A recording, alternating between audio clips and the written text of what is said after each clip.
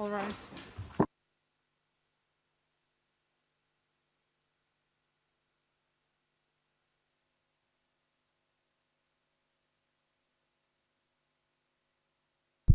The Kosovo Specialist Chambers is now in session.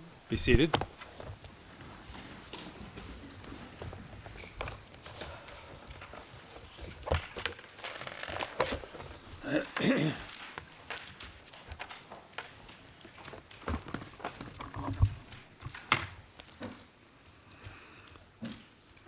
Madam Court Officer, please call the case.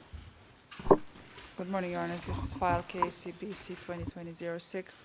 The Specialist Prosecutor versus Hashim Thaçi, Kadri Veseli, Recep Selim and Jakub Krasniqi.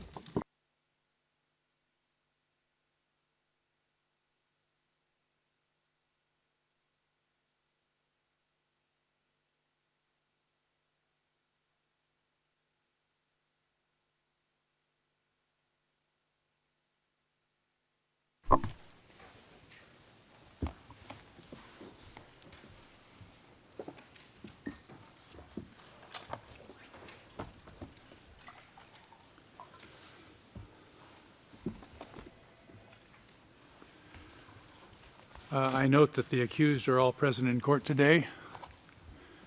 We will continue today to hear the evidence of the Thaçi defense witness 1DW003. Before we start hearing the evidence of the witness, there are some preliminary matters the panel would like to address in the nature of oral orders. First oral order. In filing F03437, the SPO notified that filings F03316 and F03437 can be reclassified as public. Therefore, pursuant to Rule 82, Paragraph 5 of the rules, the panel orders that F03316 and F03437, including any translations thereof, be reclassified as public. This concludes the panel's first oral order. Second, in filing F03445, the Thaçi, Veseli, and Krasniqi defense requested that filing F03296 be reclassified as public and notified that it has no objections to filing F03445 being reclassified as public. Therefore, pursuant to Rule 82, Paragraph 5 of the rules, the panel orders that F03296 and F03445, including any translations thereof, be reclassified as public. This concludes the panel's second oral order. Third, in filing F03306, the defense requested that F03306 be reclassified as public. Therefore, pursuant to Rule 82, Paragraph 5 of the rules, the panel orders that F03306, including any translations thereof, be reclassified as public. This concludes the panel's third oral order. Lastly, yesterday, the Veseli defense sought to tender into evidence three items, namely, number one, a press statement from the spokesman of the U.S. Department of State office dated 26 August 1998, which was DKV 1781 to 1782. Two, a press statement from 1WD-003 dated 23 September 1998, which is DKV 1783 to 1783. And three, a press briefing from 1D003 dated 27 October 1998, which is DKV 1776 to 1780. The SPO objected to their admission on the ground of lack of relevance, and I referred to yesterday's real-time transcript at pages 108 to 110. Having considered the parties' submissions, the panel is satisfied that the three items are marginally relevant to the extent that they could contribute to establish some of the witnesses' knowledge in relation to the context in Kosovo in August to October 1998, and could thus be relevant to establishing the existence of an armed conflict at the time. The panel is also satisfied that satisfied that the items are prima facie authentic and probative, as they are contemporaneous records issued by the witness or his office. Finally, the panel is satisfied that the probative value is not outweighed by any prejudicial effect as they were used and discussed in court, and the parties and participants can question the witness about these items. Therefore, the panel admits these 3 items into evidence pursuant to Rule 138. Madam Court Officer, please assign an exhibit number to each of the 3 documents. And this concludes the panel's 4th oral order. Your Honor, the first document, DKV 1781 to DKV 1782, will be assigned exhibit number 2D49. The second document, DKV 1783 to DKV 1783, will be exhibit 2D50. And the third document, DKV 1776 to 1780, will be assigned exhibit 2D51.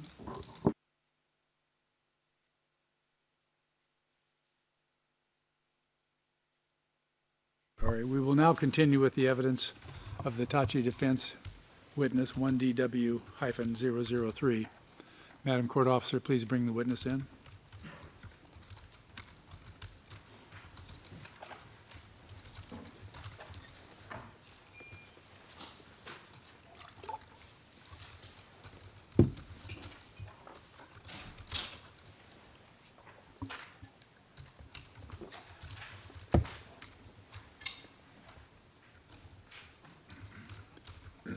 You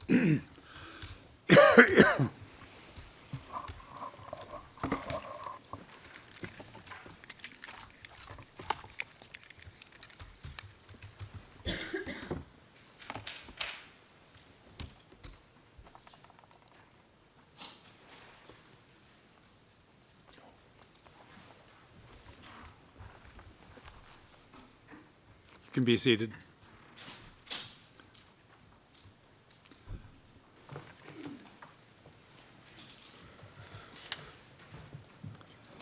Good morning, witness. Today we will continue with your testimony. You are during having cross-examination by the SPO at this time. I remind you to please try to answer the questions clearly with short sentences. If you don't understand a question, feel free to ask counsel to repeat the question or tell them you don't understand, and they will clarify. Also, please try to remember to indicate the basis of your knowledge of the facts and circumstances upon which you will be questioned. I remind you, you are still under an obligation to tell the truth, as stated by you in your solemn declaration. Please also remember to speak into the microphone and try to wait 5 seconds before answering a question, and then speak at a slow pace so the interpreters can catch up. If you feel the need to take a break, please make an indication and an accommodation will be made. Lastly, as for the U.S. representatives, one representative, thank you for joining us again this morning. I remind you that if at any time you need a moment to speak with the witness or wish to address the panel, you can raise your hand in order to be recognized and granted permission to do so by the panel.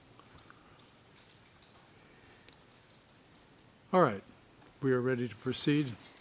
Cross-examination by the SBO. Mr. Potts, you have the floor. Thank you, Your Honor, and good morning, witness. I'm going to start by showing you a document that we already looked at yesterday. One more thing, Mr. Potts. Can you give us just an update of where you stand within the cross-examination time-wise? Yes, I think I need 1 hour, maximum 1.5 hours more. Thank you for that. And the item I'd like to call up is P01067, please.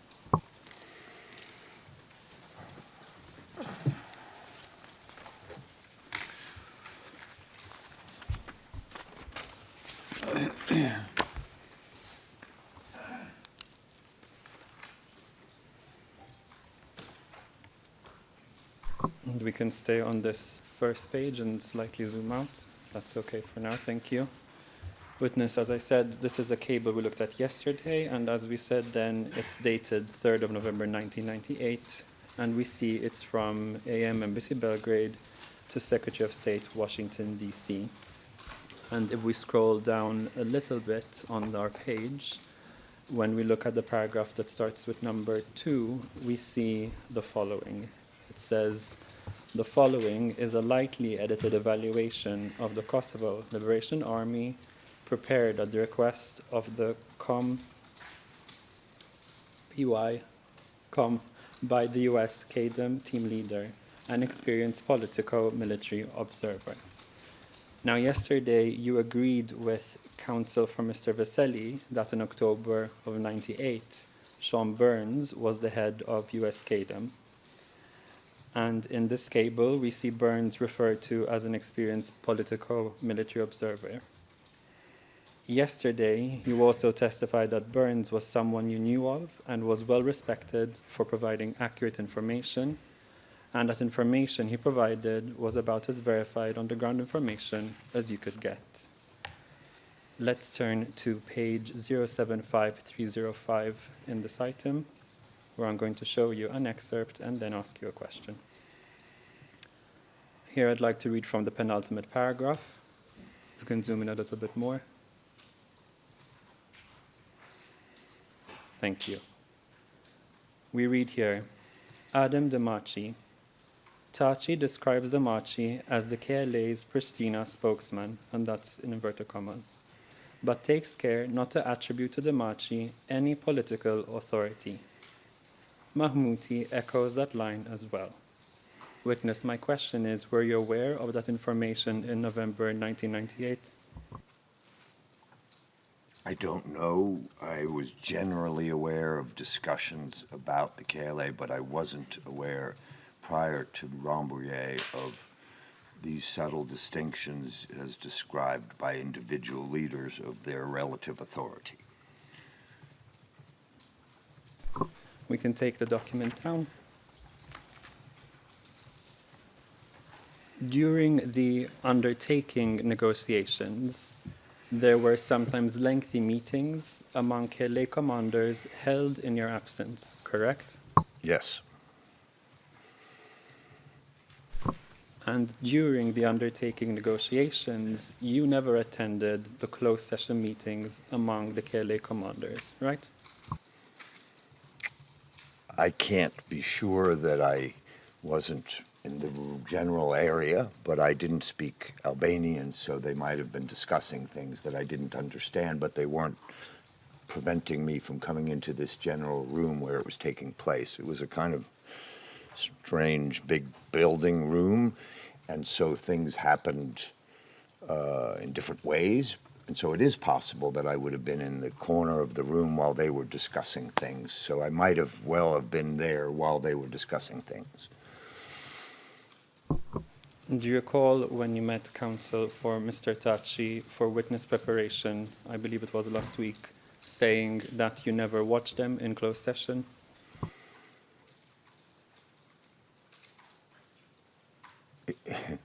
If it was a closed session, then I wouldn't have watched them. What I'm indicating is that some of the sessions weren't closed. Some presumably took place out of my visual area. Yes, then let's just go back to the question I asked you, which was, and during the undertaking negotiations, you never attended the closed session meetings among the KLA commanders, right? Is that right? Well, again, depending on the definition of the word closed, it's by definition the answer to the question is yes. But the word closed is a vague word because this wasn't a formal negotiation with formal rooms with formal closed sessions. So some of the sessions in which they were discussing things took place in the corner of a room with a dozen people consulting, and I might have been in the other corner of the room. So I'm not able to be precisely to answer the question of that I never attended a closed session because the meaning of closed session doesn't apply in an informal setting. I'd like to call up DHT 12025-DHT 12031, please.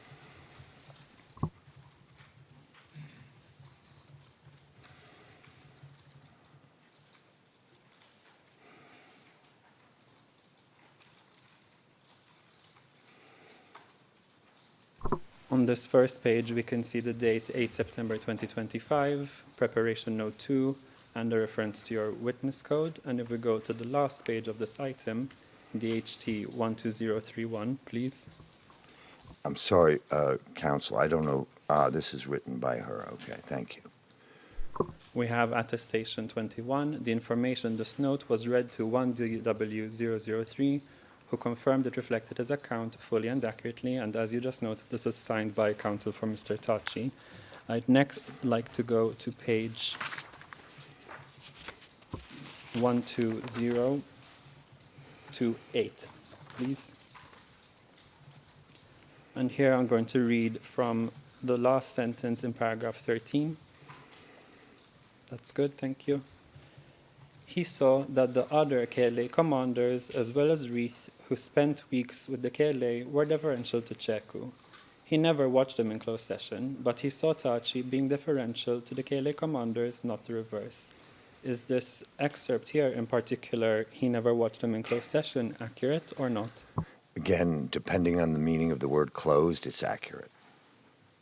Were those words closed session that you use in your preparation session or not? Sometimes in the preparation session, for ease, I might have been sloppy in using the word closed because I was trying to distinguish between times when I did observe and see and indicate my knowledge of the interactions between the two, and sometimes they were closed to me, and sometimes they weren't.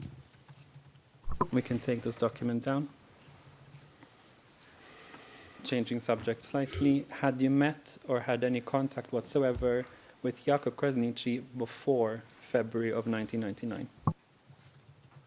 I don't believe so, no. Jakub Krasniqi was also part of the Paris delegation. Did you speak to him there? I can't remember. Do you recall whether you saw or had contact with Jakub Krasniqi other than in Brussels in April 1999 and at Rambouillet? Those are the only two times I think I could possibly have met him, but it was a lot of things going on during those months, so I can't be absolutely sure. And how about after the conflict? That's a good question. I don't know the answer to it. Your statement makes no specific mention of Kadri Veseli, correct? I don't believe so. Yes, that's correct. Had you met or had any contact whatsoever with Kadri Veseli before February 1999? To be honest, I don't remember the individual, so I can't answer the question. Kadri Veseli was not part of the KLA delegation at Rambouillet, but he was present there. Is that correct? I don't know.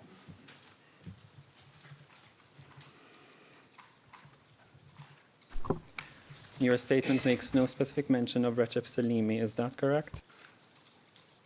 I don't believe it does. Have you ever met or had any contact whatsoever with Recep Salimi? It's very possible I did. I met many, many KLA commanders over many, many years, but I don't always remember those names because it was more than 25 years ago.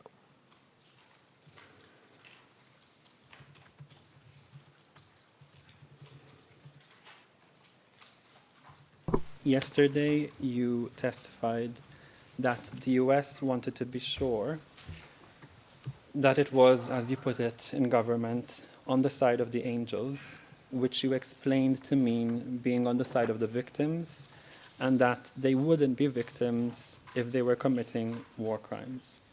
Did that apply throughout 1996, 1997, 1998, and 1999?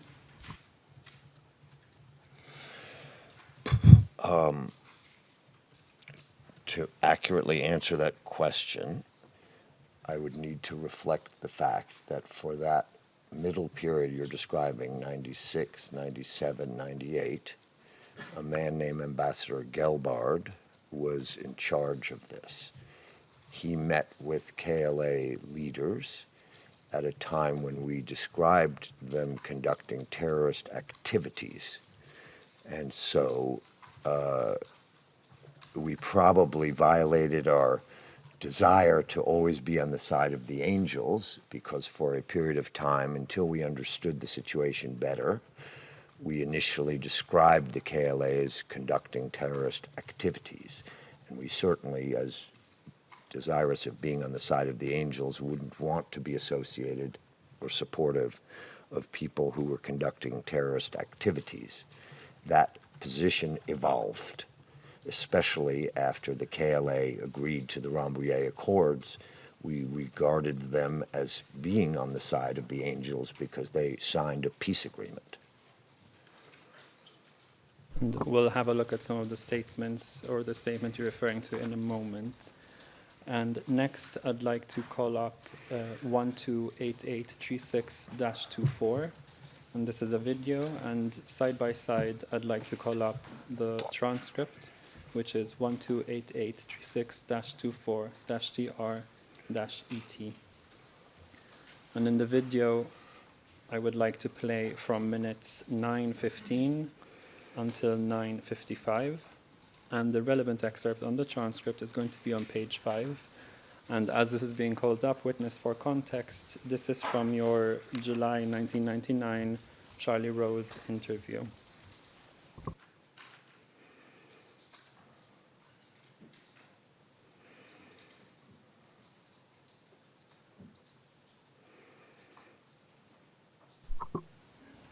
Now, if we could prepare the video from minute 9:15, and then we will stop it at 9:55.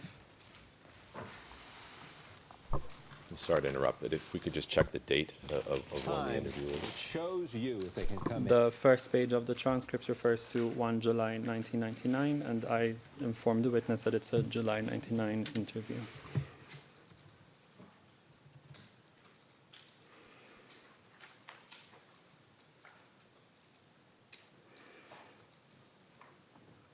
I see the video excerpt is ready, and we're also on the correct excerpt from the translation, so we can listen. We don't have an Albanian. This is spoken in English. So for Albanian interpretation, the interpreters will need to work off of either the language or the transcript in English on their screens. We can play the video, please. That there were Albanian forces were involved in assassination, that the KLA receives drug money, that they receive criminal money. There are a number of these allegations that have been around for a year. We look into them. We can't prove them. If it were true, it would be deeply troubling. Would it? But would it prevent a relationship with Thaçi now? I think we would. They are a force to be reckoned with on the ground, and if we want to create peace in Kosovo over the long term, we're going to have to deal with Mr. Thaçi. We have to take them warts and all. I think that's a fair summary. Yes. We can stop there. And I note for the record, we stopped at 9:55. And my question for you witness is whether you recall saying that. First, I recall how young I look.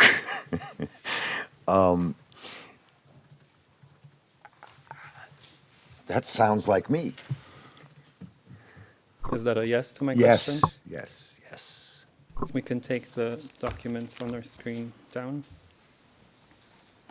And actually, I seek admission of the excerpt shown, both in the video and the corresponding translation.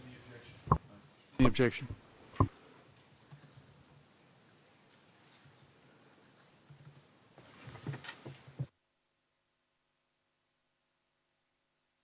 Mr. President, I just wanted to see, have an opportunity to check the context of what he says before and after that excerpt to see if we can make it more complete. We'll withhold making a ruling on the tender Thank you. until you've had a chance to, perhaps after the next break. Yes, yes, sir. Can we then MFI it?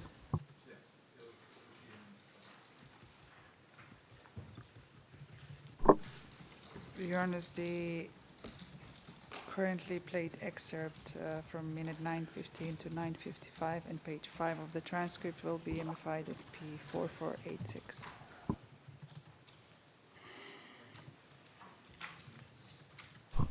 Yes, and I'm told, I'm not sure if it's correct, that the video wasn't broadcast to the public. Just for information, anything I'm showing throughout my direct examination can be broadcast to the public as well.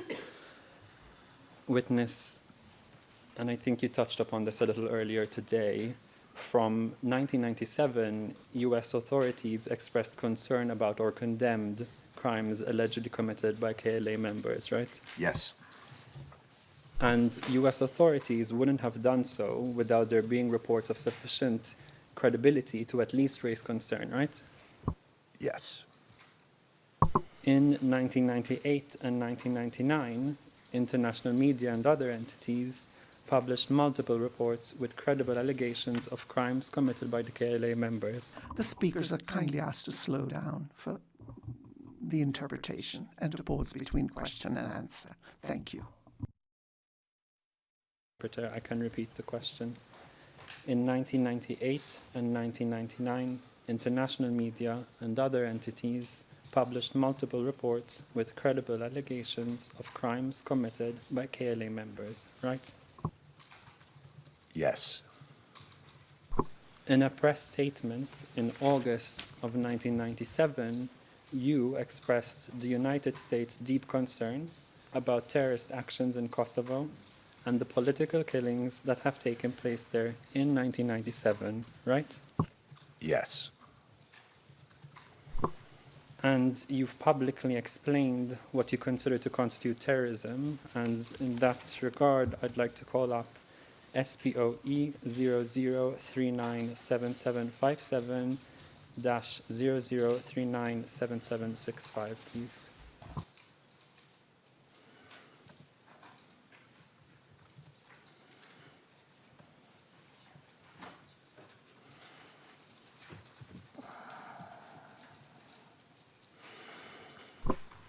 We can zoom in a little at the top. That's good, thank you. We see here, this is your 15 June 1998 State Department Daily Press briefing. And if we can turn to the page ending 7761, please. And there, I'm going to read from the last question and into the next page.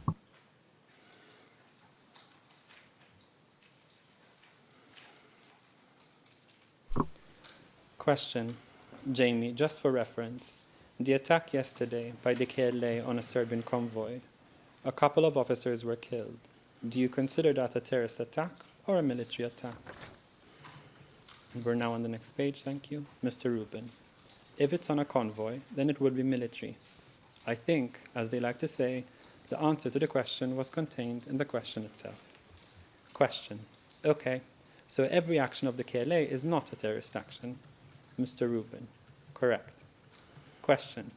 Okay, what type of activities do you see as terrorist activities? Mr. Rubin, well, I think the definition of terrorism has been pretty well established. I think you and I have had this exchange about a month ago. If you kill an innocent non-combatant in the furtherance of some political cause, the way people have blown up innocent civilians on the streets of Tel Aviv, or killed innocent Serbs who are not part of the Serbian internal police forces, and murdered what they've done, that's terrorism. Do you recall saying that? It's 28 years ago. I can't honestly say I recall saying it, but it reflects what I understood to be a way to explain publicly the meaning of political terrorism. We can take the document down.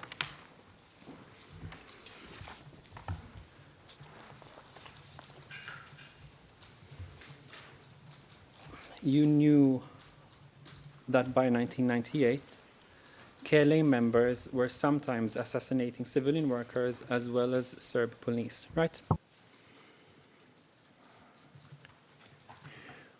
Sounds right. Again, specific incidents escaped me 28 years ago, later. But generally speaking, yes, that's fair.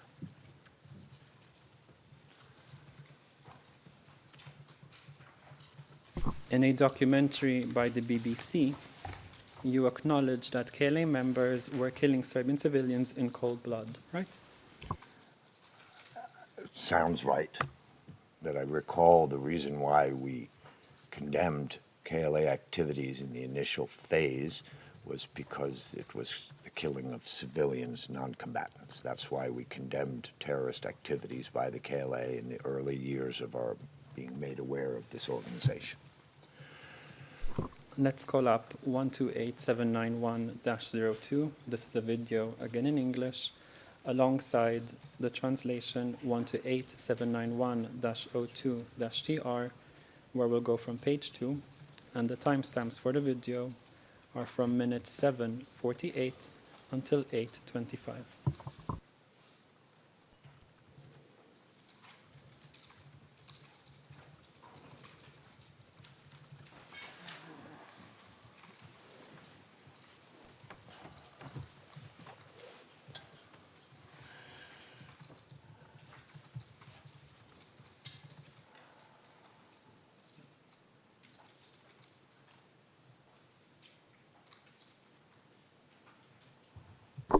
While it's loading, can I confirm it's in legal workflow, it's marked as confidential, but I can show it. Yes, thank you. It can be shown to the public. And actually, before we play the clip, can we go back to the first page of the transcript just to show the date? And we have here a date of 12 March of 2000. And we can go back to the second page.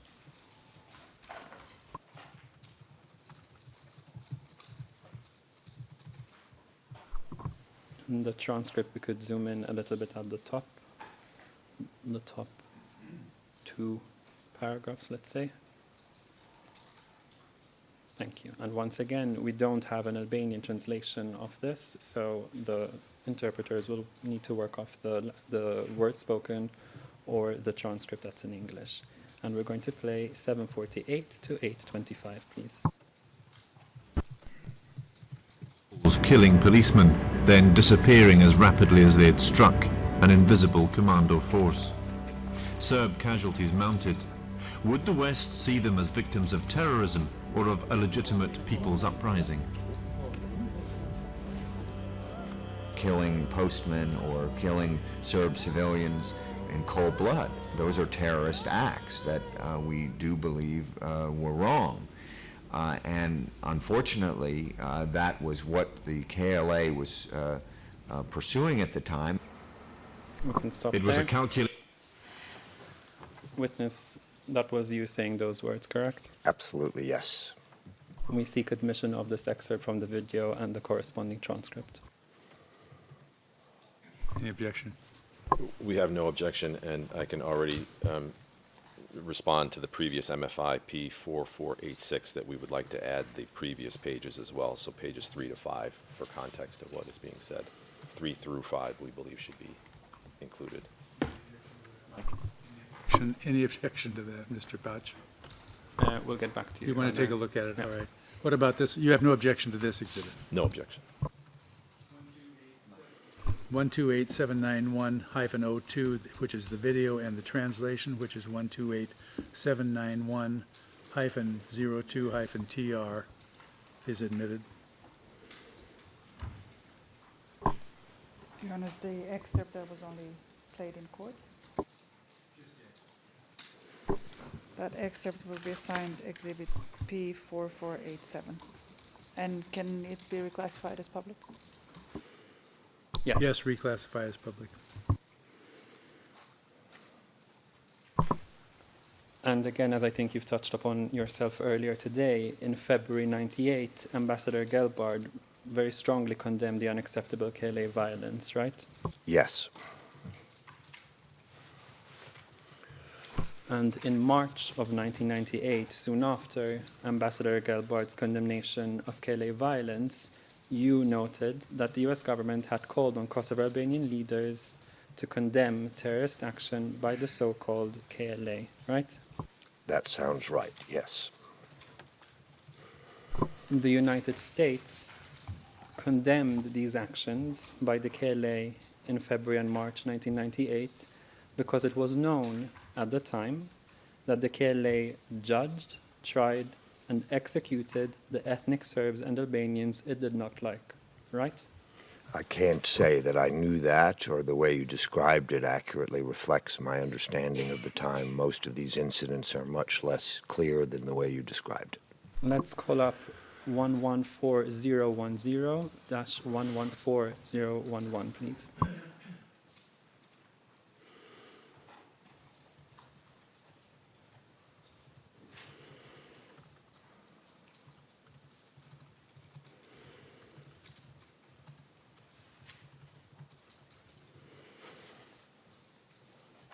If we can zoom in a little bit to the top half, that's good, thank you. We see this is Secretary of State Albright's statement, at the contact group Ministerial on Kosovo in London on 9th of March 1998. And it says, as released by the Office of the Spokesman, U.S. Department of State. That would have been your office, right? Correct. Now, I'm going to read from the third paragraph from the bottom of this page. So if we could scroll down, please. Yes, so here we see the authorities in Serbia will try to blur the picture by claiming their actions are a legitimate response to a terrorist threat. We do not deny that they face such a threat. We have no sympathy for a so-called liberation movement that judges, tries, and executes the ethnic Serbs and Albanians it does not like. Do you recall Madeleine Albright saying that at this time? This is a prepared speech. This sentence is a general sentence. It's designed to elucidate a problem. It's not referenced any specific actions. Its speeches are intended to help people understand things. They're not always... Witness. That's not the answering the question. The question was, do you recall this being said by Madame Albright? 28 years ago, I couldn't say I recalled a sentence in a speech that she made. Do you have any reason to dispute that this document, as we said, released by your office, does not accurately reproduce what Madeleine Albright said at the time? No reason. You only seek to admit this document. Any objection by the defense? The witness has added nothing to the document. I won't object because it's from his office, but going forward. 114010 to 114011 is admitted. Please assign a number to it. Your Honor, that will be assigned Exhibit P4488.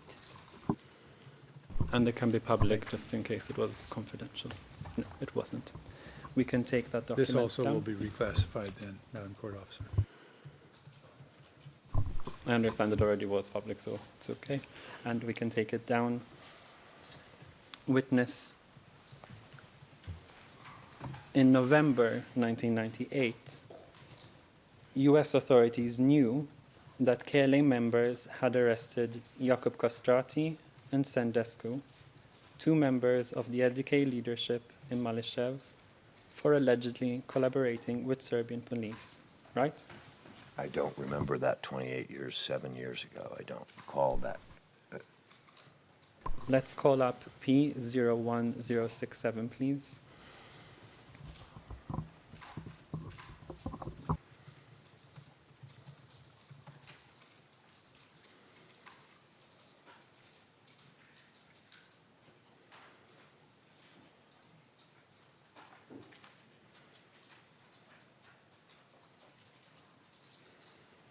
As we can see here, this is the same cable we looked at earlier today and also yesterday. So the one from the 3rd of November 1998 to the Secretary of State in DC, with on this page reference to the US KDOM team leader.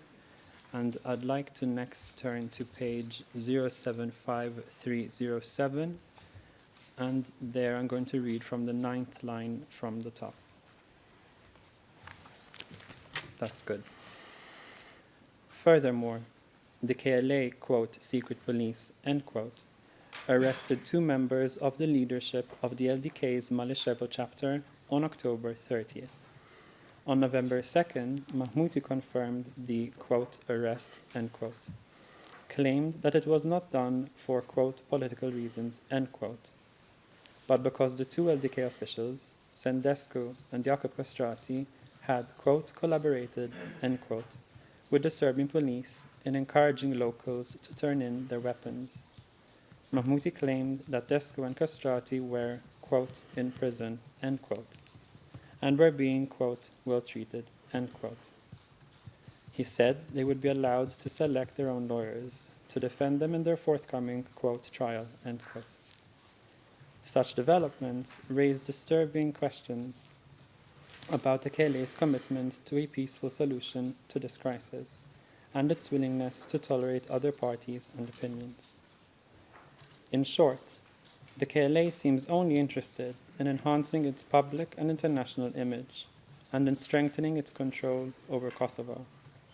dealing with the newly assertive KLA will not be easy for the OSCE/KVM had this information reached you in November 98.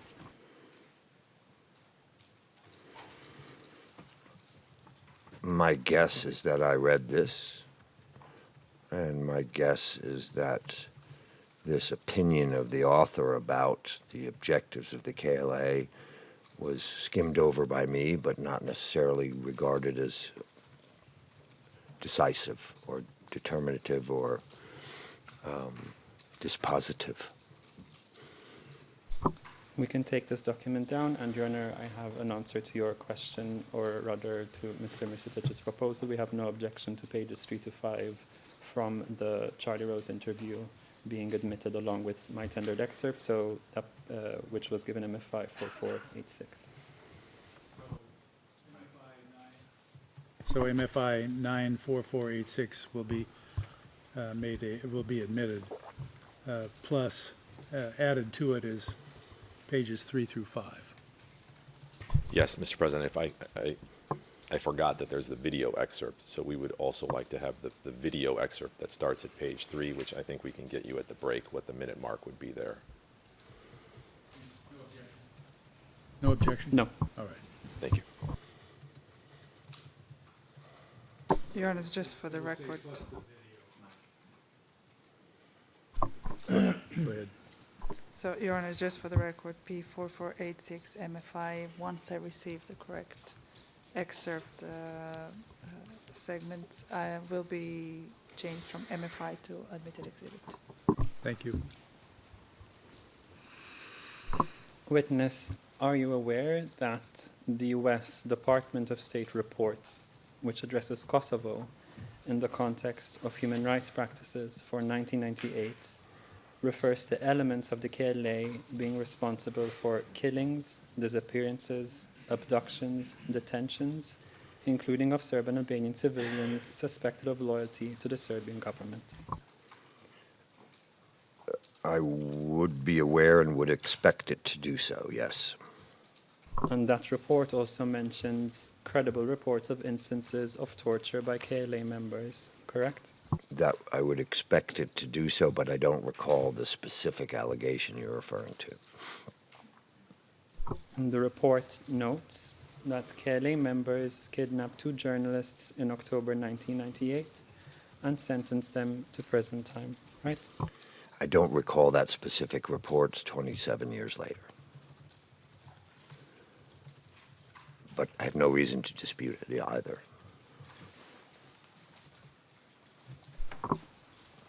And the same report refers to credible cases in which so-called, quote, collaborators, end quote, were killed, and some ethnic Albanians employed by state-owned enterprises were threatened, right?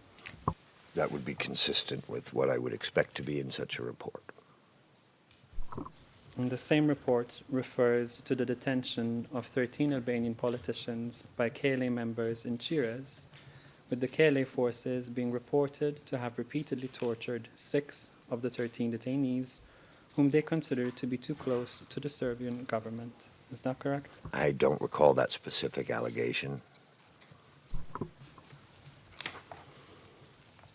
And then, does that mean you would not know whether Mr. Thaçi has acknowledged being present in Chiras and Bajce when this incident, alleged incident, occurred? That I don't have any recollection of the incident or his presence or absence.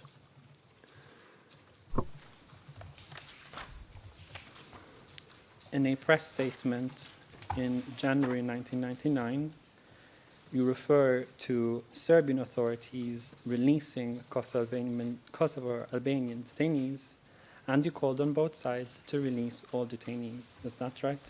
That would be my job at the time to do so, yes. And you also called on both sides to cease further detentions and treat detainees humanely, right? Same answer.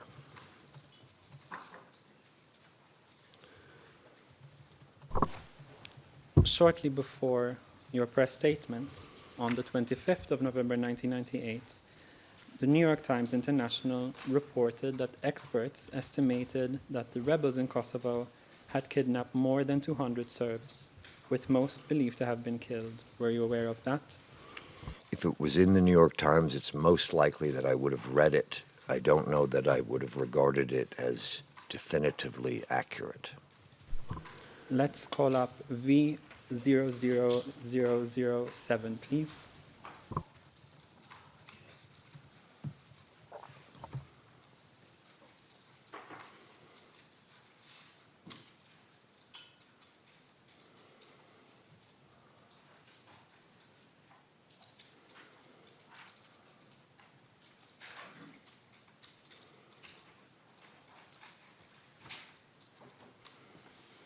Here we see this is a page from the New York Times International, dated 25th November 1998, with an article titled "Tiny Step to Help the Ceasefire in Kosovo." And I'm going to read from the first paragraph, so we could zoom into the first paragraph of the first column, please.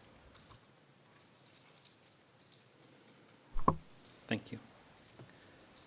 After American diplomats had interceded, a Serbian police officer whom rebels kidnapped a week ago, Goran Zbiljic, was released. The release is important because experts estimate that the rebels have kidnapped more than 200 Serbs, with most believed to have been killed. And witness, based on your previous answer, understand that you would have read this, but you would have not necessarily, let's say, taken it as gospel truth, right? Yes. We can take this document down, and instead I'd like to call up P04259, please.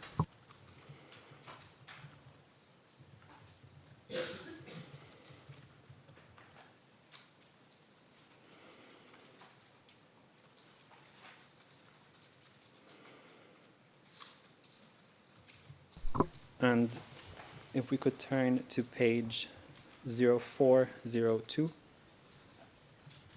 should be PDF page 8.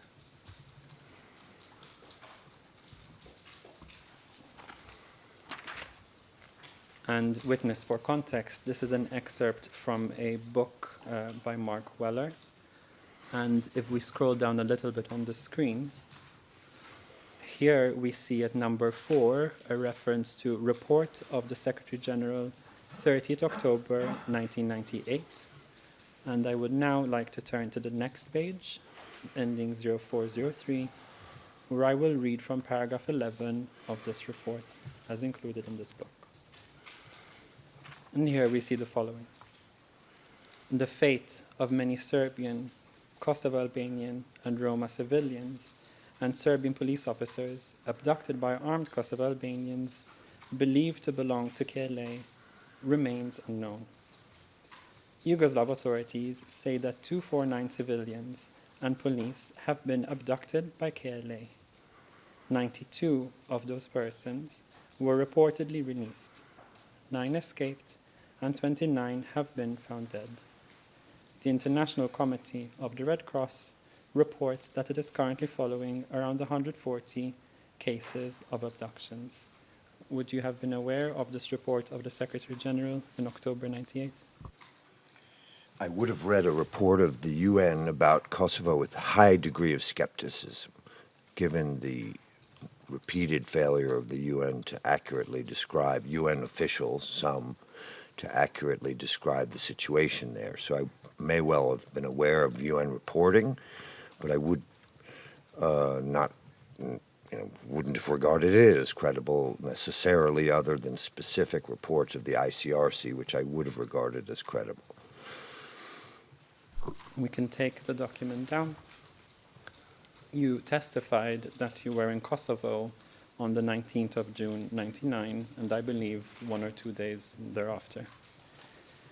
Did you hear around that time about German KFOR troops finding in a building that had been taken over by the KLA 15 prisoners, including an elderly man who was found dead, handcuffed to a chair, and badly beaten? I don't recall that specific incident all these years later. No, I'm sorry. Let's please call up P01188.1.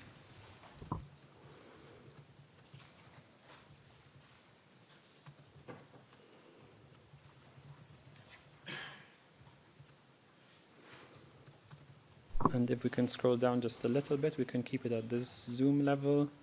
And so here we see, well, we saw up top New York Times, and then we still see on our screen New York, Saturday, June 19th, 1999. And then we see the heading of the article on the left with the picture beneath it. Kosovo rebels take over towns. Violence is reported. Do you recall this New York Times front page, witness? I'm sorry, 26 years later, I just don't recall that specific newspaper. And if we scroll down a little bit on the screen, you can keep the zoom as it is, a little bit more. Thank you. I'm going to read from where we have 15 prisoners found injured. NATO seizes weapons. And I'm going to go down actually a few more paragraphs, please, on the same column. So I'm going to read from the tenuous and volatile nature, which I believe is a little bit more down. Yes. So here we read as follows. The tenuous and volatile nature of NATO's balancing act was illustrated here this afternoon when German troops swooped down on a former Serbian police headquarters taken over by the KLA, briefly held 25 of the guerrillas, and seized a pile of weapons. Inside the station, the German troops found 15 people who had been taken prisoner, including an elderly man who was found dead, handcuffed to a chair and badly beaten. According to a German spokesman, and for this we need to continue to the next page of this item, and it'll be from the first column thereof. So page 2. Thank you. If we can scroll down. So from the first column here, I'll continue. Prisoners included Serbs, Albanians, and Gypsies. It was not clear why they had been arrested, but some onlookers said the prisoners included informers and thieves. One man had red welts across his back. An old man had a bandage on his head and cuts on his face, and another man said he had been stabbed in the leg. Now, witness, you've testified that you don't recall the specific story by the New York Times, which was on its front page. You've also testified you were in Kosovo at the time. When you were in Kosovo at the time, did you hear anything about this incident? I may well have heard about the incident at the time and would have urged tolerance and not retribution for the mass murder of Albanians by Serbs and encouraged my friends in the Kosovo Albanian community to avoid retaliation in response to this horrors that they had lived through. And I would have always tried to reject, condemn, and discourage any such activity.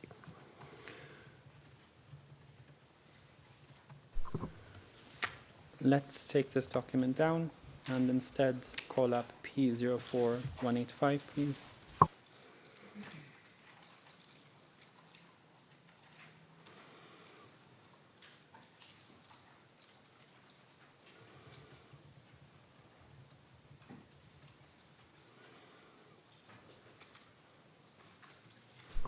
Here we see this refers to CNN.com, and we see the date June 19, 1999.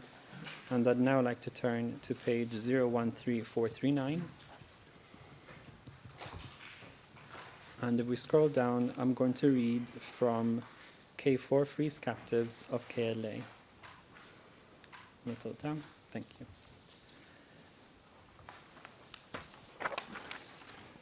But even with Yugoslav forces on their way out, the road to full control remained bumpy. KFOR must not only monitor the Yugoslav withdrawal, it must head off any reprisals by the ethnic Albanians against the minority Serb population and others as hundreds of thousands of refugees return to Yugoslavia. On Friday, German KFOR troops swooped into a former police station in Prizren that had been taken over by the ethnic Albanian Kosovo Liberation Army, rescuing 15 prisoners who had apparently been beaten by their captors. And it goes on. Now, this is a CNN report. Do you recall whether this report would have been brought to your attention? Very likely, and I would have liked the KFOR people here urged no reprisals by ethnic Albanians against the Serb population for the mass attacks and suffering the Albanians underwent during the Serb occupation for a long, long time. We can take the document down. Witness, did you continue to follow events on the ground in Kosovo after your departure, following the signature of the June 99 undertaking? Yes, I returned to Kosovo to urge an agreement in the Preševo Valley area to prevent a rise in violence there, which I believe was successful in preventing Preševo Valley from exploding in violence. And when was that? That would have been a few months after June at some point. I can't remember precisely when, but I went with the Ambassador Chris Hill, in fact, to Kosovo, and we pursued an effort to prevent new violence from arising in the Preševo Valley, and later it was reported that that effort was successful. And when you went back, I presume, to Washington, D.C. after the June 99 undertaking, in between being back in Kosovo, did you follow media reports about Kosovo at the time? So we're saying from the rest of June till the end of 99 or therearound? Yes, I tried, because of my personal involvement in the demilitarization agreement, to stay abreast of it, especially because I was sent back to try to calm things down once. I can't remember again. It was in that year at some point.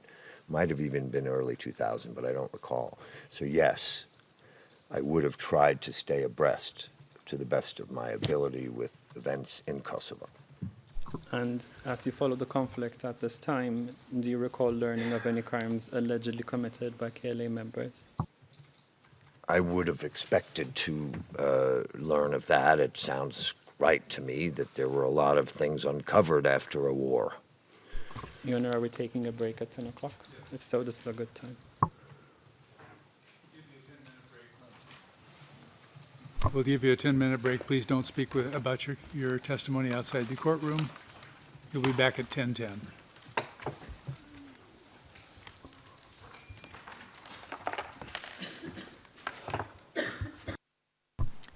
We're adjourned until 10:10. All rise.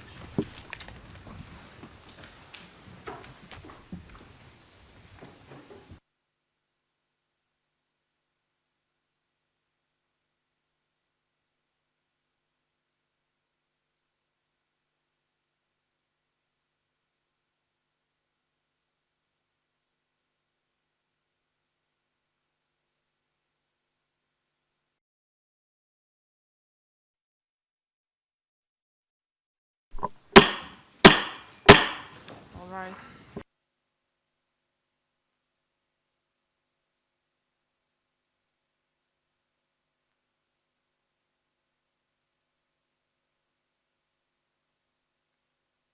Be seated, please.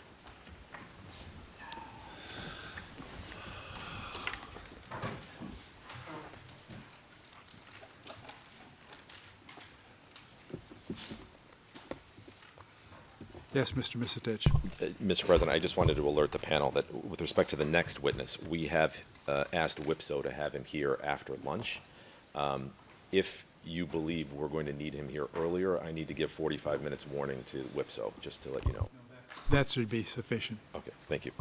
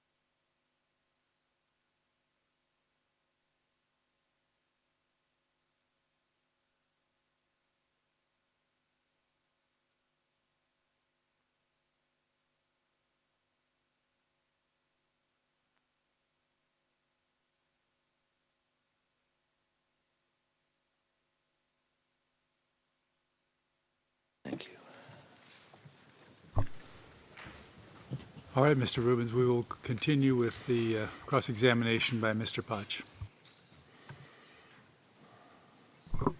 Let's please call up DHT 11910-DHT 11916, which is actually now 1D291.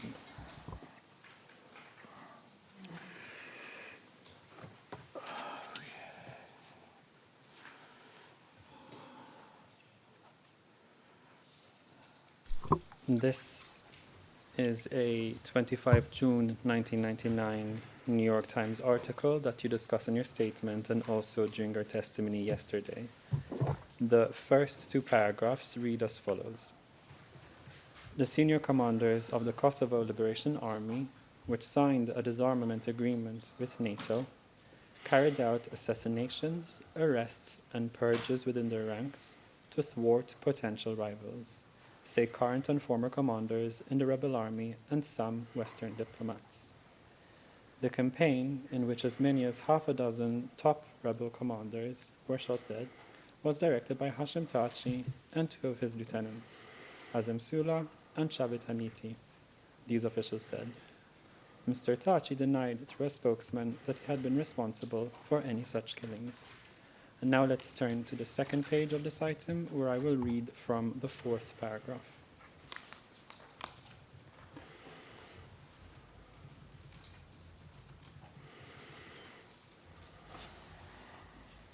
And scroll down a little bit. Yes, I will start from the charges. The charges of assassinations and purges were made in interviews with about a dozen former and current Kosovo Liberation Army officials, two of whom said they had witnessed executions of Mr. Thaçi's rivals, a former senior diplomat for the Albanian government, a former official in the Albanian government who worked at the rebel group, and several Western diplomats. And for now, witness, my question is whether you recall this article. Not well. We can call up side by side with this article, please. DHT 05180-DHT 05189. It's possible that this has an exhibit number, if my colleagues could help me out with that.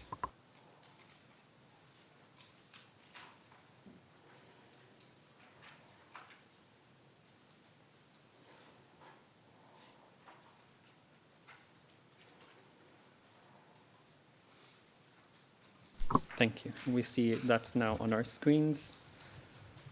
And we see that this on your screen on the right is a briefing you gave on the same day the article we just looked at, which is still on the left-hand side of our screen, was published. So the 25th of June, 1999. And in the document on the right, the press briefing, let's please turn to page 05186, where I will read from the first question on this page. And while that's happening, I note this is 1D295, partially admitted. 75, partially admitted. So, witness, as I said, on the document on the right on your screen, which is your press briefing, on the page we have there, I'm going to read from the first question. And it goes as follows. Question. Did they say anything more than you are quoted as saying this morning in this report about Mr. Thaçi and his alleged ordering? Mr. Rupin. Yes, I mean, there really isn't much to say about that, beyond what I have said.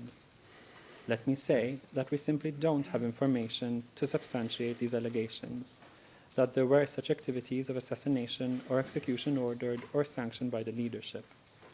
It's hard to comment further on unsubstantiated and generally unprovable allegations.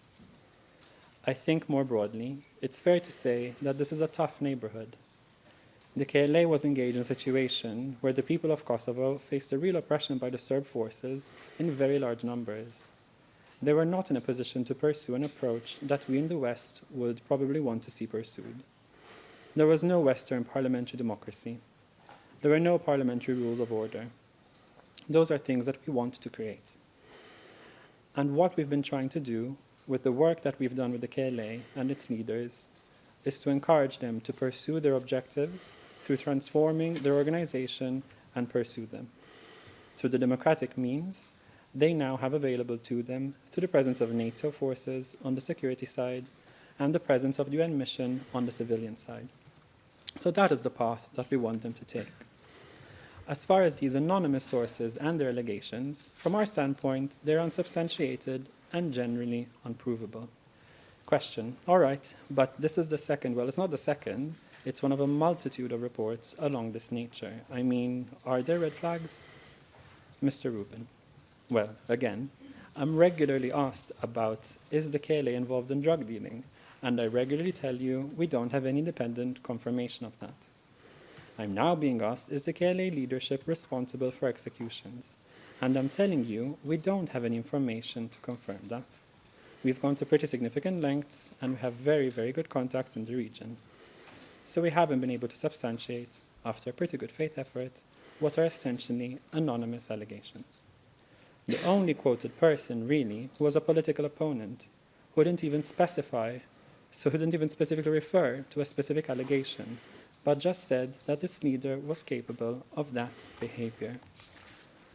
Witness, by the time you made the statement on the 25th of June, 1999, had you obtained the identity of any of the sources relied on in the New York Times article, which is also dated 25th June, 1999?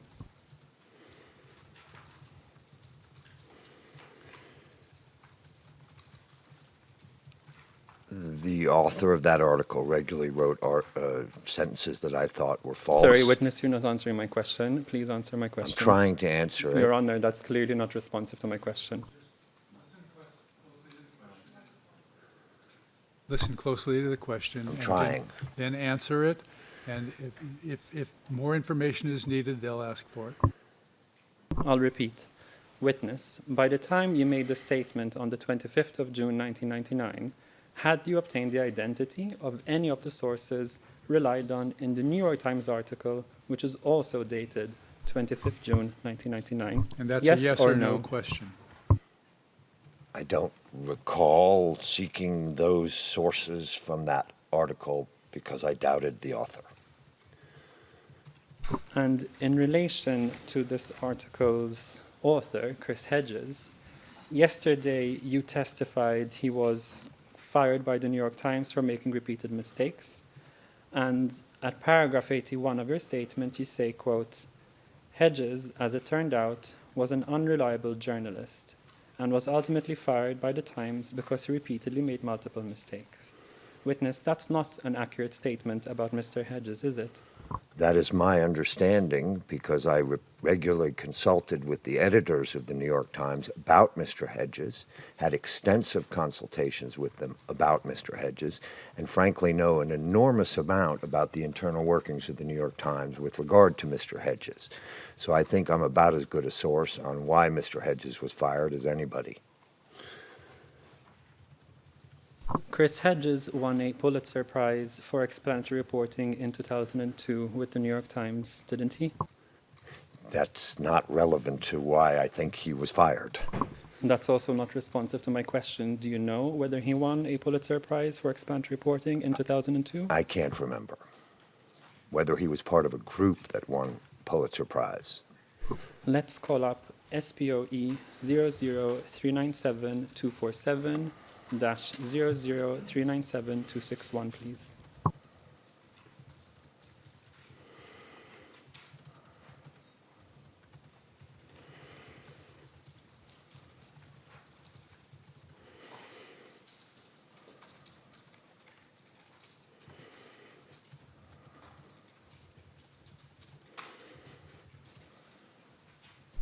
Here we see this is a screenshot of a page from Pulitzer.org. At the top we see the Pulitzer Prizes, and then we see the 2002 Pulitzer Prize winner in explanatory reporting, and below that, stuff of the New York Times. And if we can turn, please, to the second page of this item. Here we see a list winning work. And if we then go to the third page of the item, we see Still as part of the same list, December 27, 2001, missed signals, terror cells slipped through Europe's grasp by Stephen Erlanger and Chris Hedges. Do you see that, witness? Yes? Would that mean that he won a Pulitzer Prize? It would mean that he was the second author he won a Pulitzer Prize as part of a team, and my guess, from knowing a lot about this, is that Stephen Erlanger deserved it more than he did. Witness Chris Hedges, we can take this document down. Chris Hedges was not fired by the New York Times. Rather, certain media personalities, such as Sean Hannity, called for Hedges to be fired after Hedges gave a May 2003 speech concerning the invasion of Iraq, and Hedges later resigned from the Times. Isn't that right? As I think we all know, when someone resigns, it's often because they've been asked to leave. Does that mean that your assertion yesterday during testimony and in your statement that he was fired is not accurate? In my business, when someone is doing a bad job and they resign because they are no longer treated seriously by their news organization, that is the functional equivalent of being fired. You and I just need a moment to confer.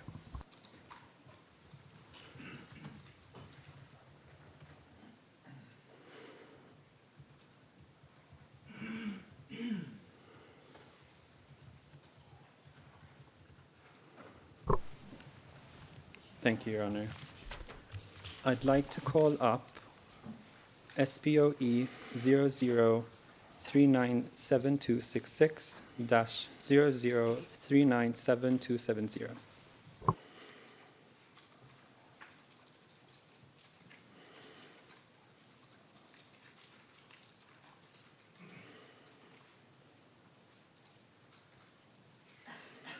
Here we see this refers to the New York Times business, what it was like to work for Russian state television by Cecilia Kang, 12 March 2022.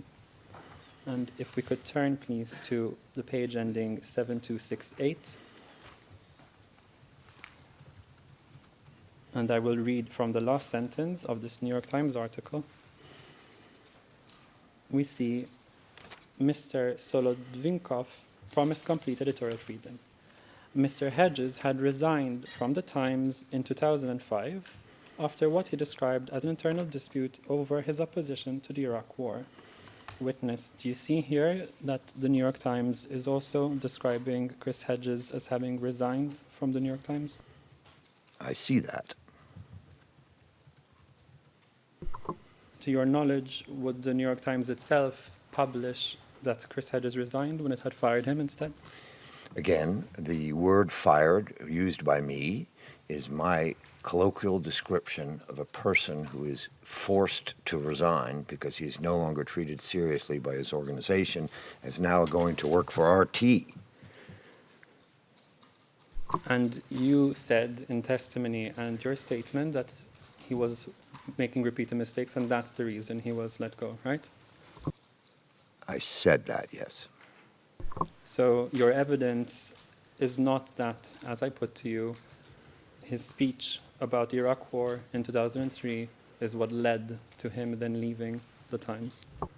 My opinion, as an observer of this business, as close as you can observe it outside the internal workings of the New York Times, beginning when he wrote a story that was false, the New York Times had to correct about $1 billion in Bosnia, over and over again, repeated mistakes led ultimately to his no longer being treated by his news organization as a serious reporter, and thus, in my colloquial description, is the functional equivalent of being asked to leave, perhaps would be, or no longer given proper roles, and so then you sort of get people to say, okay, I'll resign. That's just colloquial talk about matters of journalistic behavior that I am a close observer of. I know many of his colleagues. I know a lot about this business, and it's my summary judgment as a person who observes these things that he was no longer welcome to be a prominent reporter there, and thus, in my opinion, was forced out, asked to leave, and ended up resigning as a technicality. We can take the document down.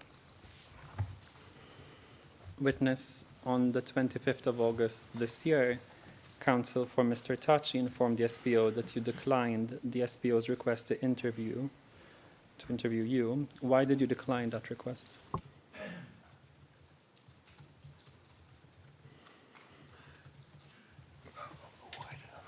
It's a good question. I think I've gone to extraordinary lengths to try to make myself available to this court.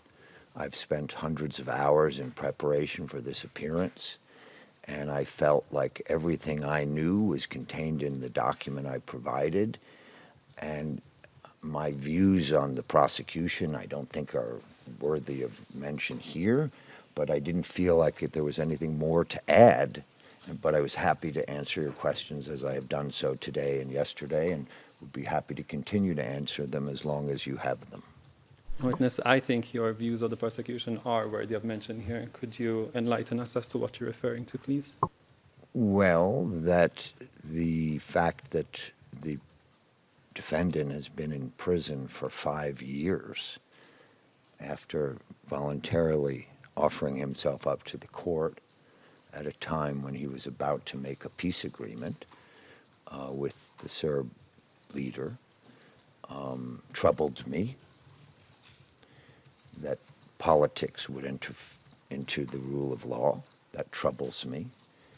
It troubles me that he would be in prison for 5 years before a case could even begun to be prosecuted, when he had volunteered himself and that no bail was provided, someone who was showing himself willing to submit to the court in every way possible, why he had to be in prison for 5 years before the trial began, struck me as rather not the kind of rule of law that I had hoped the international system would create when Madeleine Albright created this court.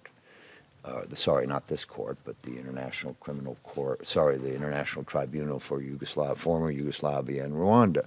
So I wanted to see individual accountability to prevent collective blame, and it felt to me that this was collective blame just because he was the leader of the KLA. And having observed the leadership of the KLA in their mountain hideout, in a way that I don't believe any other person did outside of the KLA, having a unique view of the leadership structure of the KLA, a snapshot for 3 days, observing how they behaved, how they operated, who was in charge, who was a commander, who was a subordinate. I felt that this was really wrong and not justice. That's my opinion. I'm not a lawyer, but I think I'm entitled to my opinion. When I asked you why you declined the SPO's request to interview you, you talked about going to extraordinary lengths to make yourself available to this court. It's correct, isn't it, that while we were informed of your declining the interview on the 25th of August, you then met the defense for preparation on the 3rd and the 8th of September, right? Right. Yes. And in your answer, you also refer to hundreds of hours in preparation for this appearance. Could you detail what you did during those hundreds of hours in preparation for this appearance? 5 years ago, 6 years ago, I first started hearing about this trial. I tried to look into the formation of this tribunal, tried to understand how it was created, why it was created. I spoke to lawyers, I spoke to scholars. I then tried to review, to the best of my ability, all of my written, articles, the documents you're presenting on the screen here today that are easily available to the court weren't easily available to me. I remember I couldn't even download the FT article, couldn't find my copy of it. I reread that. I reread as much of the material as I could. I met with the legal team in Washington at least once, maybe twice, for a full day or two. And then I thought about it, and 5 years have gone by of thinking about it, talking about it, preparing for it. Every year I thought the trial would start, and then it didn't start. Another year went by, another year went by. So for 5 years I've been thinking about it, talking about it, wondering why it would take 5 years to prepare a case like this, even though the indictment was made 5 years ago. I didn't understand that. I asked people about it. I asked people whether that was normal in the course of justice. And I spoke to many, many prominent international lawyers. I don't want to mention their names. They may not want to be known, who told me that this was an unusual way to treat a head of state who had voluntarily submitted himself to the jurisdiction of a court that he created as prime minister at the behest of the European Union, to show their desire to join the European Union, and then to have that court hold him in prison for 5 years before even preparing their testimony, their case. All of these things went through my mind over hundreds of hours before I got here yesterday. 5 or 6 years ago, did anyone ask you to look into this tribunal? No, when I first heard, no.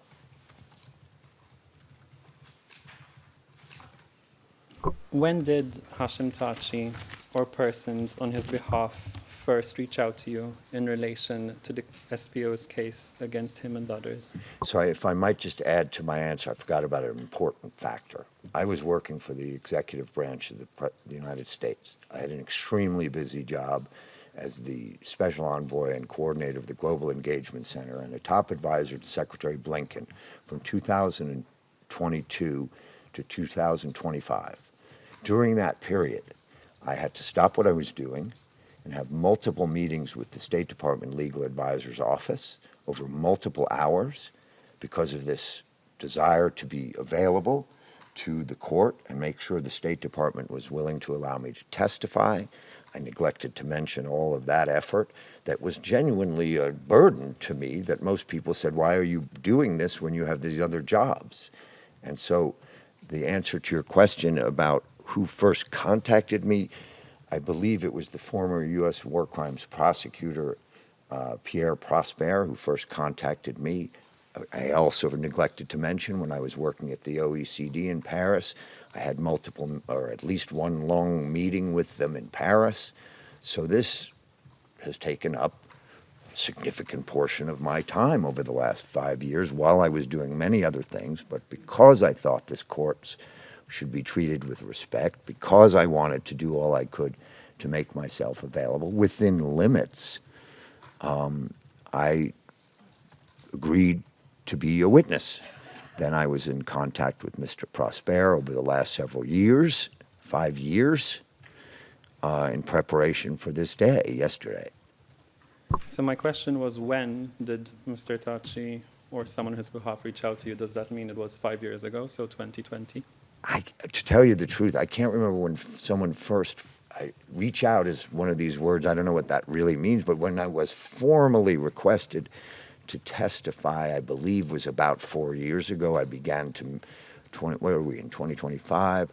Yeah, I would say about 4 years ago this took on some, that I recall it when I was in Paris, and I again stopped what I was doing in my job, met with the legal team in Paris. That I recall very well, at least 4 years ago. I didn't specify formal, so I'll perhaps reformulate my question. Was there any, when was the first time, formally or informally, that anybody contacted you in relation to the SPO's case against Mr. Thaçi and others? The time I recall specifically was in Paris, but that would have come after a previous contact, so at least 4 years ago, probably between 4 and 5 years ago, when I first became aware of it, was when it was announced and when the meeting at the White House was canceled because Mr. Thaçi had submitted to this court. I was aware of the trial.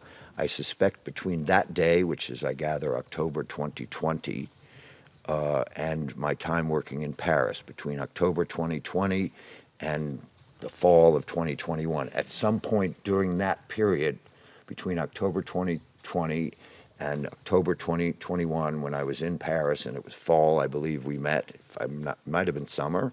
So somewhere in that period, I believe Mr. Prosper contacted me and asked me about my availability, willingness to go through the effort to be available as a witness.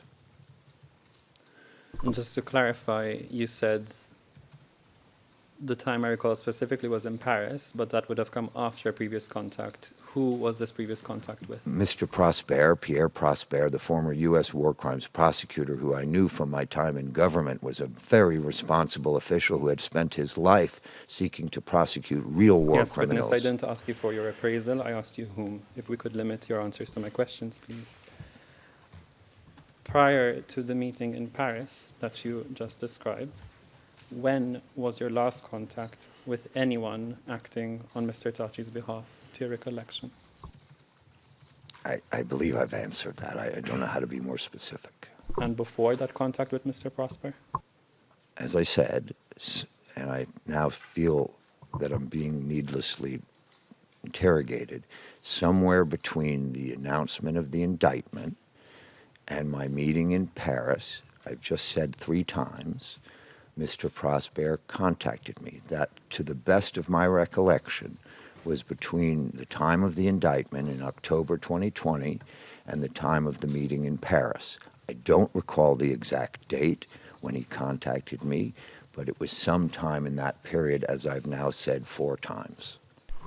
Before Mr. Prosper contacted you in this period, before that, when was the last time somebody contacted you and that the somebody was acting on Mr. Thaçi's behalf, if you remember?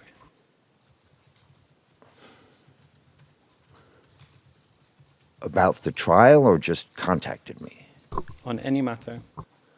The last time I remember being in contact with Mr. Thaçi was, as I indicated in my testimony yesterday, during the period of 2020, when I was the representative for him seeking to make a permanent peace agreement with Serbia. In the period of 2020, before the indictment, I was working with him, talking to him during that year of 2020.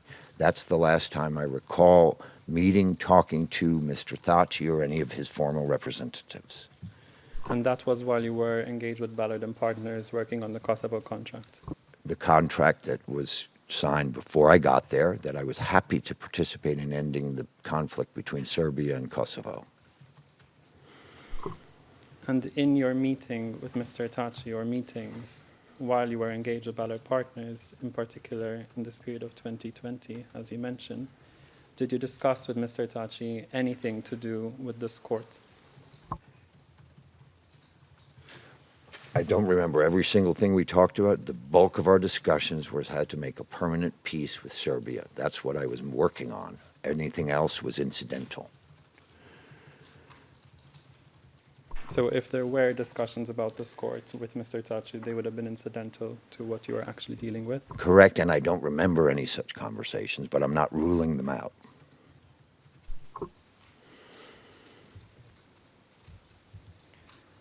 Have you read the indictment in this case? No. Have you read the Specialist Prosecutor's Office pretrial brief in this case? No. Have you read the pretrial brief of any of the defense teams in this case? No. And did you follow the opening statements in this case? No. Do you know when those opening statements were held? The exact date I do not know, no. Have you followed any proceedings in this case? Yes.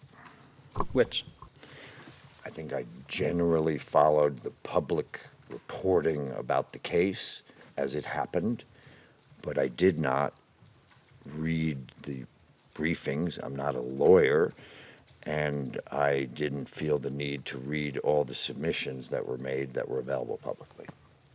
Do I understand that correctly to mean you wouldn't have, for example, watched online or otherwise videos of testimony of any witness?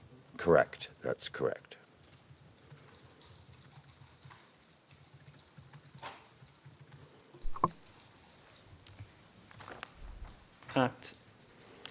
going back to, we just touched on your work with Ballard Partners. You said at paragraph 20 of your statement that you were the chair of international policy and strategy there in DC until 2020. Can you clarify until when in 2020 you occupied that position? It's a good question. That was COVID. I basically stayed with Ballard Partners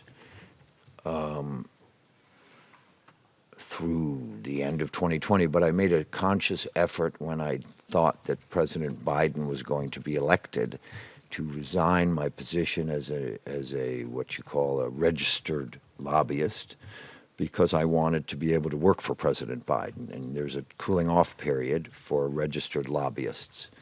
I thought it was going to be 1 year, so I resigned, I think, my registered lobbying role in the spring of 2020 or the early 2020, so that I could be available in January 2021. To my horror and shock, the cooling off period was made 2 years. So I went to Paris for a year. It wasn't a tragedy, but it wasn't what I had hoped for. So I'm trying to say that because it answers directly your question of my role at Ballard Partners during the year 2020. I stopped really representing international clients formally about a year before I expected and hoped President Biden to win. And so I'm guessing that most of the work I did was in that spring. And then I sort of stopped working, and I think the contract expired around that time as well in the summer of 2020. You mentioned that you started in that position in 2018. Do you recall when in 2018 you started with Ballard Partners? I believe it was January. I left London in January, maybe started in February, March, April of 2018, roughly speaking. You testified that Ballard Partners already had a contract with the government of Kosovo. That contract specifically was with the Office of the President of Kosovo, right? Yes. And Hashim Thaçi was the president at the time that they entered into that contract. Yes. And he was continuing to be the president until your time at Ballard, right? Yes. Did you start to work on the Kosovo contract immediately when you joined Ballard? Work is a kind of in a firm like that. There was another gentleman who was primarily responsible for the contract, who had won the business, who had interacted with the Kosovo team. As I became, I was starting a new job. They didn't know me very well. I think it took several months until we all settled into our relative roles and responsibilities, at which point it was deemed wise for me to work with Mr. Thaçi because I knew him so well, and the chairman of the firm, the founder of the firm, thought it made sense for me to take this over, given my relationship with Mr. Thaçi.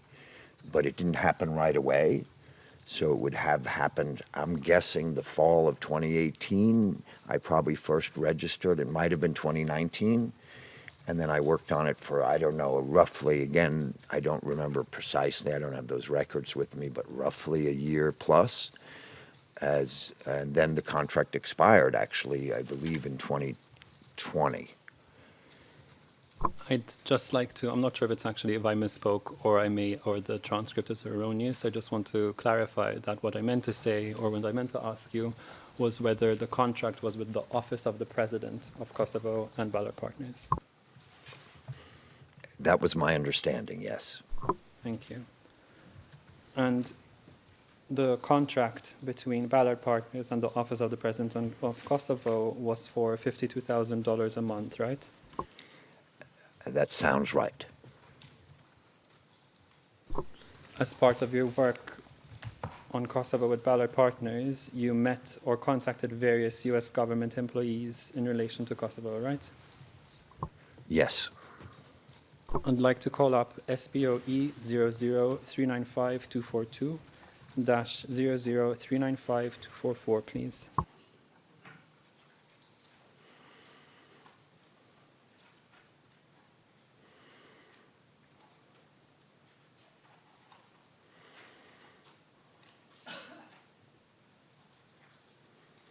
And here we see, that's good for now as is. We can zoom in a little. Yes, thank you. Here we see this is from at least your name to many persons whose email addresses end in house.gov or senate.gov. We also see it's dated 11 February 2020. And in the subject line, we see latest developments regarding the Republic of Kosovo. And witness, do you recall sending emails of this nature to such persons around this time? Need to be very clear about this. This is a mass email. This would not have been actually pushed the button by me.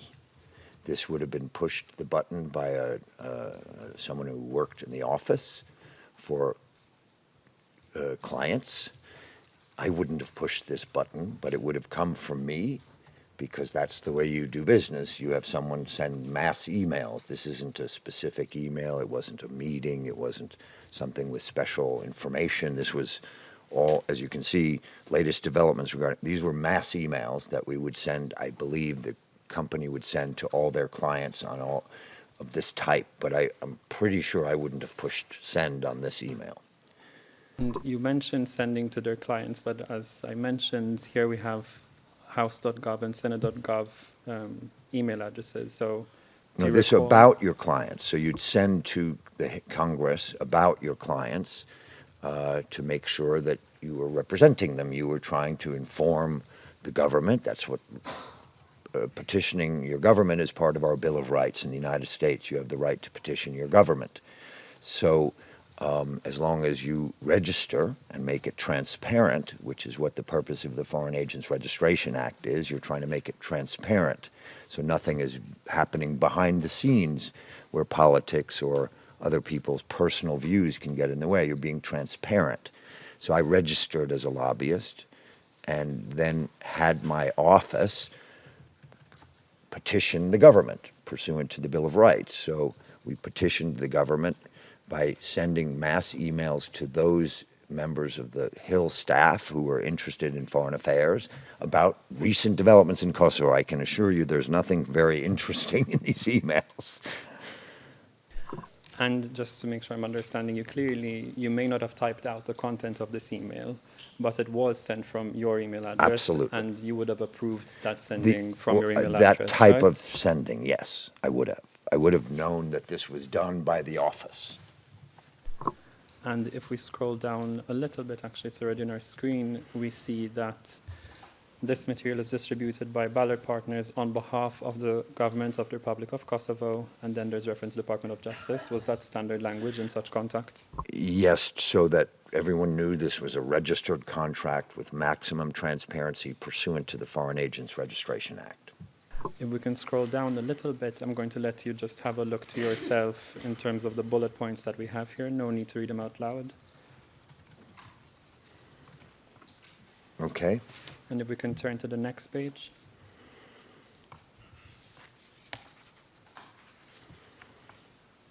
Scroll down a little bit, please. That's good, thank you. And let me know when you've had a look at this page as well.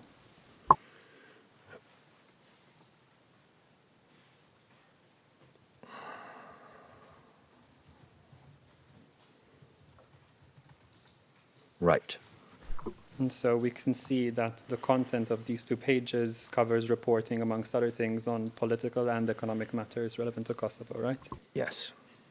And if we go back to the first page, and we scroll down a bit more. Yes, here we can see that the reporting also covered statements by or action undertaken by President Thaçi and then outgoing Prime Minister Haradinaj, right? Correct. Your Honor, we seek admission of this item.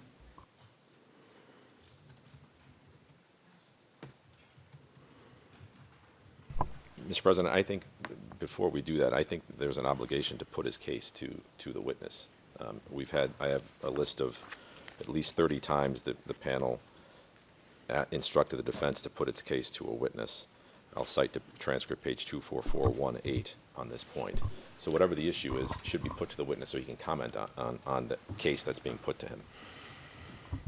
Your Honor, we object to that request. What I'm doing is here clear. I'm also going off information from the witness's statement that he worked for this organization lobbying on behalf of Kosovo, which he testified about during direct examination as well. Yeah, If- I think it's quite clear. The questions are proper, and they're not putting any mysterious case before the witness. He understands why the questions are being asked. But your objection's your objection's sustained. Overruled, I hope, Your Honor. What did I say? We all know. Talk too long. Go ahead. And in terms of admission of the item, Your Honor. Did you offer the items? Just this one, 00395 to 0039? I'm sorry, I didn't get the whole first number. So it was 395-242 to 395-244, the email we're looking at. It's admitted. Your Honor, that will be assigned Exhibit P4489, and I note it's classified confidential. Can be public.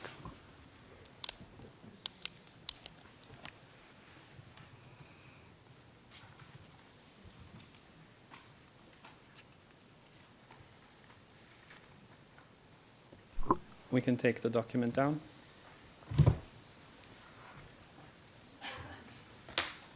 Witness, did you work on or discuss with Mr. Thaçi or anyone his letter to the U.S. Secretary of State Pompeo concerning the KSC and SBO? I don't recall working on that. To be specific, the bulk of the work I remember, the work I spent my time on and effort on, was the dialogue between President Vučić and President Thaçi intended to achieve a peace agreement between the two of them. The previous email we just had on the screen had references to the dialogue between Serbia and Kosovo that President Thaçi and President Vučić were undertaking. That was what I spent my time on. I don't recall working on what you just asked about the Kosovo Specialist Tribunal. I don't recall that. If there was such a letter, it wasn't prepared by me, thought of by me, reviewed by me, to my best of my recollection. I'll change subjects. I'd like to call up SBOE 00398-214-00398-223, and the English translation, which is SBOE 00398-214-00398-215-ET, please.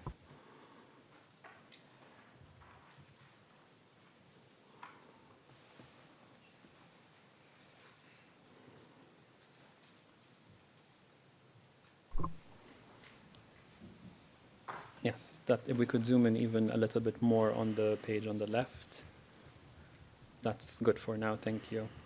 So witness, we see this is a Facebook post by a profile attributed or bearing the name Artan Berami on the 30th of January 2025.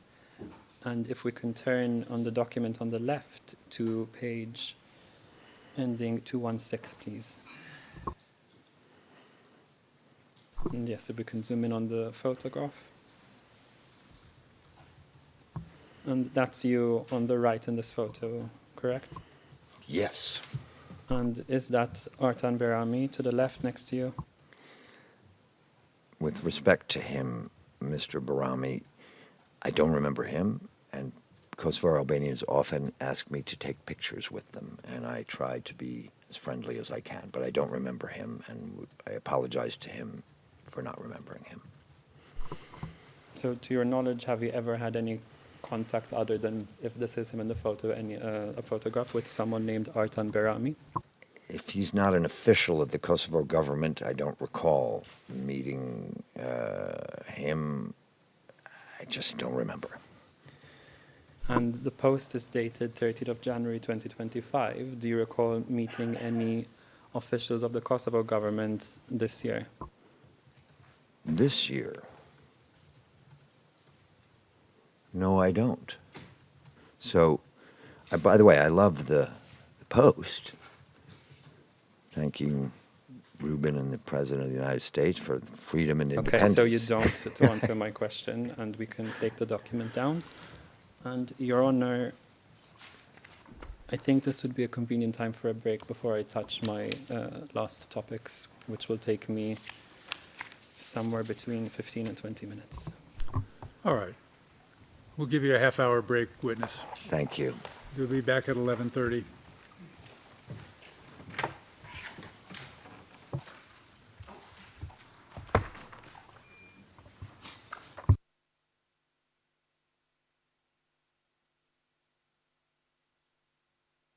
We're adjourned till 11:30.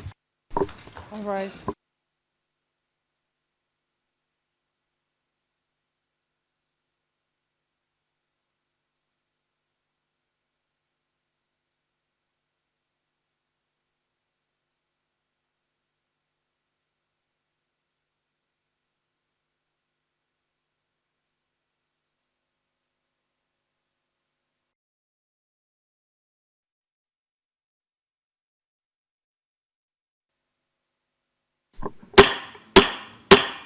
All rise.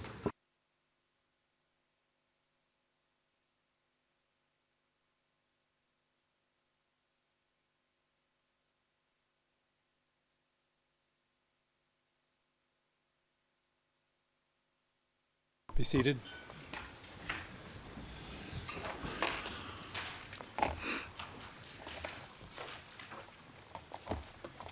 Please bring the witness in.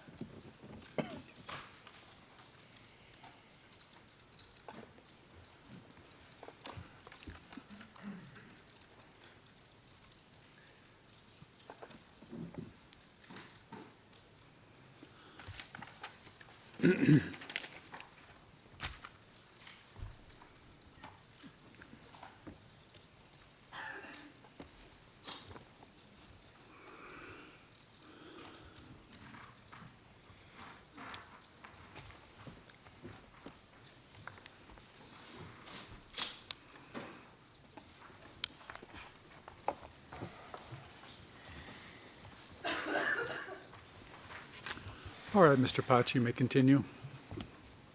Thank you. Witness, earlier today you testified about some of your views on the prosecution in this case, and you've shared such views on television and in podcasts, right?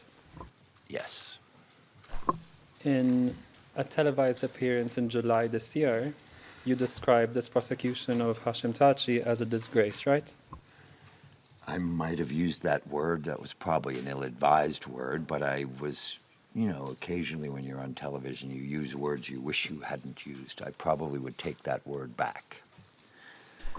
You testified earlier that you have not read the indictment in this case, that you've not read the prosecution's pretrial brief in this case, and that you haven't watched any witness testimony per se.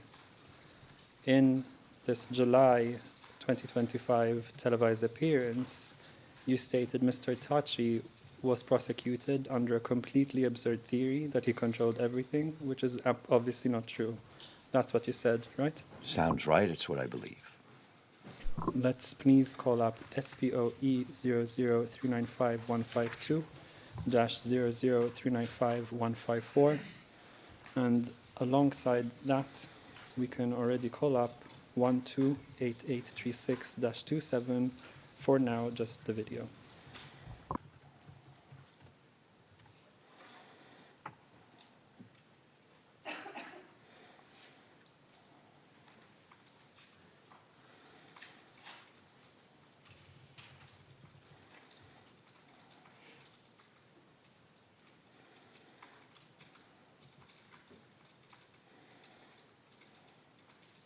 And again, these can be public and they can be broadcast to the public.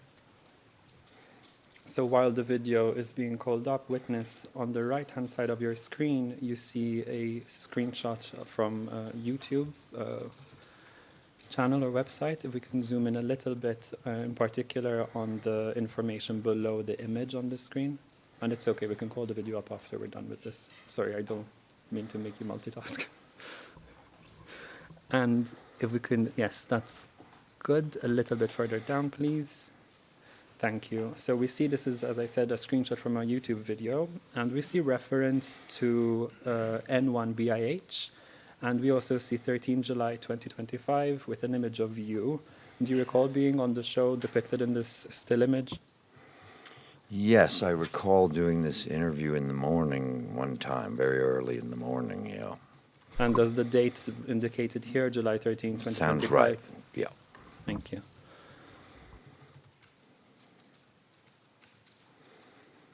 Interpreters note the speakers are kindly asked not to overlap. Thank you.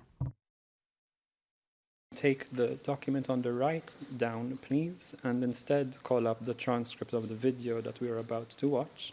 And that transcript is 128836-27-TR-ET. And in the transcript, we can turn to page 2. And in the video, I would like to play with sound minutes 7:36 until 9:36.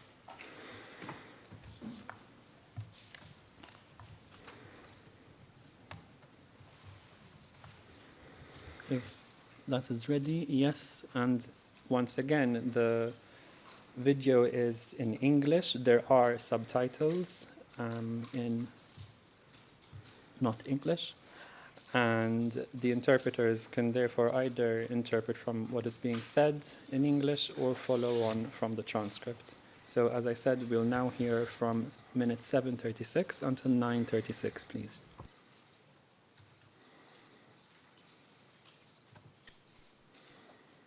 Law is a very complex one. Unfortunately, it can be abused by political leaders. It can be abused by human rights groups themselves. It can be abused by journalists. It's a subject that has such wide-ranging interpretations about whether governments have made a full-fledged effort to avoid civilian casualties, for example, about the extent to which a commanding control exists at the top of a government for things that happen. These are very hard questions, and frankly, I believe that in the Balkans, the whole justice system has gone out of whack. And I use as an example of this the prosecution of the former president of Kosovo, Hashim Thaçi, which is a disgrace. The Kosovo government created its own tribunal at the behest of the West, and then he was prosecuted under a completely absurd theory of that he controlled everything, which was obviously not true. And frankly, they have been keeping him in prison for many years because they can't figure out how to get the trial going. I hope to testify on behalf of Hashim Thaçi, which I believe will be a case of a travesty of the justice system, where there's an attempt made by certain political leaders to show both siderisms, that, you know, both the Serbs and the Kosovars committed war crimes. Well, no, the Serb military committed 95% of the mass murder or all of the mass murder, but 95% of the problem in Kosovo, and to try to equate what went on by Kosovar Albanians to what Serbian leader Milosevic and his military did is an outrage. And the fact that they wouldn't even let this former president go on bail while he was awaiting them to get their act together and figure out how to prosecute him. So I think that My only question for you, witness, is that is you saying those words, right? very early in the morning, yes. We can take these items down. In a 17 July podcast, which you co-host, you stated you were going to testify in Hashim Thaçi's trial, quote, as the lead witness for the defense, end quote. Is lead witness a description you attributed to yourself, or has someone else described you that way? That was my own description. In the same 17 July 2025 podcast, you said, the system is assigning guilt to people who have no business being in prison, and they're doing it for political reasons. And that's something you said in relation to Mr. Thaçi's trial, right?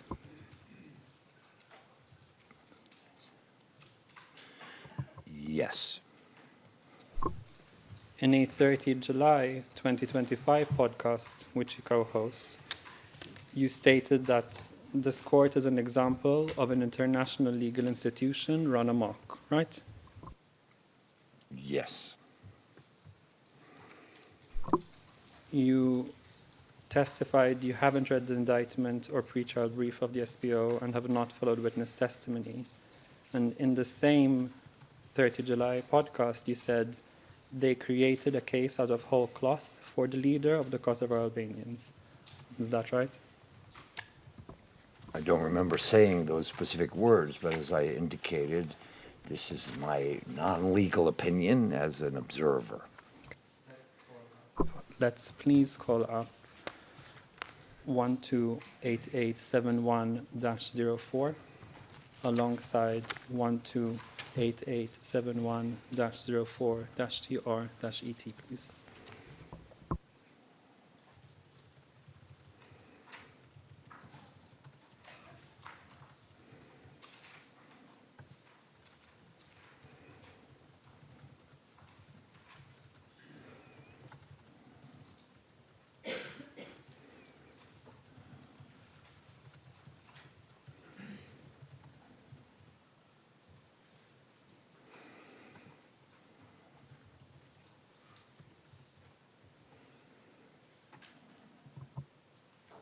Now, it's actually not a video, it's an audio clip of a podcast, as we can see from the transcript on the right.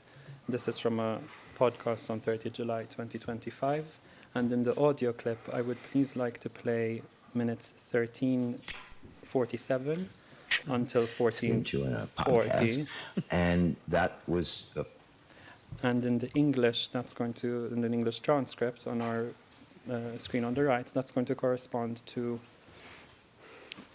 pages 1 to 2. So starting from the very bottom of page 1, if we can scroll down.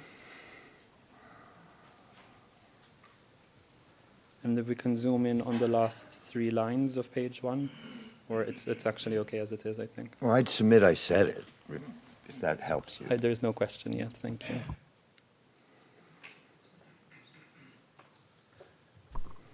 So we will be listening from the words "but now the Kosovo" on the English transcript, and we'll go into the next page.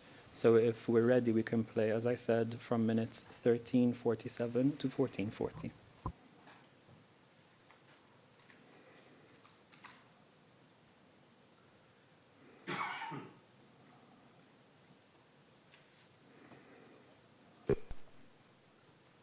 In Kosovo tribunals. But now the Kosovo tribunal is an example of an international legal institution run amok. They created a case out of whole cloth for the leader of the Kosovo Albanians. They indicted him at a moment he was about to make peace with the Serbs, put him in prison. He's been in prison for 4+ years, and they can't even put their case together for the first 3.5 years of that, because they're inventing the law as they go. And this is how international law damages the real international legal instruments that are legitimate by individual groups, politicians, and lawyers who try to make themselves famous or make names for themselves by making new arguments that aren't necessarily legitimate. So I think it's a real problem. We don't have a world. You can stop there, thank you. And witness, my question for you is, as before, is that you saying those words in July this year? Yes. And, Your Honor, we seek admission of this video and the corresponding excerpt, please. Any objection to the exhibit? No objection. 128871-04 and their translation of 128871-04 TRET from 1347 to 1414 is admitted. Your Honor, that will be assigned Exhibit P4490, and I know it's marked confidential in the workflow. It can be public, thank you. Reclassified as public. And just to clarify, I'm told the judge mentioned 1414. The correct time step should be 1440. 40? Oh, I'm sorry. I didn't hear that properly. So it would be from 1347 to 1440.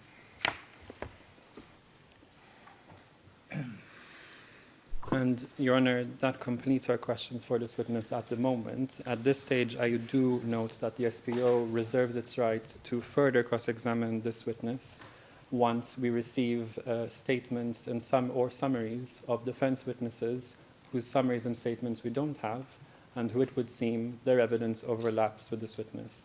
So there's no application at this point, because obviously we don't know what those statements or summaries contain, but we do reserve our position in that regard. Thank you. We'll have to rule on that at a later time, but they have finished, and you may redirect if you have one.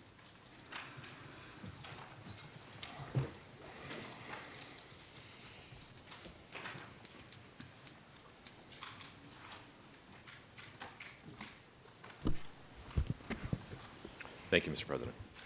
Good morning, Mr. Rubin. Good morning. This is my opportunity to ask you just some follow-up questions to what you were asked on cross-examination. So my questions will be limited to what you were asked in cross-examination. At yesterday's transcript at page 26596, you were asked several questions by the prosecutor about the observations of Mr. Sean Burns. And you were asked more questions this morning about the observations of Mr. Sean Burns. Without putting the trial transcript up, I'd like to ask you a question about something else Mr. Burns said. And this is at trial transcript pages 13599, line 13, to 13650 and 13650, line 13. His observation was that the KLA General Staff was like the foreign ministry of the KLA. My question to you is that consistent with what your understanding was of Mr. Thaçi's role in the KLA? Yes, I was observing their work and trying to put a template onto their organization that would fit with my understanding of a government, even though they had no government and the organization was very amorphous. So I saw him as equivalent to a foreign minister who could reflect the views of his government, his military, and could make, representations that reflected this consensus view, but wasn't a leader, rather a minister, a political presenter and signer, and yes, like a foreign minister would be. I agree with Sean Burns. Okay, thank you. I'd like to take you now to Exhibit 1D280, because yesterday at transcript page 26607, you wanted to add something, but the prosecutor stopped you from being able to complete your answer. So I'd like to give you an opportunity to provide the answer you wanted to provide. If we could have Exhibit 1D280 on the screen, please.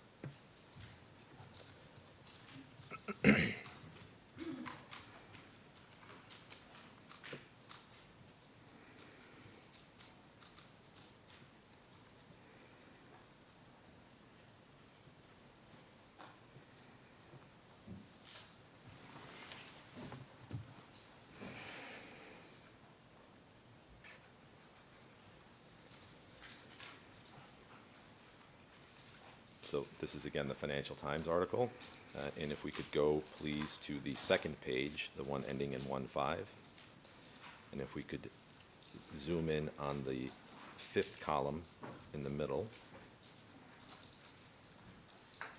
at the portion that begins, Albright told me to work with Thaçi.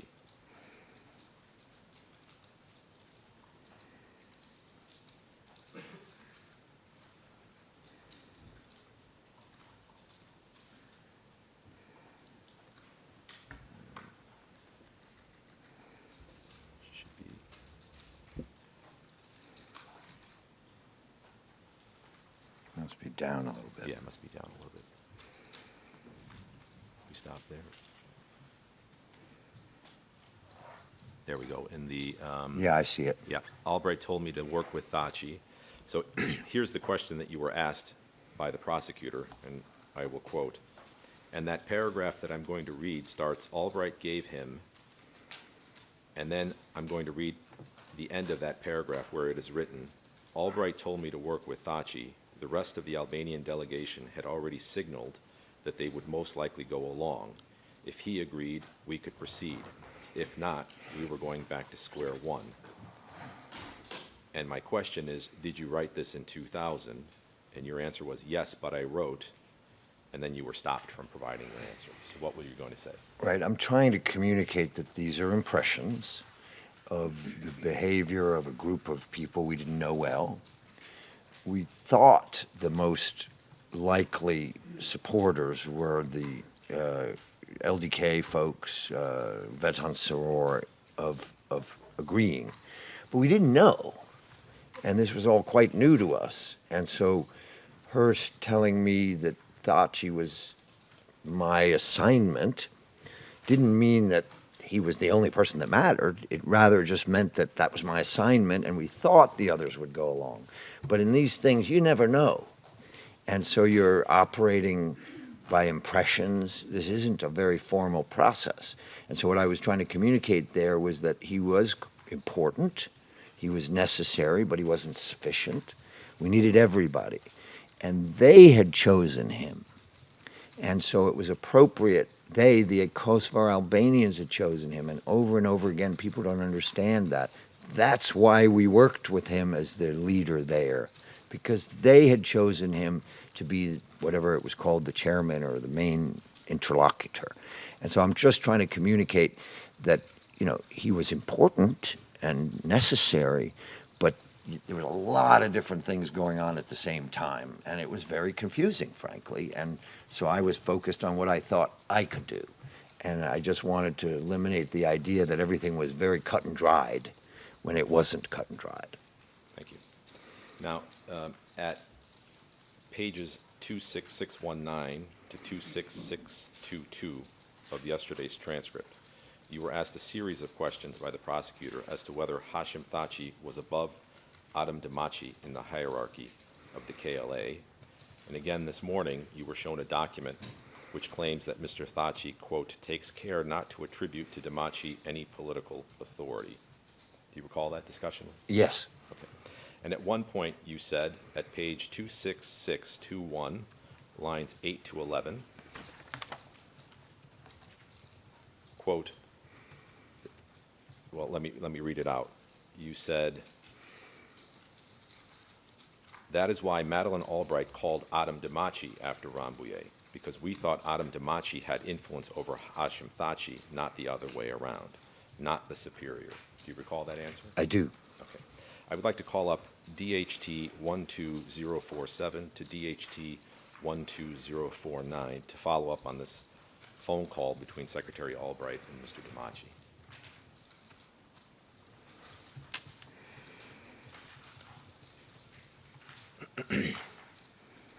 The interpreters kindly ask the speakers to make a pause between question and answer. Thank you.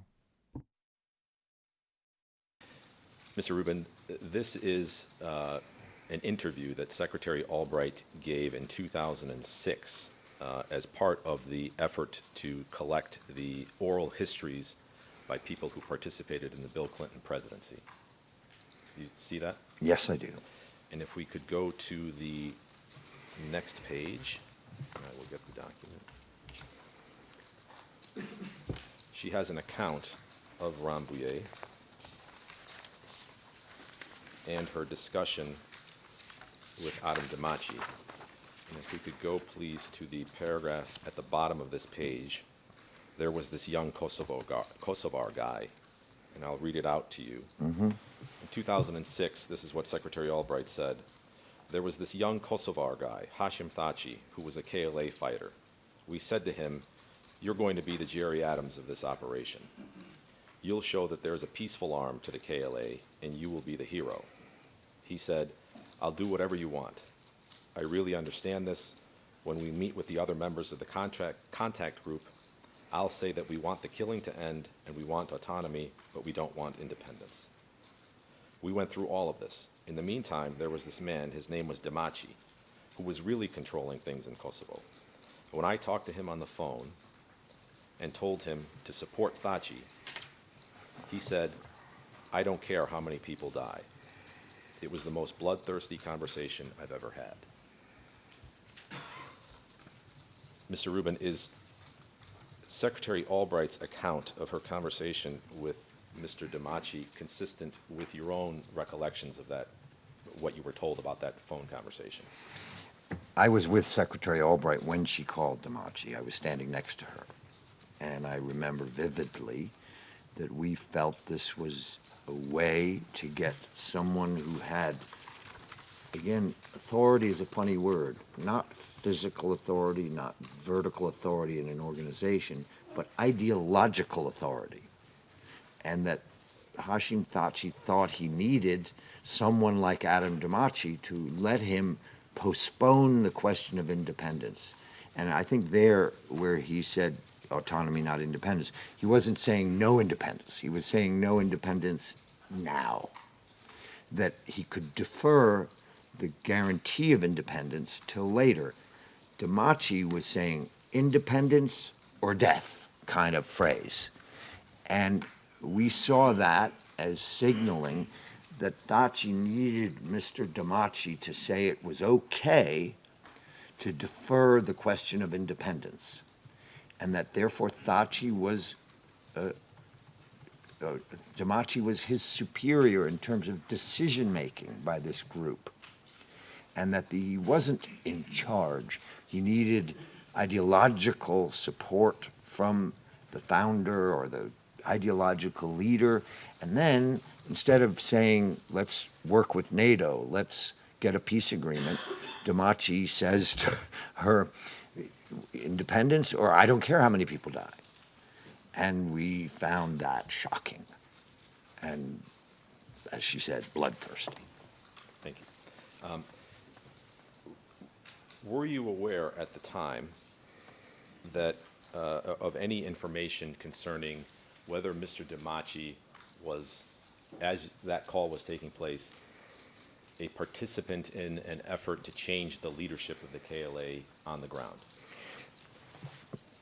Yes, we were aware there was always, since this was a new organization, this was a new entity on the scene, we understood that there were power struggles going on, and that although Mr. Thaçi was the representative, he could only reflect the powers that be, and the powers that be included Mr. Thaçi, and that in order to sign the agreement later in Paris, he told me he had to go back and get approval.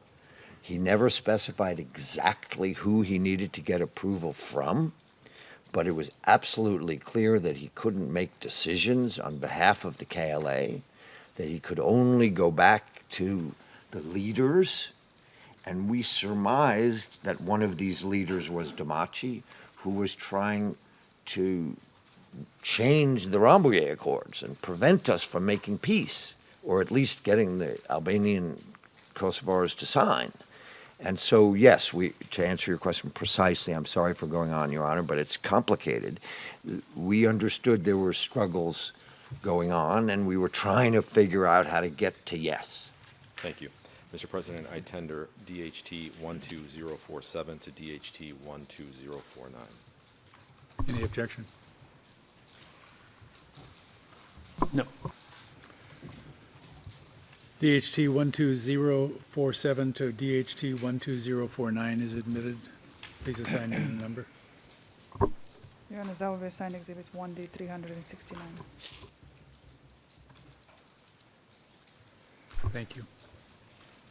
May I proceed, Mr. President? May I proceed? Yes, go ahead. Thank you.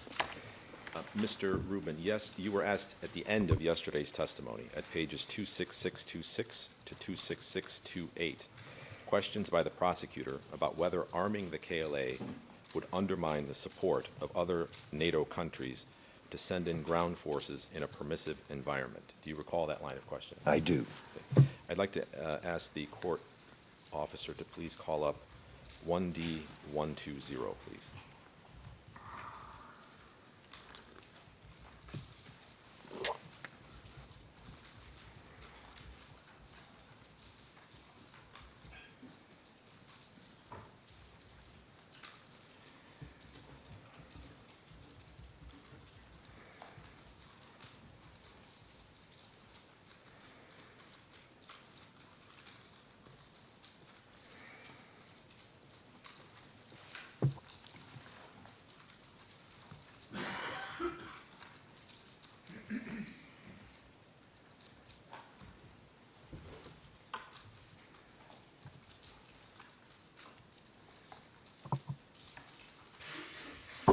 I'm not finding it in any of the queues, but I think it's in our original queue.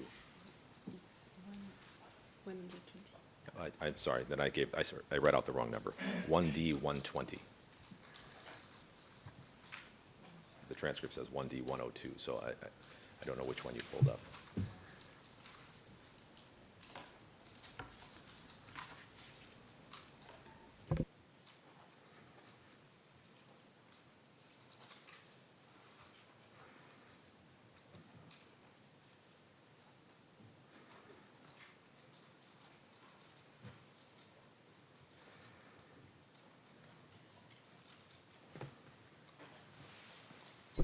Madam Court Officer, we see it in our queue, and in the ERN, if it helps, is DHT 01465 to DHT 01467. Yes, that's it. Ah, okay. Yeah. Mr. Rubin, you discussed this document in your witness statement in paragraphs 65 and 66. My question to you is, this document says, and if we can scroll down to the third paragraph, please. Yes, it says, moreover, as there is no political structure in Kosovo or effective command and control of the KLA, it would take many months, if not years, to organize them to use and maintain any military assistance the United States would provide. Now, was this an effort to mislead Senator McConnell with the real reason for not arming the KLA being to not break NATO unity? Objection, Your Honor, leading. It's Overruled. Go ahead and answer. Absolutely not. We would never mislead the Congress. Okay. So can you tell us, how do we reconcile the fact that Secretary Albright may have mentioned that one of the reasons not to arm the KLA was to maintain NATO unity, and the official position of the Clinton administration that one of the additional reasons is that there is no effective command and control of the KLA? Context is the answer. We're meeting with a leader of a leading official representative of the KLA. We don't want to tell them that they don't have a good organization. And we don't want to tell them, you know, the reason why we don't want to arm you is because it would take years for you to have an organization that would be able to receive effective armaments. Because that's insulting to a person who's fighting for their lives in a war. And so, like many things, there's often many reasons you say and do things. And sometimes you choose a rationale that's easier to the interlocutor to hear and to swallow without insulting them. So to tell the KLA we don't want to give you weapons while your people are getting slaughtered because you're disorganized wouldn't be very nice. But to tell them that we can't give you weapons right now because it would damage unity is what a chief diplomat would say. Thank you. Now, putting that answer to this letter, would you also withhold or spin the truth with the State Department, spin the truth to the chairman of the Foreign Operations Committee of the Senate? Not in my experience. I bet it's happened, but not in my experience in government. We went to extraordinary lengths to try to be as precise and accurate and responsive as possible. And here we're making a judgment about an argument to arm the KLA and telling them that we don't think this is a good idea because there's no political structure or effective command and control. It would take so long to do so. Meanwhile, the slaughter would continue. So we're making our best judgment using all the resources of the U.S. government of an assessment of the KLA's political structure and whether it has effective command and control. And we did not believe it did. We did not believe that arming them would be a good idea. And one of the main reasons for that was because there was no effective command and control of the KLA. Thank you. I'd like to turn your attention to some questions you were asked this morning about some newspaper articles that were published in the New York Times and CNN.com on the 19th of June, 1999. Do you recall those questions? Yes, I do. And those questions concerned reporting on an incident with German K4 troops finding people who had been detained and mistreated. Do you recall that? I do. Do you recall the date on which Mr. Thaçi returned to Kosovo?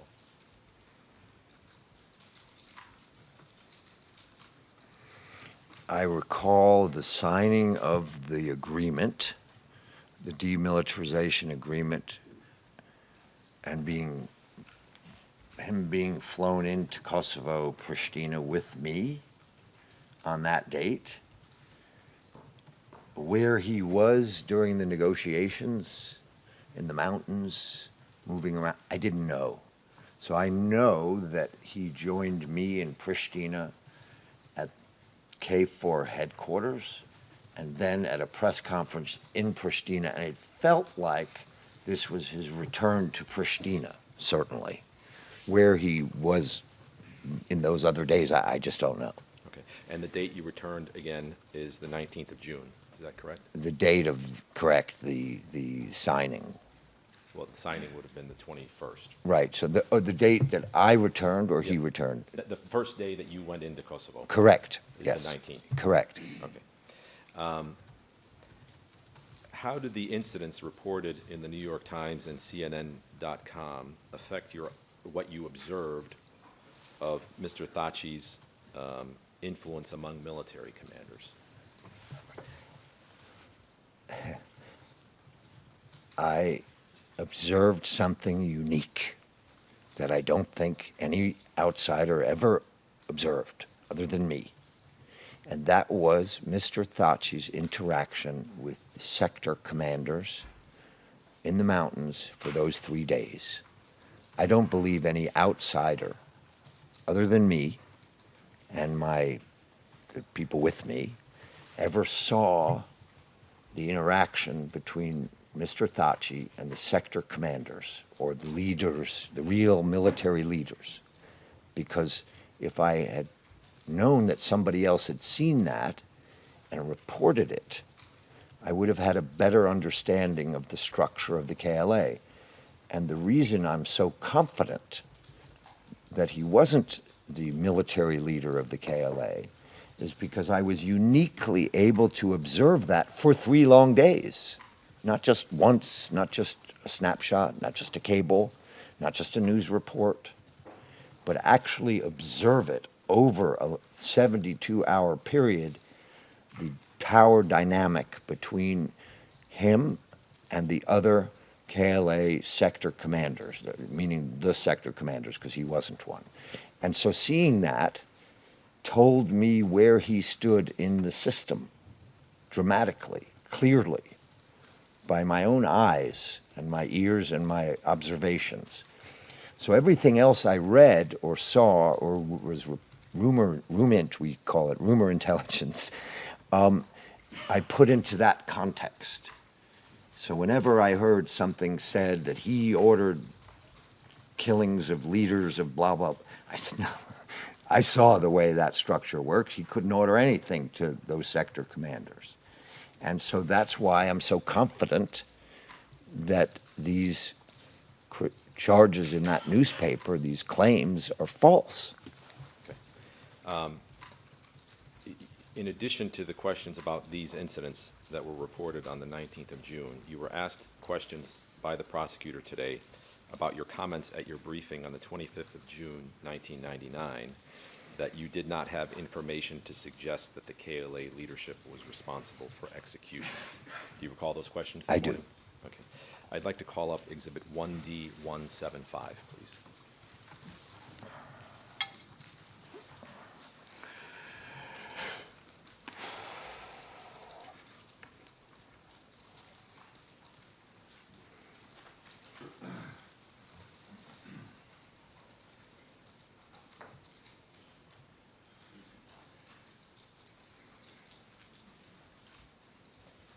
Mr. Rubin, this is a State Department report published in December of 1999, and as you can see on the screen, the title of the report is Ethnic Cleansing in Kosovo and Accounting.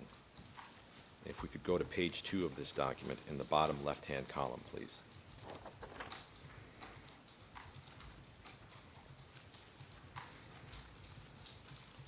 And I'll just read the paragraph. This is the State Department. The Roma population, and this is now talking about the summer of 1999, the Roma population has also been the focus of retribution, being accused of collaborating in the expulsion of Kosovar Albanians. Historical animosity against the Roma community has also played a role. A July 20 statement condemning attacks on Serbs and Roma was released by the former UÇK or KLA leadership, and former UÇK KLA leader Hashim Thaçi publicly denounced the July 23 Gradsko attack. And then this sentence: there is no evidence that the former UCK or KLA leadership is orchestrating the violence. On the other hand, Kosovar Albanians have neither identified the perpetrators of these crimes, nor has the condemnation of these abuses by leaders of the Kosovo Albanian population been as broad, sustained, or, we can go to the top of the next page, effective as the circumstances warrant. Now, the sentence, there is no evidence that the former KLA leadership is orchestrating the violence. Was that your opinion or the opinion of the official opinion of the State Department, or assessment, I should say? This is a very formal document prepared by the State Department. I would have only been involved in being aware of it, reading it, looking at it. Maybe I edited it. I doubt it. So this would have been as formal a State Department view, and it would have been written by the Human Rights Bureau, the War Crimes people, the population people, and the regional bureaus. So it would have been a combined effort of the experts at the State Department, of our assessment of these human rights issues. And the title Ethnic Cleansing in Kosovo is about the Serb ethnic cleansing in Kosovo, and obviously it includes Serb forces ethnic cleansing. So it includes these charges. This particular sentence is a definitive statement. There's no evidence. And is that definitive statement of the State Department in December of 1999 consistent with what you found when you did your own investigation in June of 1999? Exactly. I, again, always tried to the best of my ability to look into these allegations. And if I didn't find anybody to say there's any proof, I said there's no evidence. Thank you. Mr. Rubin, you were asked several questions about the work you've done for Ballard, as well as your criticism of the prosecution in this case. I'm sure you recall those questions. Yeah, I do. Yeah. Can you tell us how the work you did in 2019 and 2020, and any statements you made after 2020, impacted what you wrote in the Financial Times in 2000? They would not have impacted anything that I wrote in 2000 because I wrote it in 2000. Okay. And so, as they say, the answer's in the question. I had knowledge at the time of what transpired in Kosovo in my presence. I wrote about them at the time. Then later, I learned things, did things, worked, and said things. Okay. How did your work for Ballard or any comments you made about this case impact your assessment at Rambouillet of Mr. Thaçi's authority? Not at all. How did your work for Ballard or any comments you made after 2020 about this case affect your assessment of Mr. Thaçi's authority when you were in Kosovo in June of 1999? Not at all. I'd like to show you one additional video on this topic. If we could please have DHT 12046 to DHT 12046, plus the transcript, which is DHT 12046 to DHT 12046 TR.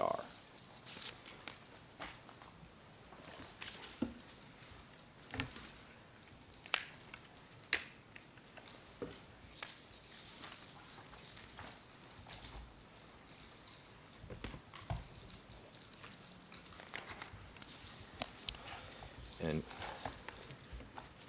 do you recall, Mr. Rubin, you moderating a roundtable at the New School in New York sometime earlier this decade?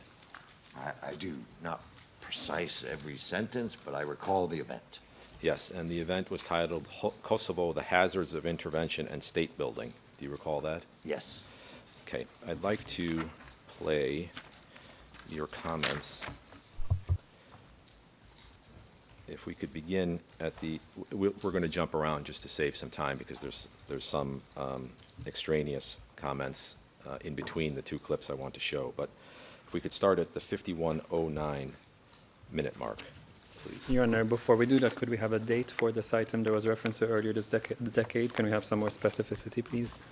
We'll look that up, but it doesn't need to wait for the date, so we'll provide it in due course.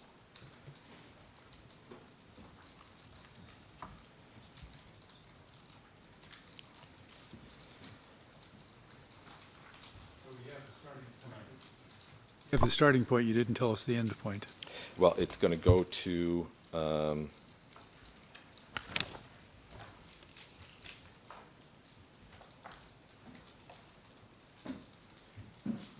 52, approximately to 52:40.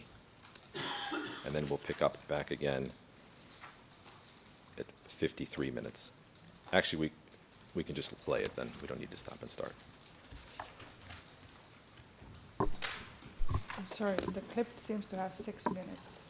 Oh, then it's not the full There's clip. no 51 Sorry. minutes in it. Then we can just play the clip. That's even easier. My team did better than I thought. The whole thing. Yeah. And for the record, That is 2021. I apologize. The date, and I was incorrect, the date of this is the 16th of February, 2011. Yes. very seriously. It's in the interest of everybody to have clarity on this. Is this true? Is this not true? And but some kind of conclusion needs to be reached. This is a report by Dick Marty, the Swiss parliamentarian to the Council of Europe, that alleges that the Prime Minister of Kosovo, Thaçi, and members of the KLA were involved, were the ringleaders of organ trafficking criminal organization. It's a Just bit, to specify. It's a bit the issue of the day. And Yes, and you know, I looked into that because I had a feeling somebody would bring that up.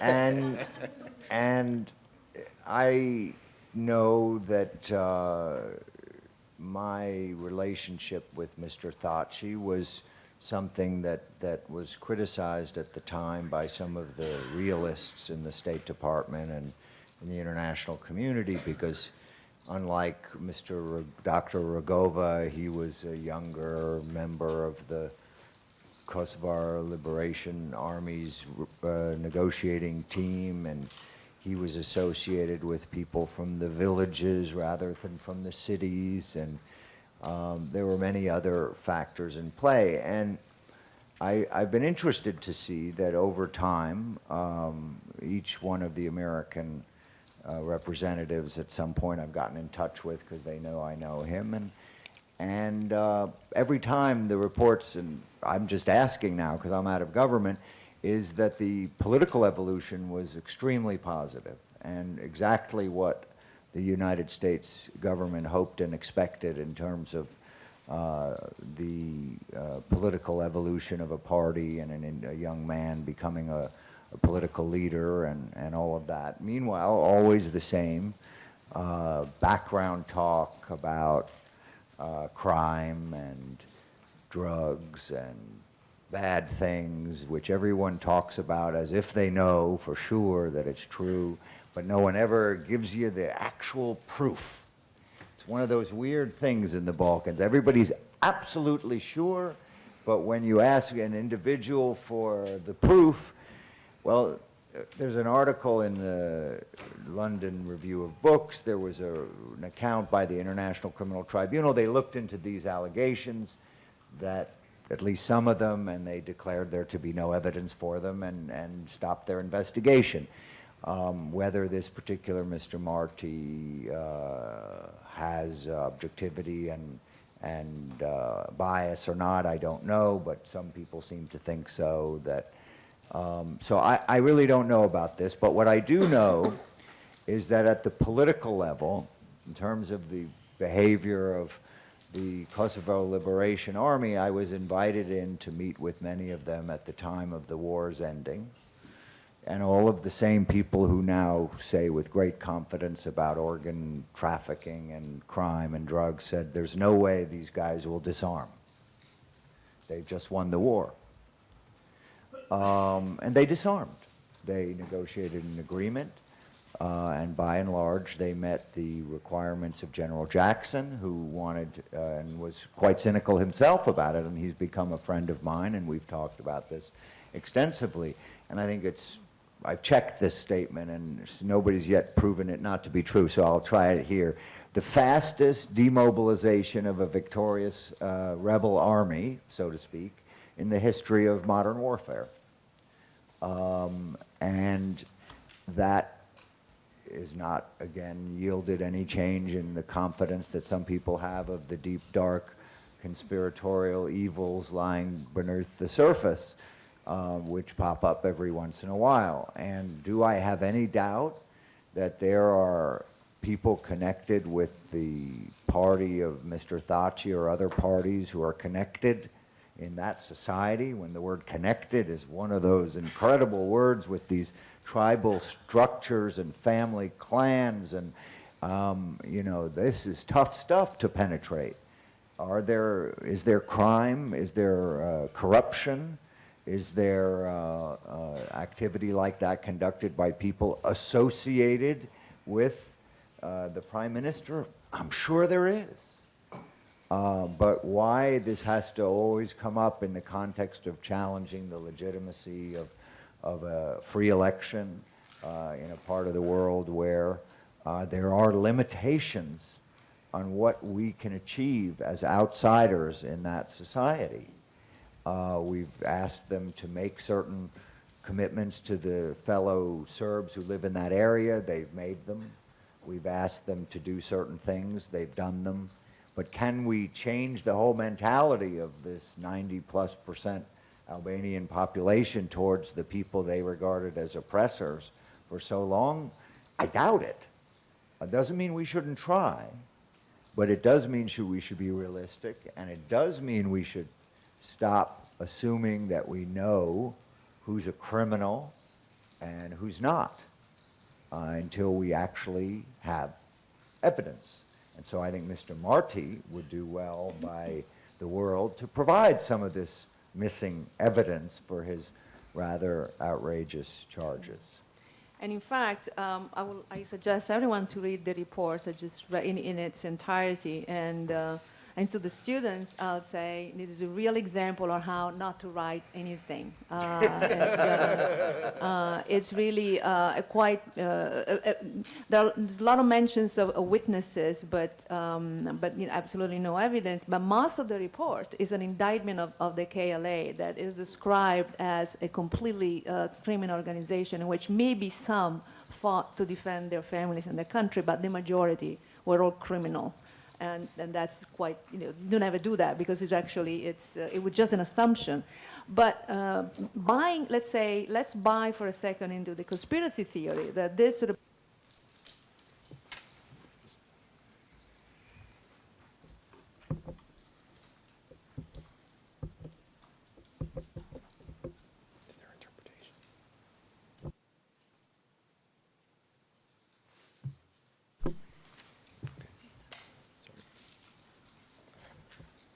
I was just waiting. I thought there would be interpretation, but I guess there isn't.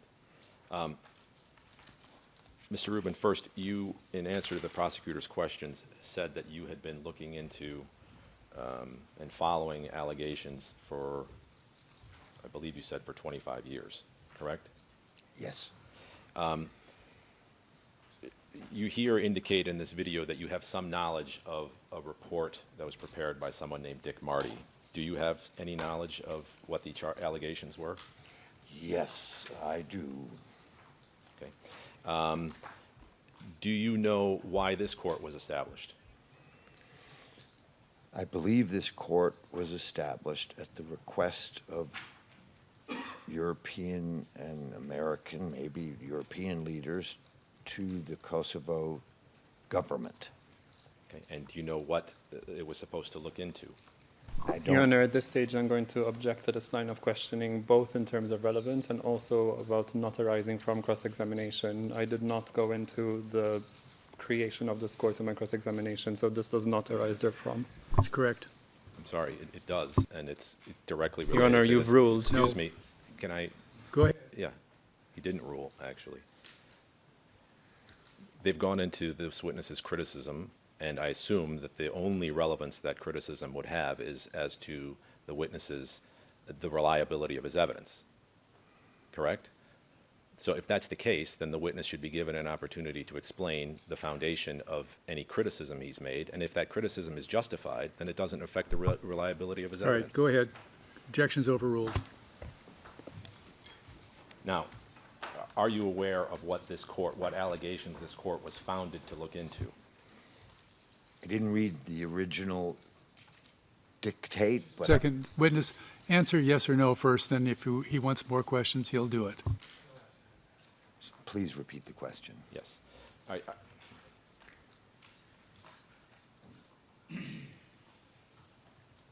Are you aware of what allegations this court was founded to look into? No. Okay. Do you know ultimately what happened with Mr. Marty's allegations? I believe it never got anywhere. Okay. Thank you.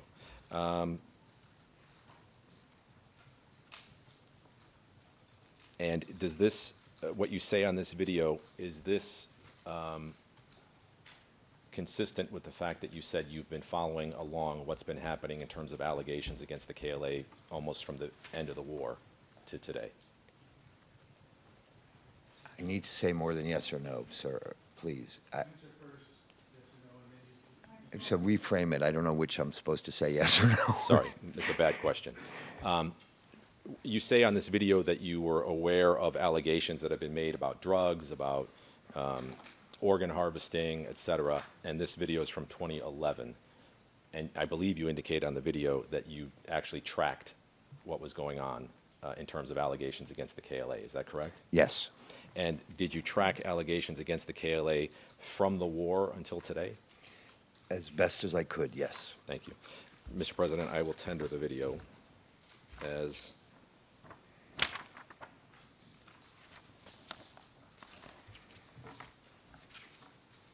one second, please. DHT 12046 to DHT 12046 plus the transcript. The entire video. I can't cut it now, so, yes, yes. Video, yeah. Yes. Okay. DHT 12046 to 12046 plus the transcript. The objection, Mr. Butch. No. That video plus the transcript will be admitted. Your Honor, that will be assigned Exhibit 1D 370. Thank you. Mr. Rubin, thank you for answering our questions. I appreciate it. Mr. President, thank you. That concludes my redirect. All right. It would appear we're finished, but we're not. The judges have some questions as well. So please give them your attention. We'll begin with Judge Barta, who's to my left and your right. Thank you, Mr. President. Good afternoon, Mr. Rubin. Good afternoon. Good afternoon. As the presiding judge just said, the panel has a few more questions for you to better understand your evidence. And for that purpose, I would like to go through your statement, the statement that you gave to the defense in March 2025, and through some other documents in order to clarify some issues that are still not entirely clear to us. I would like to start with paragraph 24 of your statement, which reads as follows, I quote, "At some point during the conference," and this is a reference, you're talking about the Rambouillet conference, "Mr. Thaçi shared with me his worries that he did not have full authority to sign on behalf of the KLA without approval. This is when I started to realize that he was more of a public face for the KLA to present to the West and that he was not in charge. Frankly, we were not sure who Thaçi needed to get approval from. Some thought it was Adem Demaci. All we knew was that it was the military that had to make the decision, that they were not among those present at Rambouillet. What was clear from what Thaçi was telling me was that he had to go back home and get approval from all these different groups or clans."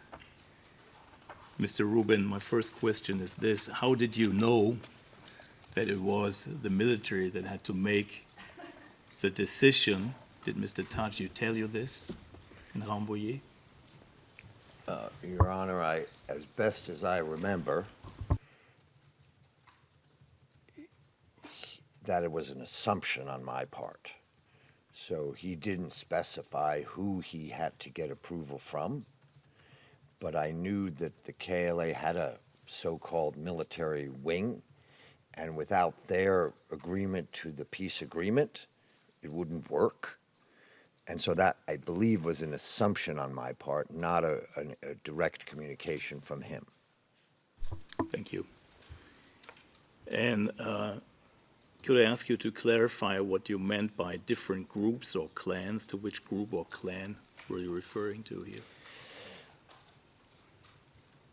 I think what I didn't mean any specific clan. I was trying to communicate that the structure of the Kosovo leaders and the decision makers in a society we didn't understand well needed political ideologists, needed military people such as the KLA were, and what I called clan leaders, because I understood their society to be oriented around families, elders, and the older people as crucial decision makers, and that's what I was signaling by clans, but not any specific clan.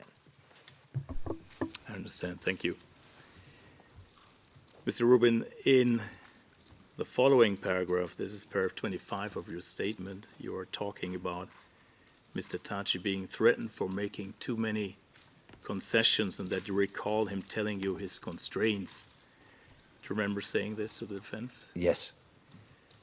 Can you please be a bit more specific, starting with what kind of threats were made against Mr. Thaçi and who threatened him, if you know? Yes. I need to be as clear as I can. I never had personal evidence from any special source that he was threatened.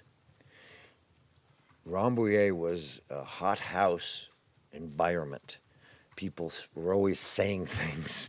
Sometimes they were true, sometimes they weren't true.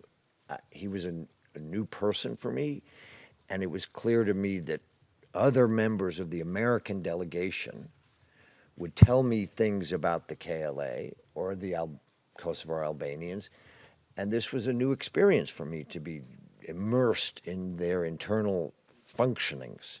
And so I would try to remember that someone on my team said he's been threatened, or someone on my team say he's scared. And then I would talk to him and try to figure out whether that was true.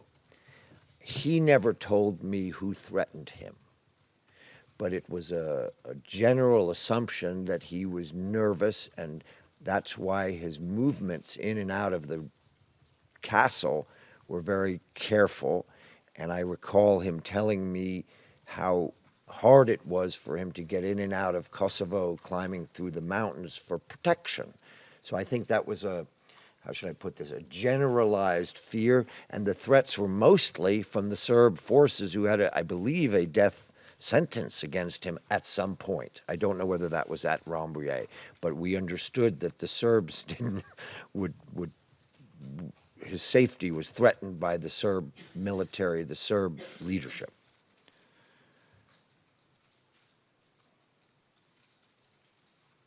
I'm sorry, I was listening to you with one ear and listened to the presiding judge. I do with the other that ear. too all the time. Thank you. Mr. Rubin, did Mr. Thaçi use the term, or anyone use the term, threatened? Yes, people in the American delegation used that term, as I recall it. He was a very dignified man, and I don't think he wanted to tell me personally that he was threatened by a specific threat. But the climate was that he was threatened by Serb military forces, and that made him have to travel very carefully. I understand, thank you. And could you tell us what exactly were the concessions Mr. Thaçi made during the first round of negotiations in Rambouillet? Well, the Rambouillet Accords, for those who actually read them, were extensive and had a lot of detail in them, including allowing NATO to be the dominant military security structure in Kosovo. And that would go against the idea that the KLA was providing security to the people of Kosovo. So that, in its basic form, is a concession.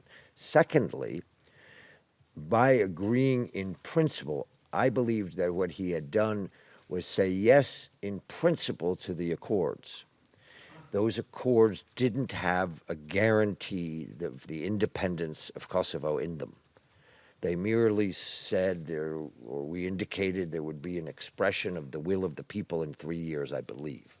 So independence was a concession, and that was a big deal. So, after the first round of negotiations, the conference in Rambouillet was suspended, and you met again around 2 or 3 weeks later in Paris for a second round of discussions. Is that right? Yes. And then ultimately, and I'm referring to paragraph 27 of your statement now, the Kosovo Albanian delegation signed the agreement on 18 March 1999, where the Serb delegation refused to sign. Yes. Right? Yes. Thank you. My next questions, Mr. Rubin, are about your interactions with Mr. Thaçi during the NATO bombing campaign, or the NATO bombing from March to June 1999. And what is recorded in paragraph 27 of your statement, where you said, according to that statement, the NATO airstrikes began on 24 March 1999, and during the bombing campaign, you were often in contact with Mr. Thaçi. The campaign lasted 78 days, and you believe that you spoke somewhere between 10 to 14 times during that time. And the purpose of these calls was to exchange information about what was going on or what was happening on the ground, since you had no embassy or other information from the scene, and you welcomed any chance of getting real-time or credible real-time information as to what was happening. Is that what you told the defense in March this year? Mr. Rubin, do you know where Mr. Thaçi was during the telephone conversation? Was he in or outside Kosovo? I believe he told me that he was often, not every time, but often inside Kosovo, in hiding, trying to prevent himself from being killed, and helping with his organization's help for the people of Kosovo. I think he told me he wasn't always there, but I think he was mostly there, inside Kosovo, mostly. Thank you. And how were these telephone calls made, by satellite phone? Yes, he had a satellite phone, and he would call the State Department Operations Center, usually at a certain time in the morning, I think, and they would patch him through to me. And did you also call him? No. No. And I didn't have his phone number. All right, I understand it. Was Mr. Thaçi able to give you the information you were looking for directly, or did he tell you that he had to get the information from others first? I should say that I was the recipient of information, not the asker of information. So the calls usually started with me asking if he was okay. Was he safe? Was his family safe? You know, very personal things. And then I tried to get from him information about what was going on the ground. At this time, I was generally aware that there might be other people in the U.S. government communicating with the KLA, but I wasn't aware of the specifics of that. And these were mostly reports of the civilian suffering inside Kosovo. By and large, that's what he told me. And I should add, to be as accurate as I can, sometimes he was wrong. That he would receive a report, be told something, we'd check it out, and it wouldn't be true. But we wanted to receive the information so I could communicate it. If I thought it was something that seemed unlikely, I then didn't communicate that at my briefing. So I tried to edit what I reported to the media from these conversations. Thank you. And did Mr. Thaçi tell you where he got the information from, the reports from? No. Did he mention something like ZKZ or an intelligence or counterintelligence directorate? No. Let me rephrase that, Judge. He might have said once in reference to their organization. Remember, and with respect to all concerned, they were trying to impress us with their organization, and we weren't very impressed. So often he would try to impress us, as often all the KLA leaders did. But we weren't easily impressed, as Senator Biden's remarks that were made earlier indicated. I was probably more impressed, but I wasn't that impressionable, and so I knew that sometimes he was making it seem like they were a more formal entity with more formal capabilities, whether that was intelligence or military or political, that I knew really were, as often happens in politics, you know, a little overstated. And Mr. Rubin, do you know now whether the KLA had an intelligence and counterintelligence directorate? I don't know specifically. I mean, that word is one of those words I try to steer away from because it's kind of can be misunderstood. I mean, did they try to gather information? Did they have units who were gathering information? Yes. Did they have units who were making sure their people weren't giving away information? Counterintelligence? Yes. But was it a real unit, the way we would call such a thing a unit? I didn't think so at the time. And now? Well, as their country has evolved, I should certainly hope so. Thank you. My next question or questions are about paragraph 30 of your statement. And in this paragraph, you talked about the undertaking of demilitarization and transformation by the UCK or the KLA. And you said that, according to that paragraph, that the negotiations were conducted by the British and that you received a phone call informing you that General Reith had been talking to the generals or the leaders of the KLA, as Reith described them. And you were also informed that the leaders did not want to sign and wanted Mr. Thaçi to sign, as he was the public face of the KLA who interacted with the West in Rambouillet and spoke internationally. Do you remember saying this to the defense? Do you know, Mr. Rubin, who General Reith meant by the generals or leaders of the KLA? Did he mention a specific person or persons by name? No. But later, I should say, it became apparent to me that he had a relationship with Agim Cheku, and described him to me as the commander-in-chief of the KLA. That's what General Reith told me. But that came up later, you said. Correct. At the time, I didn't know that and didn't hear any names initially. Thank you.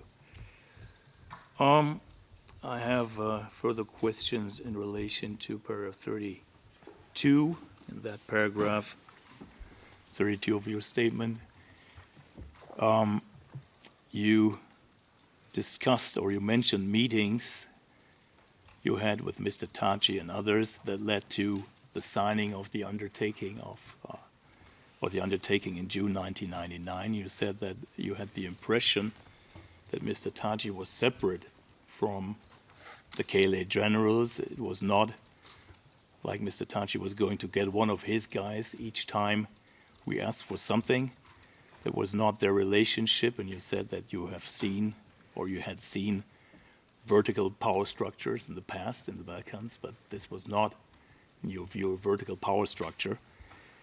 And you said at the end of this paragraph, anytime something needed to be changed, Mr. Thaçi's response was, okay, I have to ask them. And then you would have to give Mr. Thaçi reasons to help persuade them, the generals, I assume.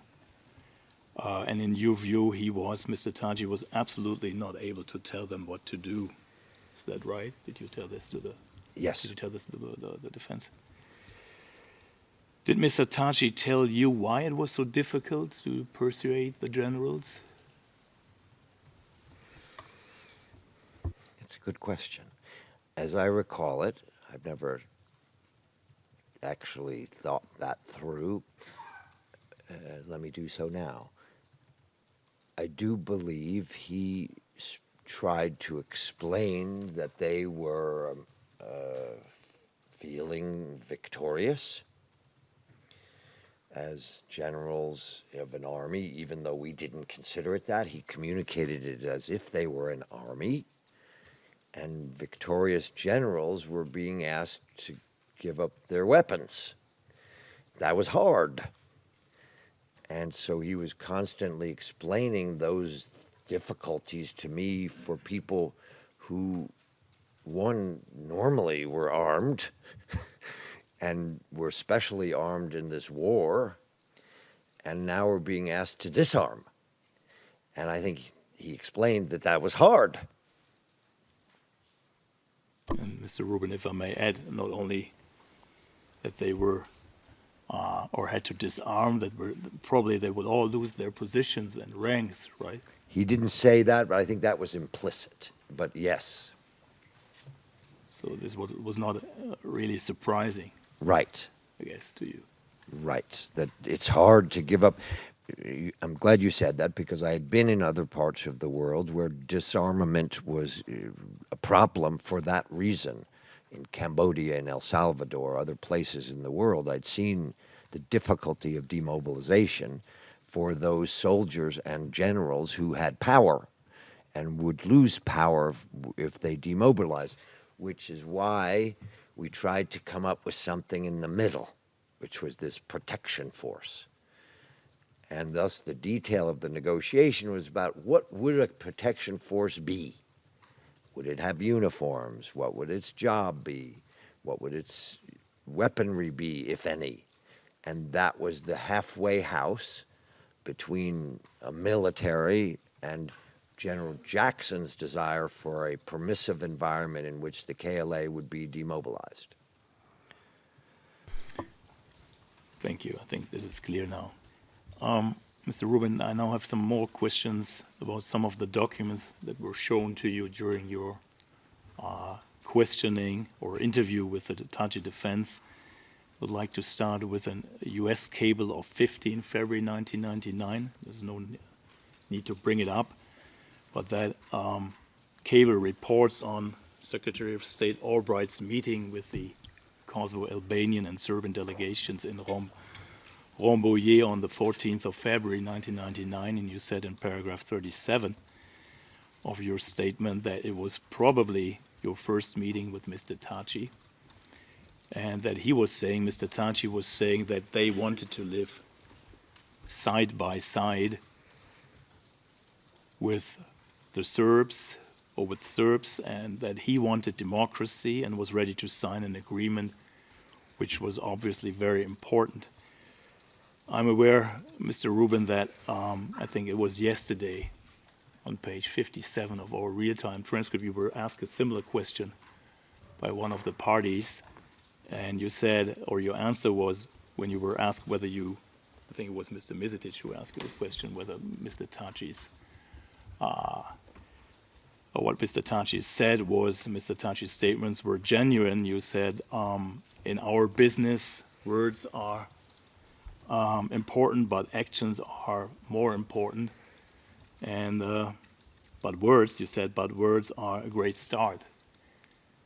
Nevertheless, I would like to ask you, did you believe what Mr. Thaçi told you on that first meeting, that they, the KLA, wanted to live, or the Albanians wanted to live, Kosovo Albanians live side by Serbs, that Mr. Thaçi was interested, or that he wanted democracy and was ready to sign an agreement? Did you believe that? I believed he wanted an agreement. I believed he wanted democracy, even though he spoke in a kind of a communist lingo at the time. And remember, this was translated, so it was hard to really make an assessment. On the side-by-side stuff, I knew that Kosovo Albanians had been under extreme oppression for more than decades, and many, many thousands had been murdered. And so I knew that he was saying what we wanted to hear, and that was good. Did I believe him? I think, to be honest, I believed him more and more as the years went by, because he showed that he followed his words with actions on all these points, to me, even though the others doubted him. And so I became more convinced of his sincerity when he made statements as time went by. But in the beginning, I think that third point, I had my doubts. Thank you.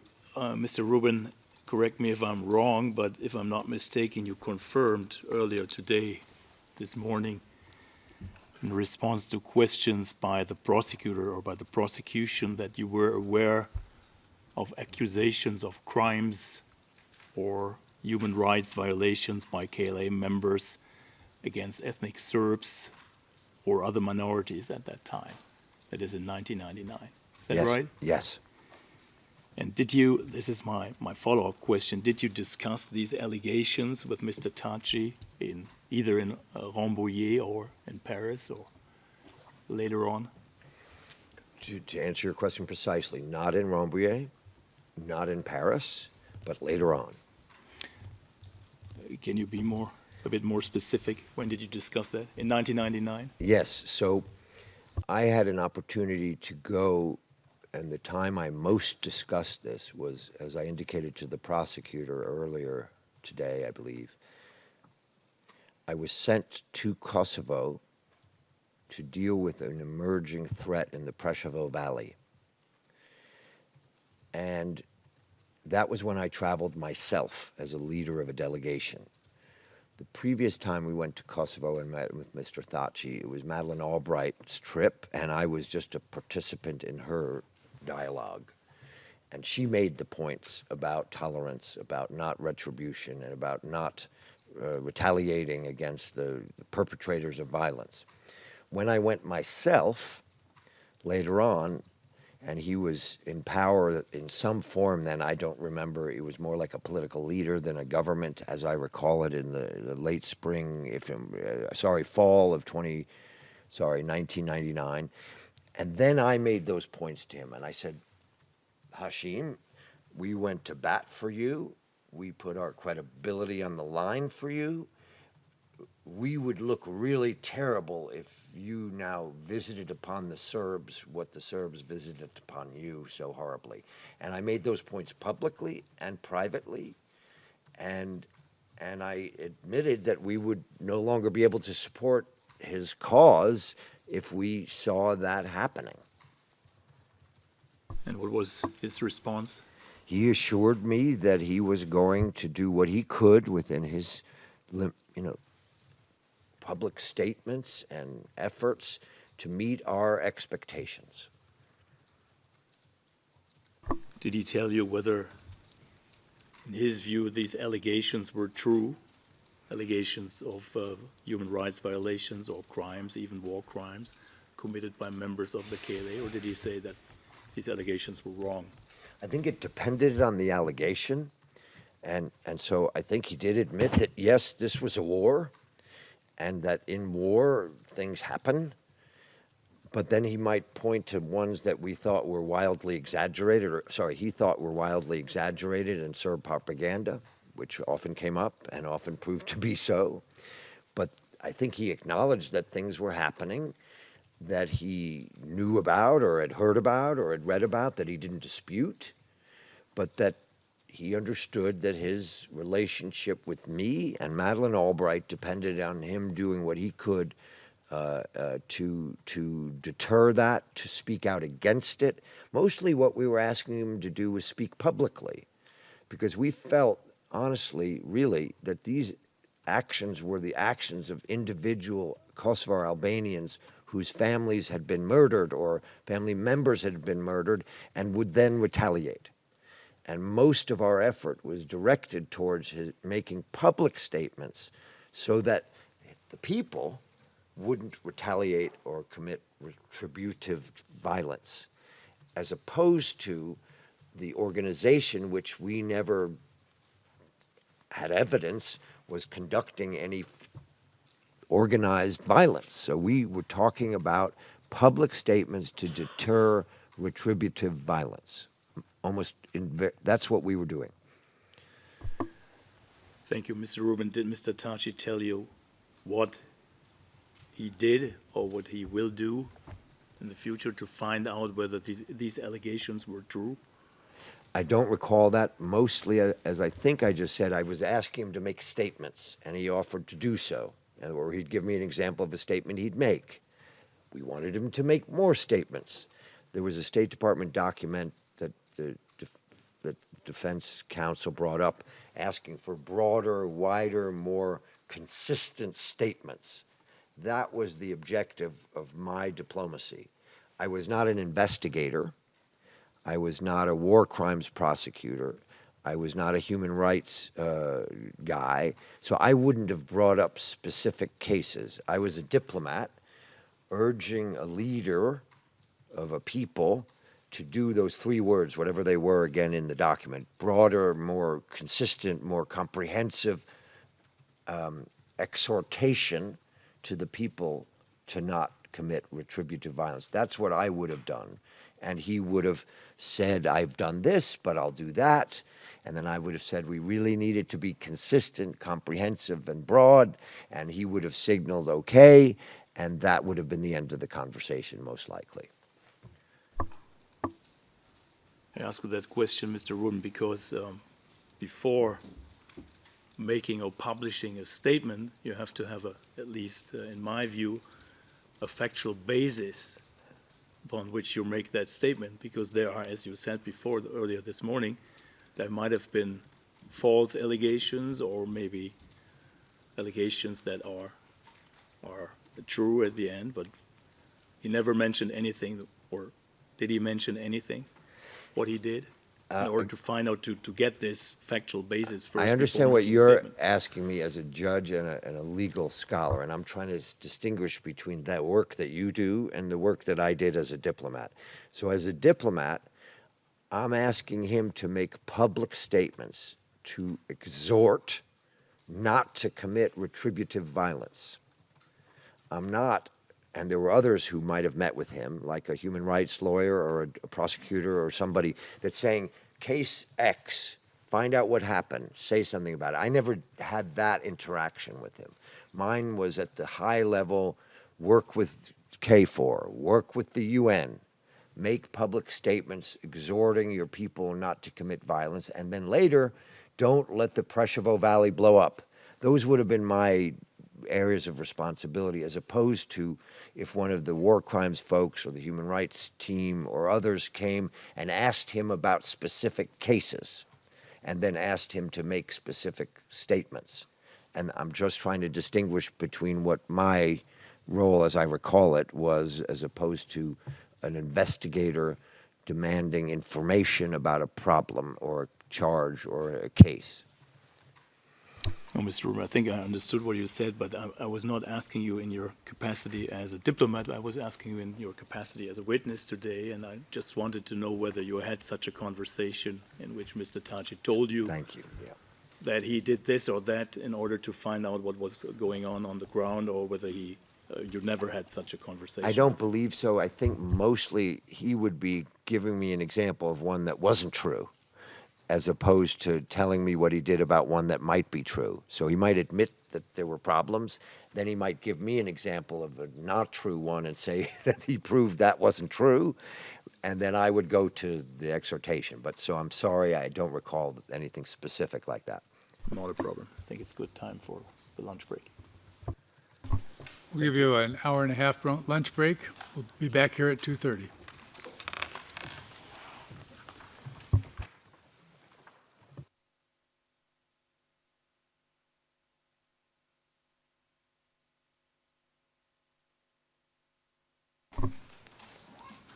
Oh, I was about to adjourn. Yes. Just a second.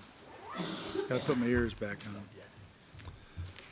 Yes, sir. Mr. President, we have WIPSO to have the next witness here and ready to go at 2:30. If you have any reason to think we're not going to need him today, then if you could let us know so that we can release him and have him here in the morning.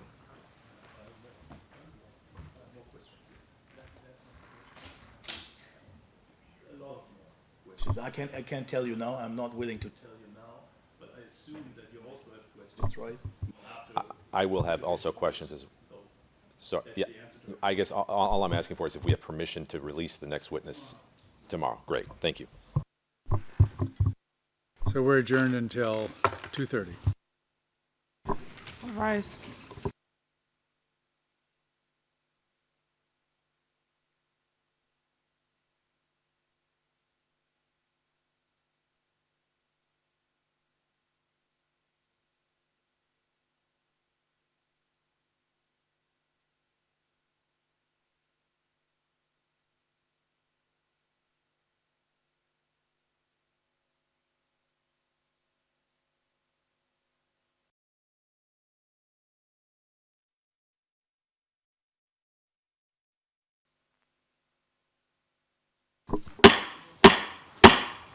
All rise.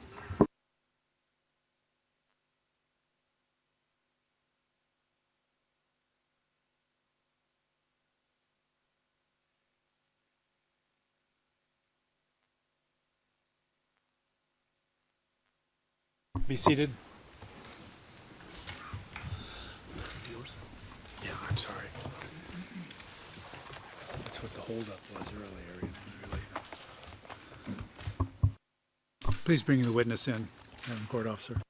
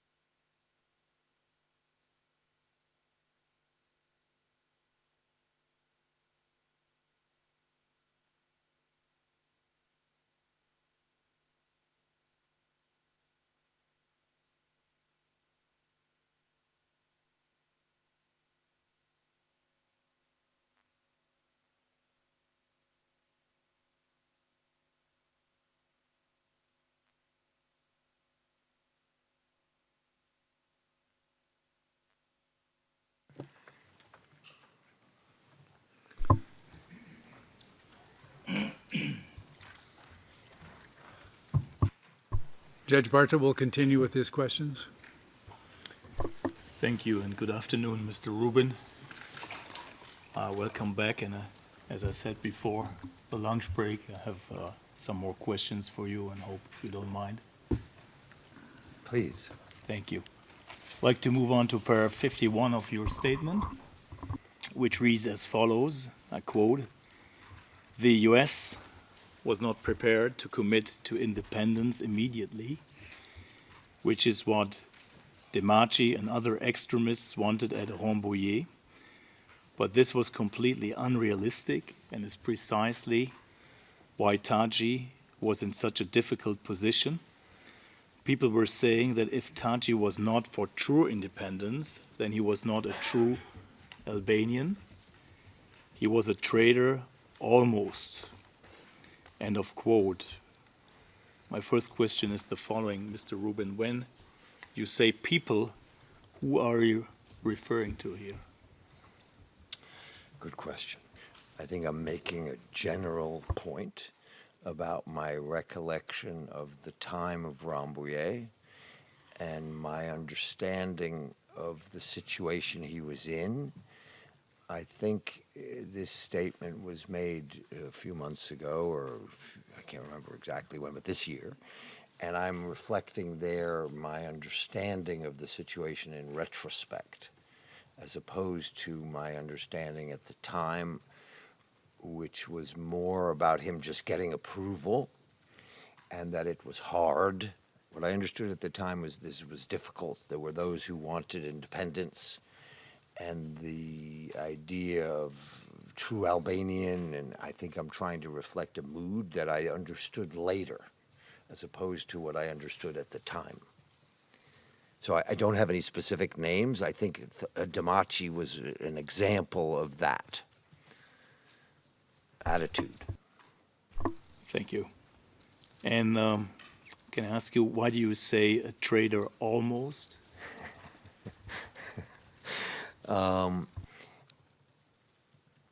Well, I think it would be hard to call someone who had fought and risked his life for his people a traitor. And so I'm trying to distinguish between the extremist view, which is the only way to be pure and not a traitor is to be for one thing, independence now, as opposed to someone who's risked their lives as a leader of a cause who's not for everything the extremist is for. So that's the almost. Thank you. Let me try to shift gears now and move on to paragraphs 58 and the following paragraphs, where you were shown, or according to paragraph 58, you were shown a press conference of U.S. envoy Robert Dole and Ambassador Chris Hill from 6 March 1999, and there's a reference to Exhibit DHT 05165 to DHT 05169, according to which they went to Skopje. Mr. Dole and Mr. Hill went to Skopje the day before to meet members of the Kosovo delegation to try to convince them to sign the agreement. Mr. Dole said that Mr. Thaçi was not there where they tried to locate him. And in paragraph 59, it is said that to recall this incident when they could not locate Mr. Thaçi. And this is when Secretary of State Albright would call you and say, what is going on with your guy, Thaçi? And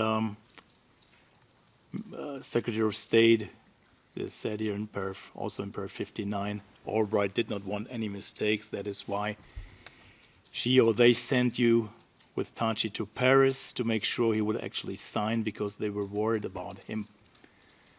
My question again, do you recall saying this to the defense? Yes. And can you tell us what the problem was? Why were they worried about him? Were they afraid that something could have happened to Mr. Thaçi in the meantime, or that he could change his mind on his way to Paris, or what was the problem? So I knew that Chris Hill was not friendly towards Mr. Thaçi. I knew that Chris Hill would come up with negative explanations for his behavior and make derogatory comments about Mr. Thaçi to people in the U.S. delegation, to journalists, and I suspected he might have made them to Senator Dole. And so the attitude expressed there is not poor Mr. Thaçi's missing because he's hiding from danger, but why isn't he here when Senator Dole is here? And why isn't he behaving like head of a government or some more responsible official? And so I was aware that Chris Hill was a pernicious influence on the whole situation. And so I would be trying to say, well, maybe there's a good reason why he's not there. Maybe he's trying to get there and stuck in the mountains. Maybe he's at risk. I don't know. And so the idea of me going to Paris was based on her assessment that if anybody could get in the U.S.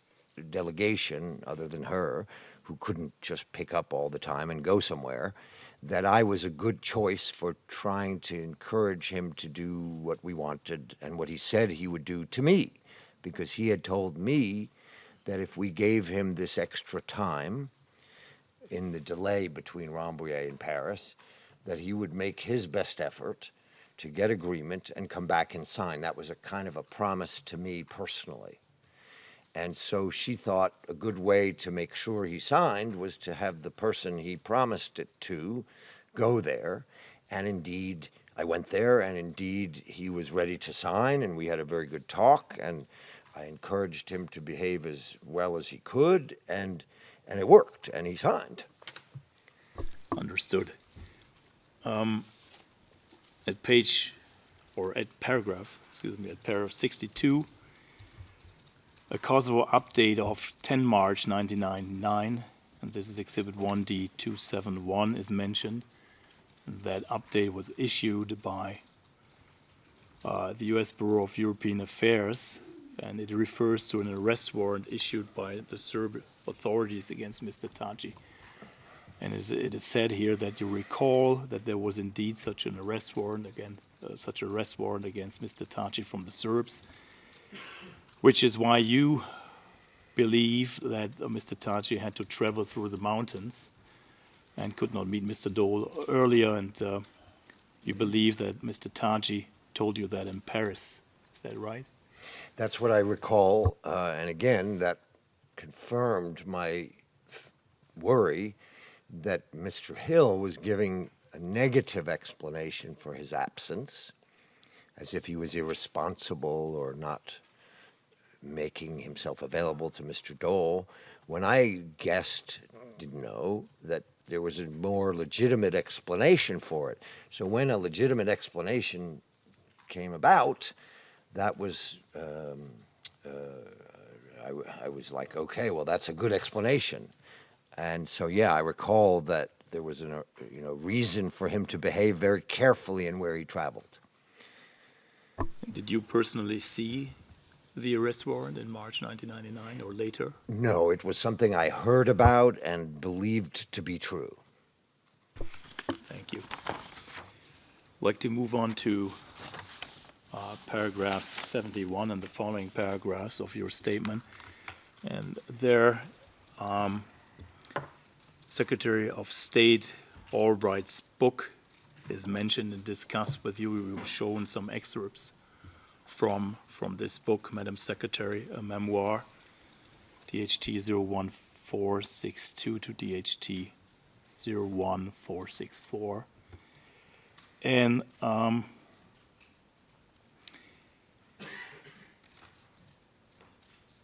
no, I have to rephrase. I have another question. Sorry, I have to ask another question first, and which is contained in paragraph 70. Maybe I don't have to ask the other question after that.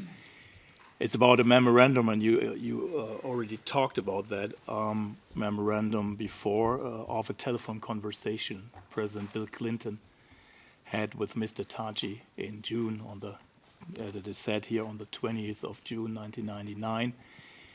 And you said, according to your statement to the defense, that you were having or Mr. Thaçi was having this telephone conversation with President Clinton in a makeshift location, a tent in the mud in Pristina, it is said here, and the communication systems were not good.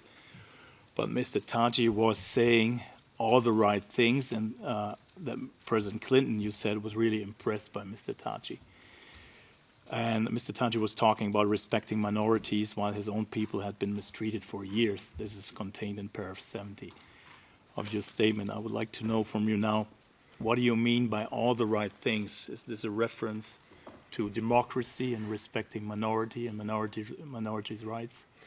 Yes, it is. I recall after, so again, 20 years later, I'm remembering the time, and I remember hearing through Sandy Berger, who is President Clinton's national security advisor, that since I didn't speak directly to President Clinton, that he was impressed that he was talking to a leader of the KLA in a wartime environment whose people had just suffered terrible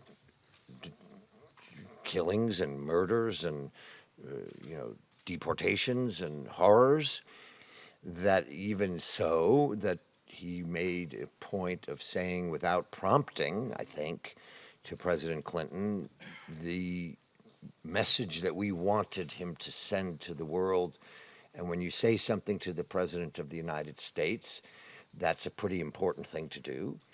And so President Clinton, I remember, told Sandy Berger that he was impressed by that, and that being minimizing retributive violence, not responding to the damage done to the people of Kosovo with retaliatory abilities now that the Serb forces had left or were leaving Kosovo, and NATO was going to take over.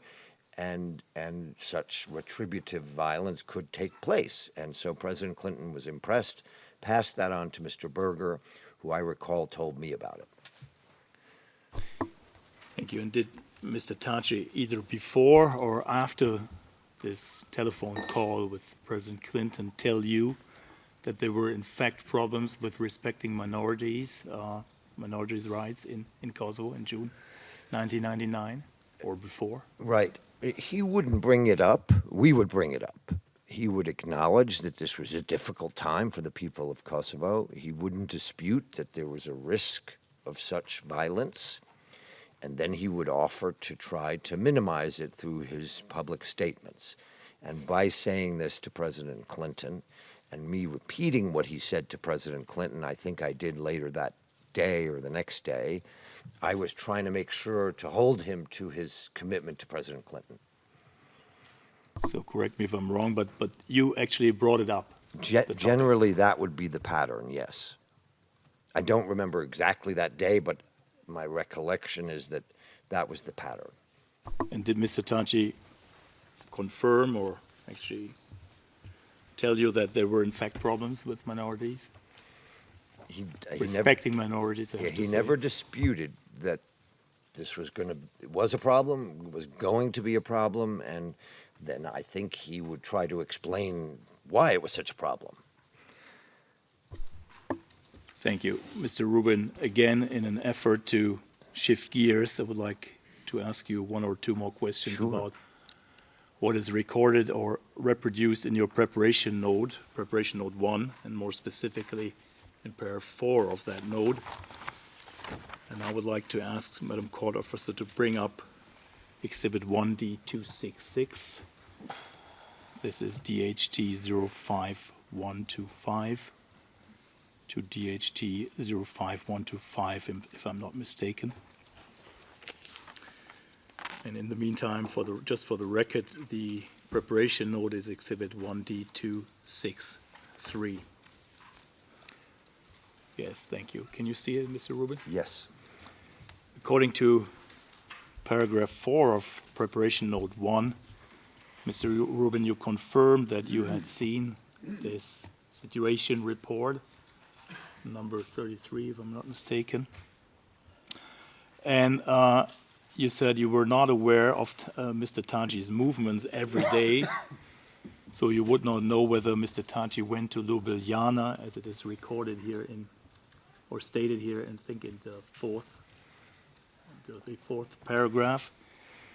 But the fact, you said according to your preparation, to the preparation note, the fact that Mr. Thaçi had to visit Adem Demaci in Ljubljana on the 19th of February 1999 was consistent with your understanding that Mr. Demaci was one of the persons Thaçi needed to consult during the Rambouillet negotiations, because Demaci was ideologically strongly in favor of independence for Kosovo, which was one of the issues that could not have been resolved at Rambouillet. Again, my question, remember telling this? Yes. Or saying this to the defense in preparation session. And like to ask you, do you know whether Mr. Thaçi was actually required in any way to consult with Mr. Demaci, or whether it was more, let me say, a strategic or a politically motivated visit, for example, to seek political advice of Mr. Demaci? I know that in this situation report it is noted that Mr. Demaci is called a political advisor of the KLA. Can you see that? Yes. So repeat my question again because it was a bit compound. Do you know whether Mr. Thaçi was required in any way to consult with Mr. Demaci, or whether it had other reasons?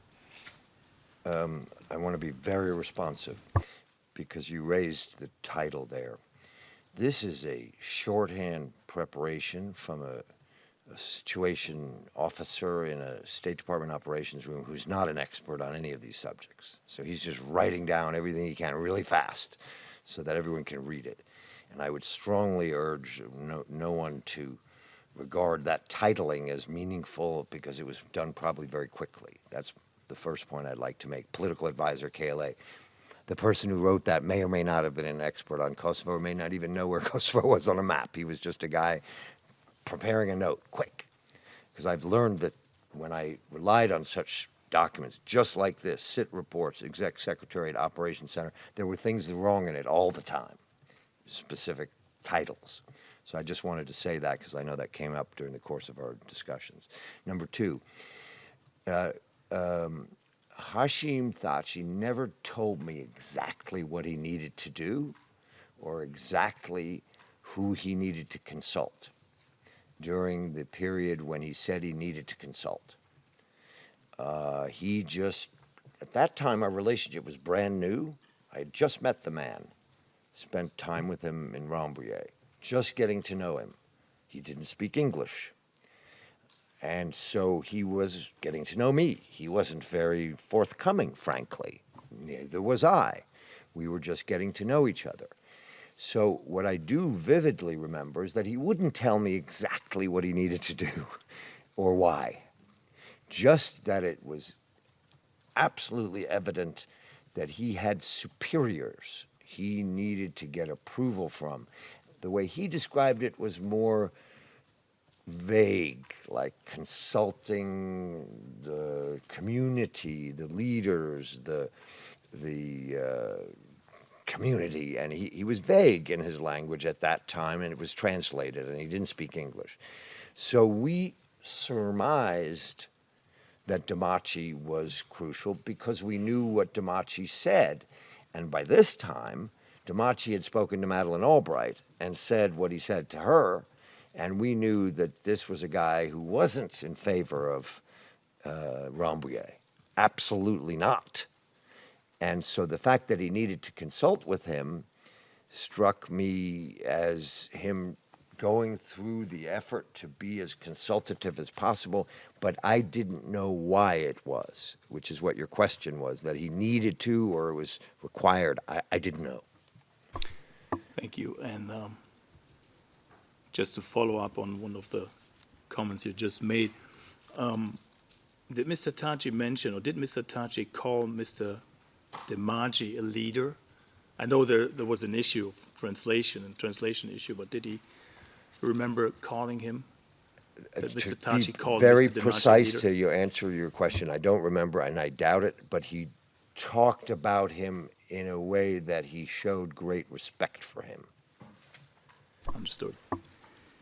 Mr. Rubin, today, and I'm referring to page 67 of our real-time transcript during direct examination by Mr. Misetic from the Thaçi defense, you called Adem Demaci, if I'm not mistaken, an ideological leader and the founder, but you did not say the founder of what.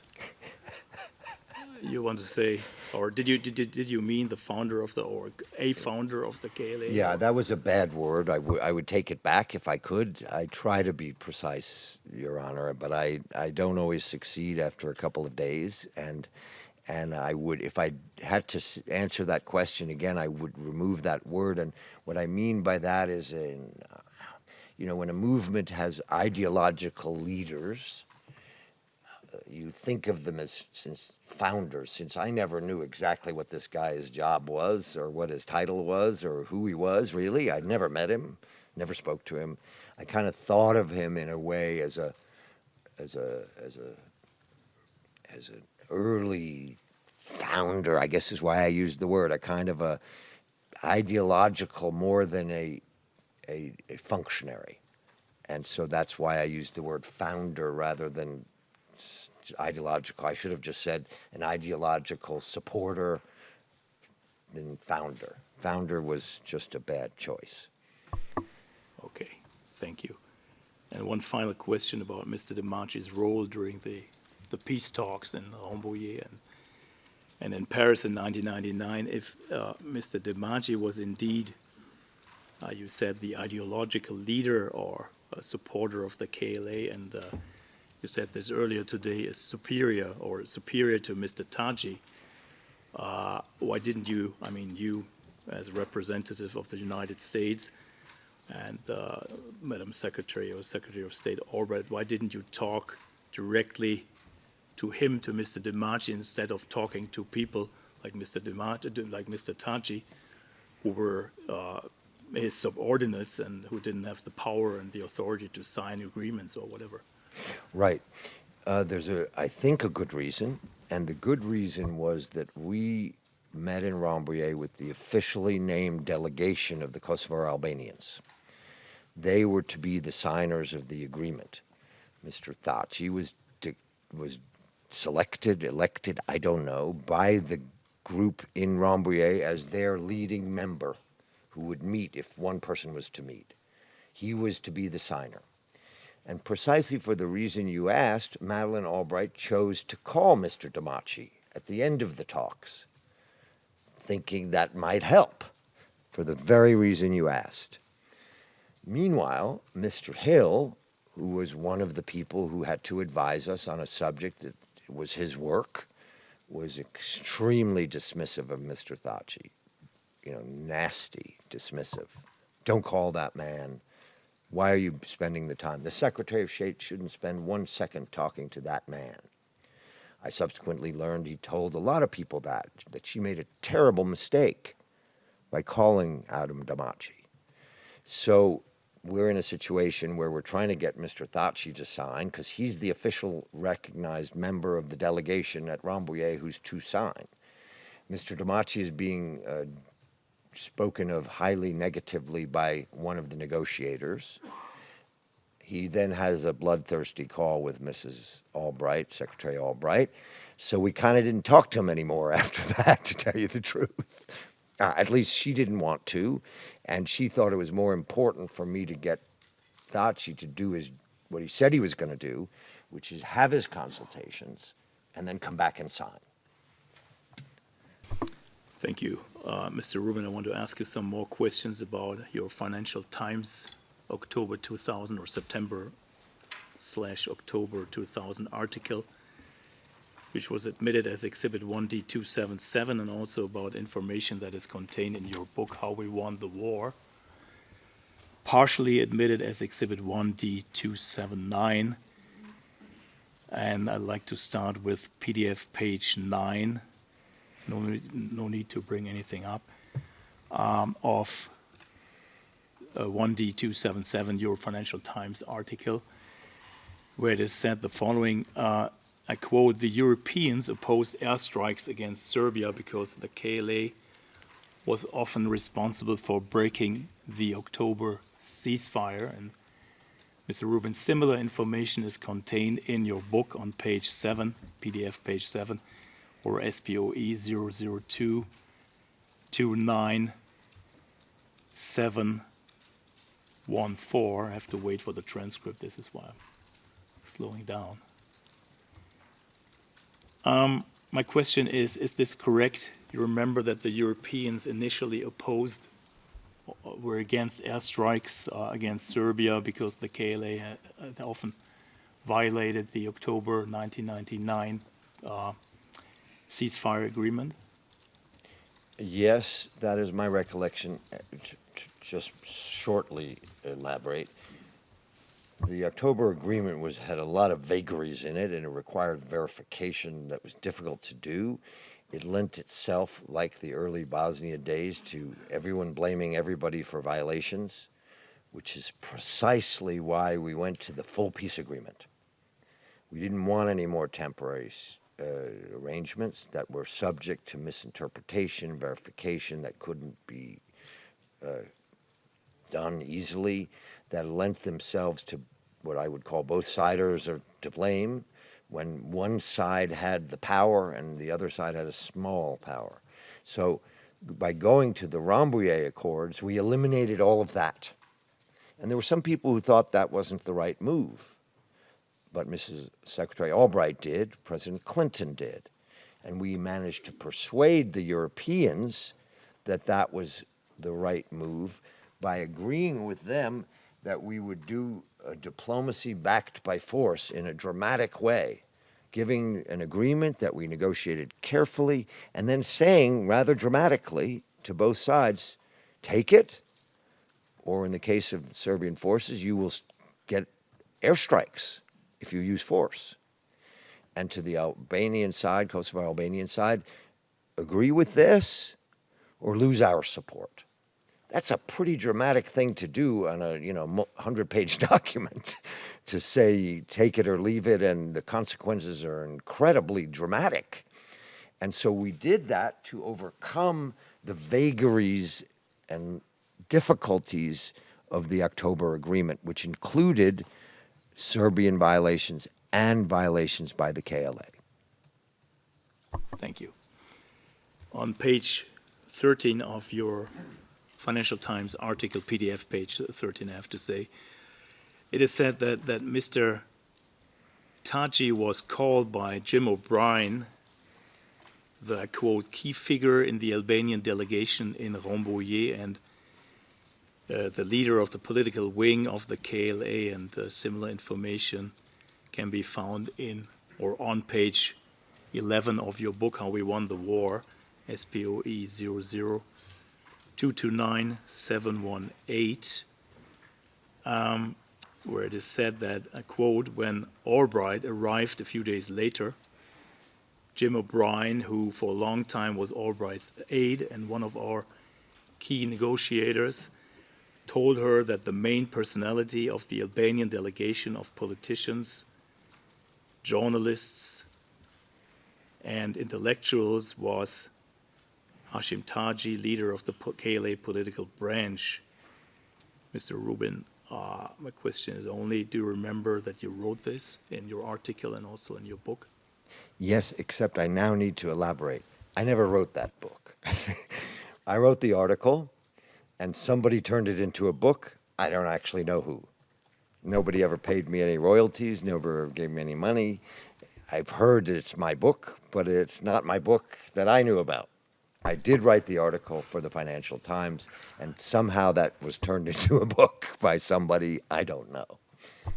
Okay. But nothing in there strikes me as wrong, but I should keep saying it's not my book, just because I'm trying to be as precise as I can for you. That is good, and this is good information. Mr. Rubin, I'm grateful.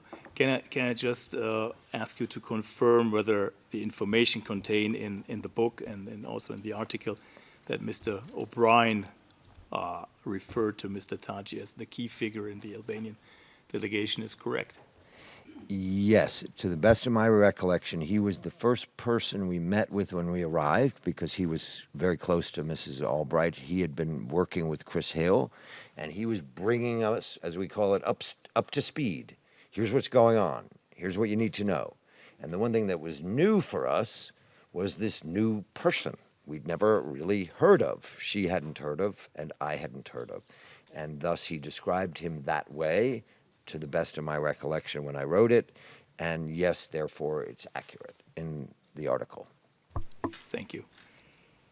And on page 14 of Exhibit 1D277, again, this is your article, one can read that the other Albanian representatives at Rambouillet would not make a decision without Mr. Thaçi. And again, this is also, or similar information can also be found on page 12, SPOE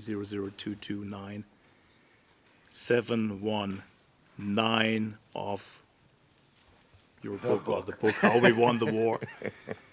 I would like to know from you now, very briefly, do you remember that you wrote this, at least in your article, and is this information still correct? I do, and yes.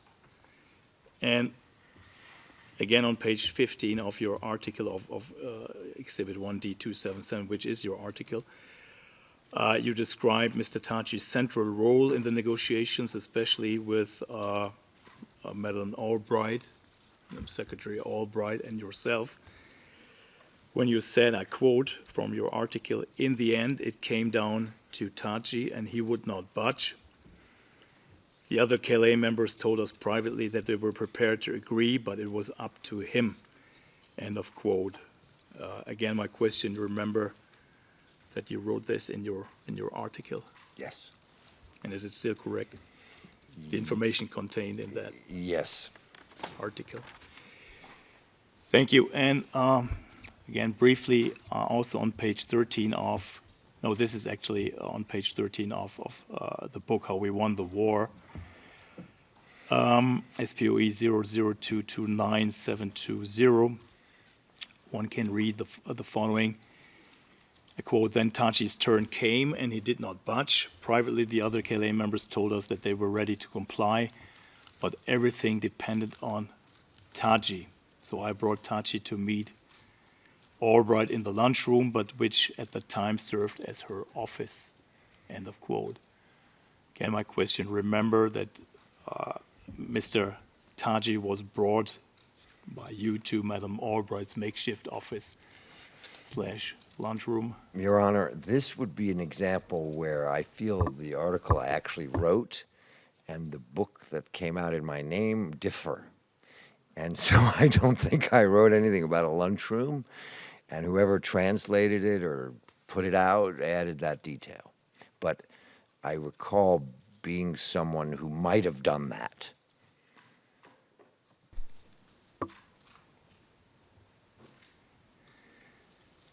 Thank you. I'd like to move on to another question on page 15 of the book, How We Won the War, SPOE 00229-722. It reads, quote, "As it seemed, Thaçi had not given his final approval, and the rest of the delegation hesitated to accept it without him." End of quote. Do you recall that this happened? Yes. So Mr. Thaçi did not give his final approval, and the rest of the delegation was hesitant Correct. to accept it without him. Thank you. Also on page 15 of the book, How We Won the War, the following can be found. I quote, "He," and this is a reference to Jim O'Brien again, "informed me that Mr. Thaçi had accepted to let Soroy sign the interim agreement on behalf of the Albanian delegation." End of quote. Same question as before. Do you remember that, Mr. O'Brien, or is the information contained in this part of the book correct? Do you remember that Mr. O'Brien told you that Mr. Thaçi had accepted to let Mr. Soroy sign the interim agreement? I need to correct that because if it was in the book, which I trust that you read it accurately, the book misrepresented what was signed. It wasn't the agreement. It was merely an expression of intent to sign an agreement in principle, which had to be delayed for 2 or 3 weeks for them to actually sign. But I recall Mr. O'Brien saying that Thaçi had assented after he and I had talked about this compromise, agreement in principle versus agreement. He had assented to Mr. Soroy signing it. I even remember giving Mr. Soroy my pen to sign it. Thank you. Actually, it was called, maybe I read too fast, an interim agreement. Yeah, and I guess that would be, again, the book sort of adjusting what I was talking about, which is an intent to sign or a statement of principle, which could be described as an interim agreement, but I probably wouldn't have written those words. Thank you. This is clear now, I think. And do you know why Mr. Thaçi had Mr. Sorer sign the, I call it interim agreement, the document, and why he did not sign it himself? I don't know. I have a strong suspicion is because it precisely fit with the compromise we had agreed to, which is that he felt that they would sign the full agreement once he did the consultations. But because of the pressure he was under and the fear that that pressure created for a young man, he was a very young man at the time. The whole world is boring in on him. Madeleine Albright is telling him you're going to be responsible for the death of all your people. It was an extremely intense emotional moment, as much as I can remember in all my years of government. And so he wanted to support the goal of peace through this agreement, but he knew he had to do something to meet our needs, but he didn't want to put his name to it until he had consulted with his higher-ups, his people, and others. And Mr. Soroy didn't have these problems? Apparently with not. Higher-ups? Mr. Soroy was an unusual man. He was a journalist. He didn't have a political party. He was quite a confident man, and he didn't have those problems. Understood. Much older. Thank you. On page 19 of the book, How We Won the War, SPOE 00229-726, one can read the following, I quote, "When the peace conference resumed after 3 weeks, Albright sent me to Paris with clear instructions. Go there and make sure that your friend Hashim Thaçi signs it this time. I arrived in Paris, convinced that Thaçi would sign it, confident when I invited him for lunch at the residence of the US ambassador in Paris. Thaçi did his utmost to tone down the results of the latest catastrophic meeting with Albright. In the last sentence, he immediately told me that he had the authority to sign on behalf of the KLA. Can I ask you, is this information correct? Did Mr. Thaçi tell you that he had the authority to sign on behalf of the KLA? Yes, as I recall it. Thank you. And now my final questions, also in relation to the book, How We Won the War, and this can be found on page 19, just for the record of that book. It says, I quote, "In that 3-week interval, there was a split in the KLA leadership, since a small group of extremists insisted on independence, whereas those who opposed it were deprived of decision-making in the future," end of quote. And Mr. Rubin, during your direct examination by the Thaçi defense, you said, if I recall correctly, those extremists were sidelined, and I'm referring to page 39 of yesterday's real-time transcript. Once again, and for the last time, is this what Mr. Thaçi told you? That those who were opposed the agreement were deprived of decision-making in the future? He was never that specific to me about the organizational structure of the KLA or his own the different people. A lot of this I'm writing is surmise, judgments that I can make based on different information. I don't think he was ever that specific to me, but I think that I believed that to be true, that it appeared to be true, and thus I wrote the sentence to that effect. Whether it was the exact sentence because it's not the article, it's the book, I don't know, but I wrote something to that effect because I thought that was true. And it would have only come from him, plus maybe other sourcing. But I can't remember what the sourcing was. Thank you. Since the agreement was ultimately signed by the Kosovo Albanian delegation on the 18th of March 1999, if I remember correctly, and since Mr. Demaci was, as you said, as an ideological leader against the agreement because he was in favor of independence, and this is why you called him an extremist. Was he one of the people who were, as you said it, as you put it, sidelined or deprived of decision making in the future? That may be what we call, hoped for language. Sometimes you write things because you hope they're true. Yeah, I certainly got that impression, and I wanted it to be true as well. So, in other words, are you aware whether he played any role or whether he didn't play any role anymore after the signing of the Rambouillet/Paris agreement? Thank you. That helps me answer the question precisely. I think during the course of the subsequent months, when I spent more time in Kosovo in the mountains, for example, or in subsequent trips, all of the information I received, because we all came back to Rambouillet, it was always discussed. I think somebody told me that I relied on, that I regarded as authoritative, probably some combination of Thaçi, the embassy, others, led me to believe that Mr. Adam Demaci was no longer as a significant a player in this movement as he had been prior to Rambouillet. And so thus, yes, sidelined. Thank you very much. I have no further questions. Thank you. Judge Mitro. Thank you, Judge Smith, and good afternoon, Mr. Rubin. Good afternoon.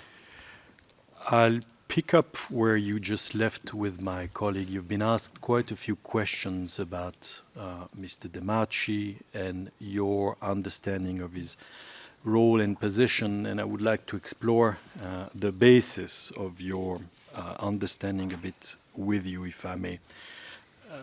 The first thing, and I think you've said it yesterday, but I'll ask you again, is did you ever meet with Mr. Demaci? No. Did you ever have any personal contact with him? No, except when Madeleine Albright spoke to someone, it felt as if I had personal contact because that's how close I was with Mrs. Albright. She was next to me when she spoke to him and described the conversation in great detail, but it was her speaking to him, not me. Do you know of any decision taken by Mr. Demaci in respect of the KLA? No. And the answer to this question might be built in your last answer, but do you know of any order that Mr. Demaci would have ever issued in his capacity as a KLA member to anyone? No. Do you know who chose Mr. Demaci to be a political representative of the KLA? No. Do you know what his marching order or his tasks were as they were given to him as a political representative of the KLA?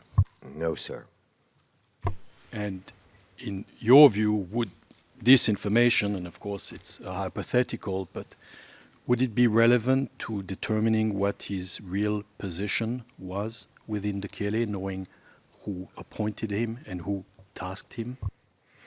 In my opinion, which you asked for, and I want to give it, he had a role, a big role, but it was what I call an ideological role, not a mechanical role, not a executive role.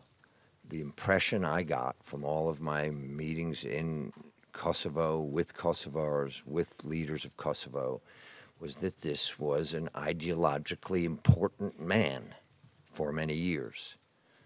And so his views about independence were therefore very important to the people who I was dealing with. But not in the mechanistic way you've asked me, so I don't know, and so I hope I've been responsive. Well, you have been responsive. I think my question was not really well phrased. In a military structure, as the KLA was, would it be relevant to know who appoints whom to a position, to know what their respective hierarchical position is? Absolutely. If we would agree that the KLA had a military structure, which I would dispute from my experience. Now, I want to go to the role and position of Mr. Demaci on Rambouillet and the negotiation, and you've already touched upon all of these, but I'll take you through that path once again. Is it fair to suggest that Demaci's opposition to any agreement in Rambouillet was that would fall short of independence was well known at the time? Would you agree with that? It was well known once Madeleine Albright spoke to him. It was well known to me and her and others. And are you aware of the fact that Mr. Demaci at the time considered that to sign any interim agreement would be an error on the part of the KLA? Were you aware of this? I got that impression, yes. Now, during the negotiation process, and we've just seen it a moment ago, there were indications that Mr. Thaçi either went or tried to go to Slovenia to meet with Mr. Demaci to convince him to change his mind on this issue. Do you recall these questions? Yes. And it's fair to say that Mr. Thaçi failed to make Mr. Demaci change his mind on this, correct? That seems fair.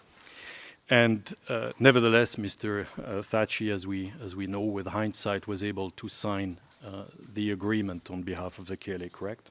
Correct. So would you agree with the suggestion that as far as the KLA was concerned, the view of Mr. Thaçi prevailed over that of Mr. Demaci, and that they were somehow able either to overcome or to ignore the views of Mr. Demaci on this matter? Would you agree with that?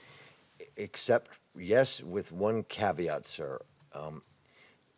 Hashim Thaçi had something Adam Demaci didn't have, which is the promise from the United States of America and the U.S. military and the NATO alliance and the West and the world in his hands that if I sign and the Serbs don't sign, the United States of America will initiate military campaign against the Serb forces.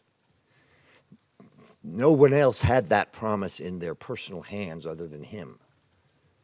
The world sort of knew that. It was implied in all the public articles, but we had made that commitment to him personally. I did. Mrs. Albright, Secretary Albright did. I believe Wes Clark did as well, the NATO Supreme Allied Commander. So to have that information in an amorphous situation like that made Mr. Thaçi's views very powerful, regardless of his status in any organization that might or might not have a structure. Nobody else had that, and that gave him power. Thank my you. Opinion.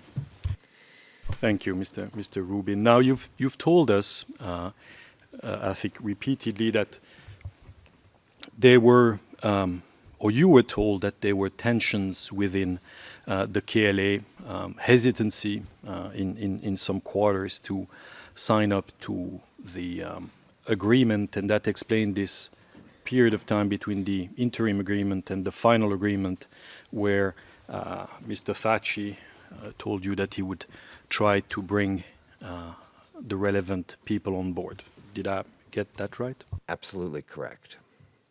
And again, you've repeated it, going through it, but you were given assurances that by Mr. Thaçi that once these consultation would take place, that he would be in a position to sign, correct? I would say best good faith efforts, but yes, assurances is probably a good word, well chosen. And as he had committed, they were indeed able to overcome any resistance that might have existed at that time and sign the agreement, correct? Yes. I'd like to show you another document that falls into this period of time, and I'm trying, of course, through you to figure out what happened chronologically. And I'll ask the registry to please bring up DHT 05178 to DHT 05179.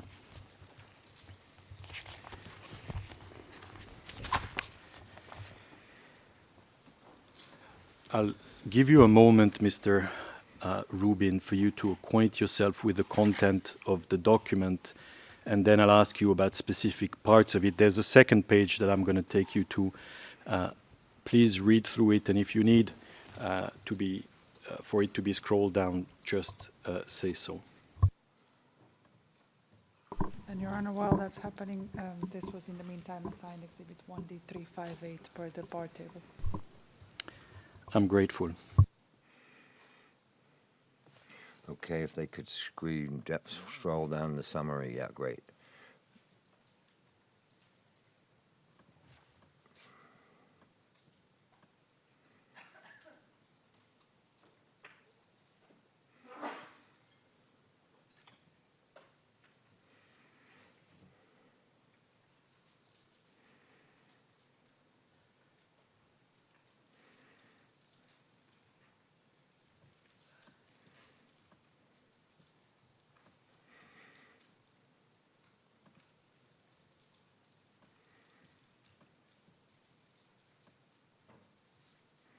Okay, if they could scroll down a little bit more, I can finish. All right. Okay, we could go to the next page. We'll stay there for a Okay. second, Mr. I'll take you to the second page in a second. If I can ask you to look at the left-hand side of the document under number 1, towards the second part of the paragraph, there's a sentence that starts with the words Buya and Krasniqi. Can you see that? Yes. So this we know from the document refers to Ram Buya and Jakub Krasniqi, whom I suppose you knew at the time, correct? Krasniqi, yes. The other name, I can't remember all this now. Now it says Buya and Krasniqi confirmed there is a serious conflict inside the KLA over Rambouillet, and that their principal antagonist is a KLA political representative, Adem Demaci. Buya and Krasniqi expressed determined confidence that Demaci's opposition would be overcome. Do you see that? I do, sir. And that's again the sort of reassurances, if you agree, that the members of the general staff at the time were communicating to you, the US government, that they would be able to overcome Demaci. Is that fair? Yes. Then can we please turn to the next page? And I'll ask you to do the same. I'll give you a second, Mr. Rubin. I'll take you to the relevant part, but please feel free to scan through this page.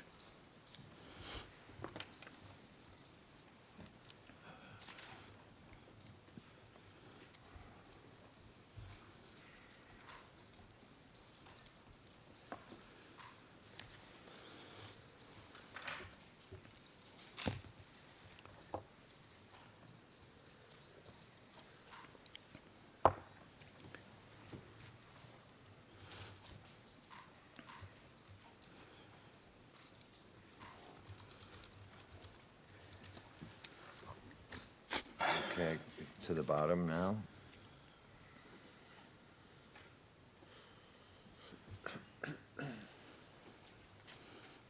Okay. So if we can scroll back up, please, to point 5, you will see that there's a brief summary about the fact that general staff officers were conspicuous by their absence. Only Celik, that refers to Fatmir Limay, was present to welcome the returning delegation. And then the parenthesis that says Rambuya advised that the general staff was meeting elsewhere with KLA political representative Demaci. And then on the point 6, it says, as noted above, Buya commented that the general staff was meeting that afternoon with Demaci. Buya indicated that he, Krasniqi, and Sulia, that's Azem Sula, would participate. Asked about Demaci, both Krasniqi and Buya said stiffly that they would, quote, unquote, take care of him, and that his opposition both to the Rambouillet package and to the provisional government proposed by Rugova, Chosia, and Thaçi on February 24 would be overcome. And it says then that the provisional government was intended to administer Kosovo following the expected Rambouillet agreement until elections were held. Do you see that? Yes, sir. I'll ask him. Do you recall, or I'll ask it differently, were these assurances given by Mr. Krasniqi and Buya communicated to you at the time? No. And when Mr. Krasniqi and Buya used the expression, the stiff expression, according to this memorandum, that they would take care of Mr. Demaci, do you know what they did to take care of him? I'm glad you asked that question, sir. I noted the author or signed cable was Mr. Hill, Christopher Hill, the ambassador in Macedonia, former Yugoslav Republic of Macedonia. This was a rather typical Chris Hill cable, doing his best to describe the KLA as thugs, using language that make them seem like thugs. And what I always found interesting was traveling with Mr. Hill later in Kosovo and being with Mr. Hill in Rambouillet. I would hear the same words from members of the KLA, from any Albanian, frankly, other than LDK Representative Rugova, and I would hear someone telling me something that seemed normal enough to me, and he would assign the most pernicious, dark view of whatever they were saying. So the fact that Mr. Hill is signing this cable and using this phrase, they would take care of him, in quotes, sounds like they were going to kill him, is what he's saying. That's what the cable, given reading a lot of cables in my life, this is a cable where I would go, ho, they're saying they're going to kill him. That's what this cable sounds like. I'll stop you there because maybe I misled you with my question.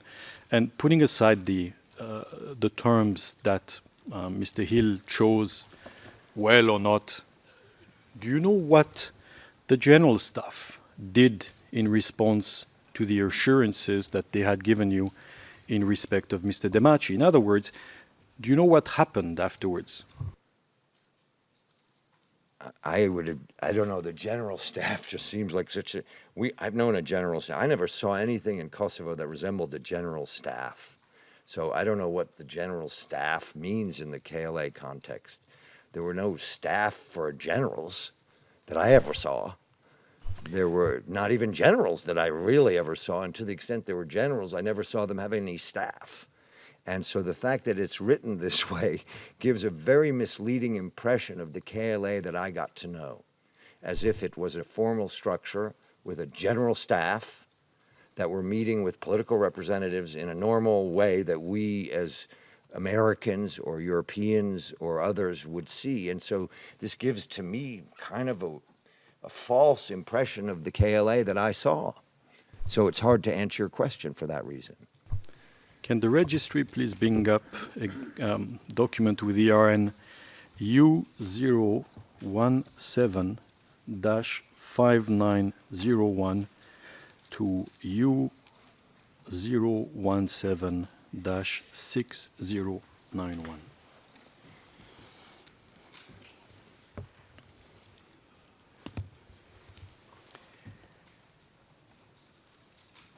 So, just to give you a bit of context about what that is, this is a book made up of interviews given by Ramush Haradinaj, and they turned it into a book. Do you understand? Yes. And if we could turn to page 120 of the book, I think it's page 116 of the PDF, and it should have an ERN of U017-616. We'll start at the top of the page. You will see, if you read or scan the first paragraph, that Mr. Haradinaj says that he was never formally informed of the appointment of Adem Demaci as general political representative of the KLA, but that he learned about it in the media. Do you see that? Yes. And if we can scroll down a little bit, please. Then Mr. Haradinaj is being asked whether he met Mr. Demaci in the context of Rambouillet, and his answer, as you can read it, I'll read it for the transcript, is this. I met Adem Demaci only once, and it was during the conference in Rambouillet. We met in the Berisha Mountains at the headquarters of the KLA General Staff. We were at a working meeting. I did not even have a chance to greet him. I saw him coming out of the meeting in a very nervous state. Do you see that? I do, sir. Can we please turn to the next page? Then he's being asked, did you know why Demaci was so nervous? And Mr. Haradinaj's response, as recorded, is, I did not consider Demaci's departure from his position a good thing. I thought it illogical that Adem Demaci, as a personality in the name of the KLA, would speak against, shout at, and threaten national and international personalities, and then resign as if nothing had happened. I had nothing against his appointment, to which I did not contribute, nor did I think it would become a calamity someday. But I did not like the fact that one day this man, who identified himself with us, was not around anymore. I did not understand why these things were happening. The zone commanders asked me to meet with him. I wanted to meet with Adem Demaci and see what he thought about what was going on. This meant that I would ask about his appointment and why was he being removed. The lab commander, Rustem Mustafa, Remy, had closer tie with Demaci. I talked to him about Demaci's activity and position. I asked Remy to invite Uncle Adem to a meeting with the zone commanders and to discuss his stand on Rambouillet and other current problems. When I arrived at the meeting, Demaci was walking out. And if we can scroll down a bit.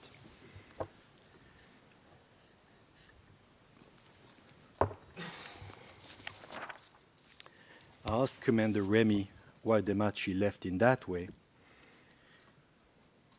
He exchanged words with Jakub Krasniqi, got very nervous, and left, he told me. Demaci had exchanged words with some others there. I do not know exactly with whom. I know that Hashim Thaçi had not come back yet. Later, Remy told me that Demaci was criticized for his work practices and for several proposals that he had made, I think, why he had consulted Mahmoud Bakali, or why he had proposed him in a group he wanted to set up. He was also criticized for not setting up a mechanism he had promised to set up, like the National Assembly. Demaci became irritated and left the meeting demonstratively. Now, were you aware of any of these events that Mr. Haradinaj describes here? I was not at that time. I began to have my doubts about Mr. Haradinaj's description of events later when I met him in Pristina. He was someone who tended to exaggerate. I found him to be a accurate, credible interlocutor and tended not to believe what he told me. Well, let's stop at this part of what he says. Do you have any reason to dispute anything in this account? Yes, when he said the general staff meeting, I think it's the same place I was, and I wouldn't call it a general staff meeting of any kind. It was a hut with a bunch of couches. And to describe that as a general staff office strikes me as absurd. Anything else in his account you wish to take issue with? I would take issue with, it doesn't make any sense. The whole argument is I liked him, I didn't like him, I liked him, I didn't understand him, why was he there, why was he not there? It was a long account that never actually said anything. That's what I would dispute. It didn't give me any information about why he left or what he did or why he liked him or didn't like him. So it was just a bunch of ruminations that strike me as not very informative. Other than that, I thought it was very interesting because I'd never seen it before. And we know that a couple of days later, Mr. Demaci resigned, as you agreed yesterday, correct?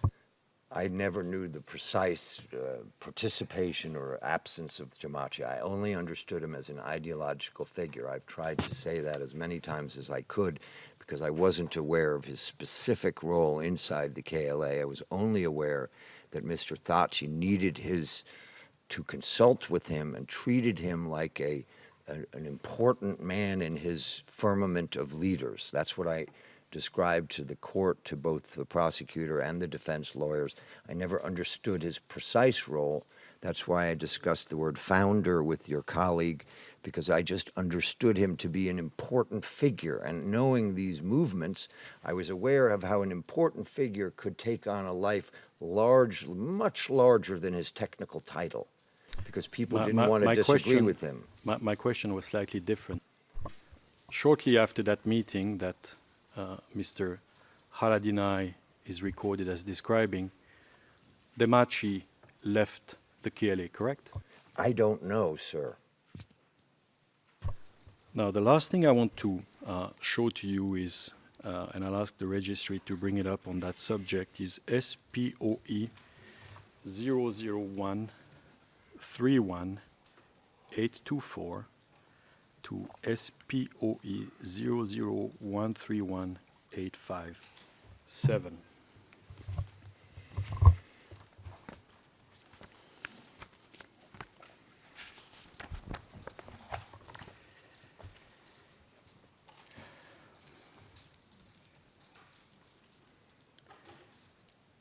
And to give you some context, Mr. Rubin, that is a book of memoirs, if you want, written in the same style in a way as the book we saw before, but this one is a book written by Recep Salimi, and I think you've indicated you know who Recep Salimi is, right? Only by words or reputation. I don't believe I met him. If I did, I don't recall meeting him. But I know the name. Could we please go to page 280 of the book? It bears the RN SPOE 001318556.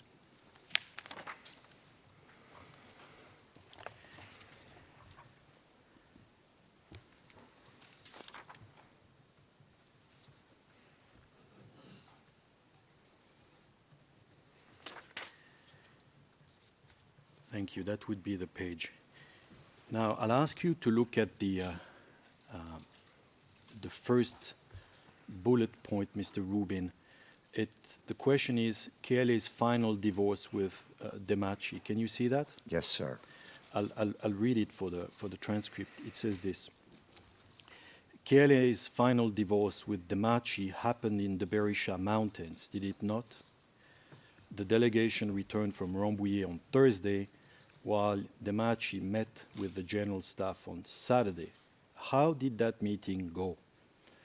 And the recorded answer of Mr. Salimi is this. Demaci left the general staff meeting. He insisted that the deal was not signed at all and attempted to use his influence on zone commanders. But the zone commanders ignored him. So his silence since then has shown his disappointment or failure. His silence or disengagement in the various processes has been unjustified and has left a void in his otherwise very fruitful life as a symbol of national resistance. So, assuming, of course, that the record of what Mr. Salimi said here is correct, would you agree that Mr. Demaci failed to obtain the support of the zone commander or commanders in respect of his objection to the signing of Rambouillet? Yes, Your Honor. And it would seem, doesn't it, that the only figure that at this stage, at least, was still opposed to Rambouillet was Demaci, correct? I don't know that. I just know that what I'm reading. I don't know whether there was anyone else. And as we've seen a moment ago, the general staff was able to bat away the objection of Mr. Demaci and to proceed to sign Rambouillet, correct? Sir, I have trouble with general staff, but this particular guy doesn't sound very credible. He doubted NATO was going to intervene in the next paragraph. He said, I was skeptical NATO would intervene. I didn't think they'd do this. I thought they wouldn't do it. I didn't trust them. I didn't believe them. Well, I find that interesting about him because I tried to read and understand who this person was, and 2 paragraphs down, he's just wrong. Well, do you know that this particular guy, as you choose to call him, was himself a member of the general staff at the time? Do you think he would know what general staff there may or may not have been at the time? I think he was very not aware of the world situation that Mr. Thaçi was made aware of at Rambouillet, that NATO was going to attack. And he's showing a lack of understanding of NATO and what the West was prepared to do 2 paragraphs down where he doubts that it happened. He admits that I thought they weren't going to do it so fast. I'm speaking from a professional. I was skeptical, and NATO had given Serbia another chance. I could also believe it. So he's doubting what actually happened. But do you think that as a general staff member, as he claimed to be at the time, he would know if such a thing existed, or do you think you know better than him? I don't think I know better. I don't think that the outsiders understood this place very well at all. And I think when I've seen memoirs written, people write about themselves. They don't write about it from an objective point of view. I had no opinion about these people. I had my goal was Madeleine Albright's goal. So I was looking at it as an outsider. Who's doing what? Who's got this? Who's got that? These are people positioning themselves within their organization, writing books about who's important, who's not, who's in charge, who's not. I've seen that happen in the U.S. government. I've seen that happen in every organization. I tend to doubt those people. But in the case of the decision-making of the KLA, as an outside observer with no fish to fry, no bone to pick, no desire to pick somebody over the other, I observed a power structure. And now I'm reading two different versions of people whose views don't seem to comport with reality. And so I'm trying to offer that as an evidence of someone as an outsider about the KLA who doesn't have a bias. I don't think. I am biased. Thank you. Now, and if necessary, I'll take you to your own statement, Mr. Rubin, but am I right to understand that Mr. Thaçi was only able to sign the Rambouillet agreement after he had been given the approval of the general staff, or what he described as the general staff for that purpose? In other words, having received the general staff agreement, he was then in a position to sign the agreement. To my understanding, that's incorrect, Your Honor, because I never understood him reporting to a general staff. He never described himself reporting to a general staff. And having observed the zone commanders in their hideout, I never observed the existence of a general staff. What I knew from Mr. Thaçi was that he had to consult with the leadership community, the political leaders, the military leaders, not the general staff. And I think this word general staff is very misleading from my experience actually on the ground with the KLA. Can the registry please bring up DHT 05010, please?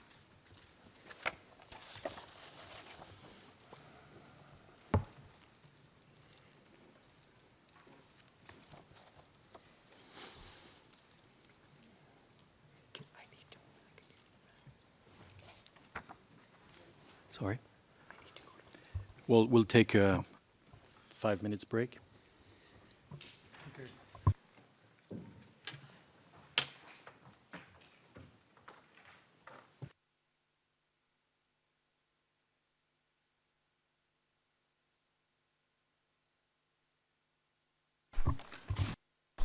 We'll make it a 10-minute break.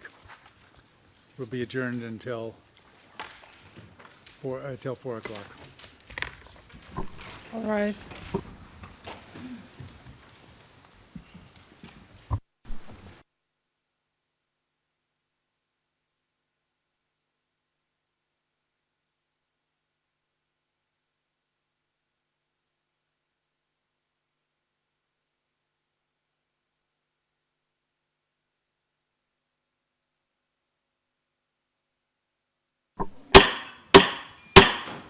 All rise.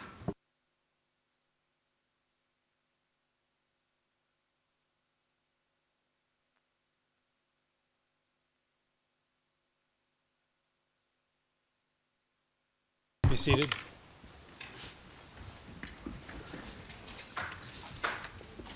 Please bring the witness in.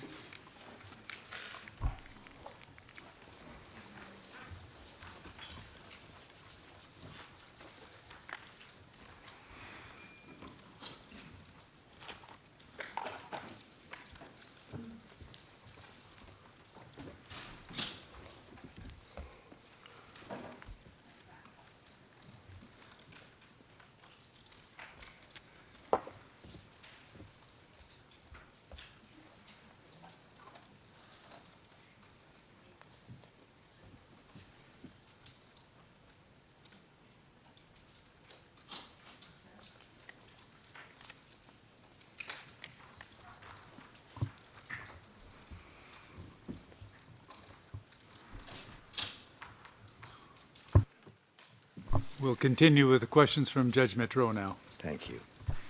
And I apologize to you, Mr. Rubin, for not giving you the courtesy of a break earlier. Could the registry bring up its DHT 05010, and it's now become an admitted defense exhibit under the number 1D300. And I'm showing you the first page, Mr. Rubin, so you can see what that is and where it comes from.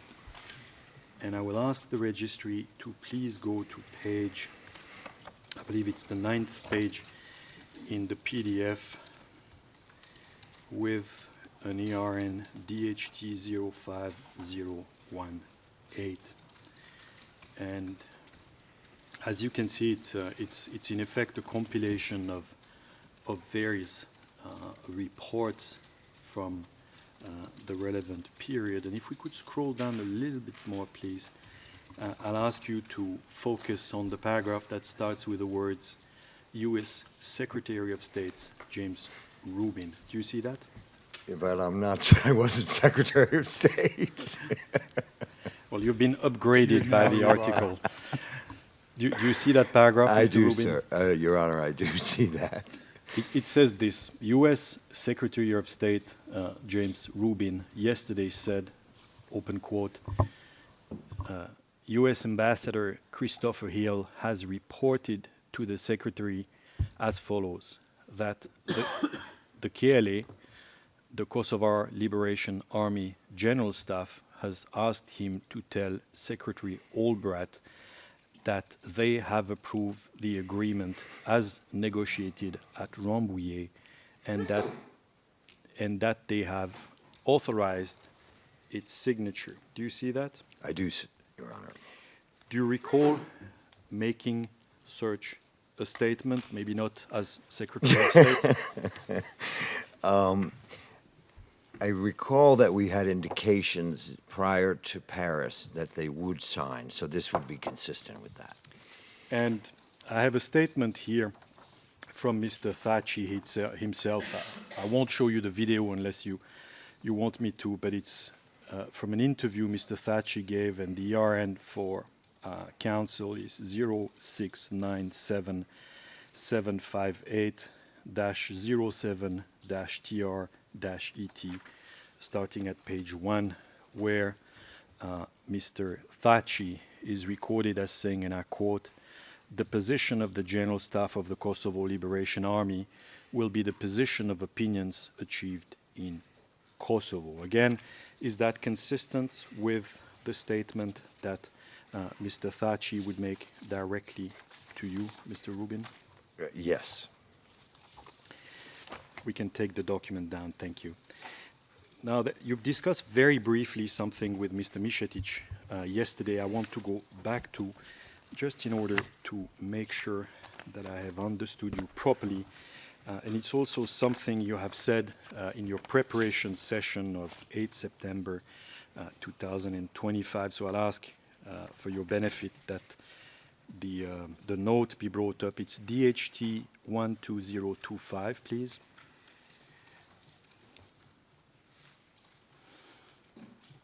And for the record, the discussion of yesterday was at page 44 and following of the real-time transcript. So that's the record of your, that was taken of your meeting with the defense, Mr. Rubin. And if we can go to page 2, please. And I'll ask you to focus on paragraph 5, which I'll ask you to quickly scan for us.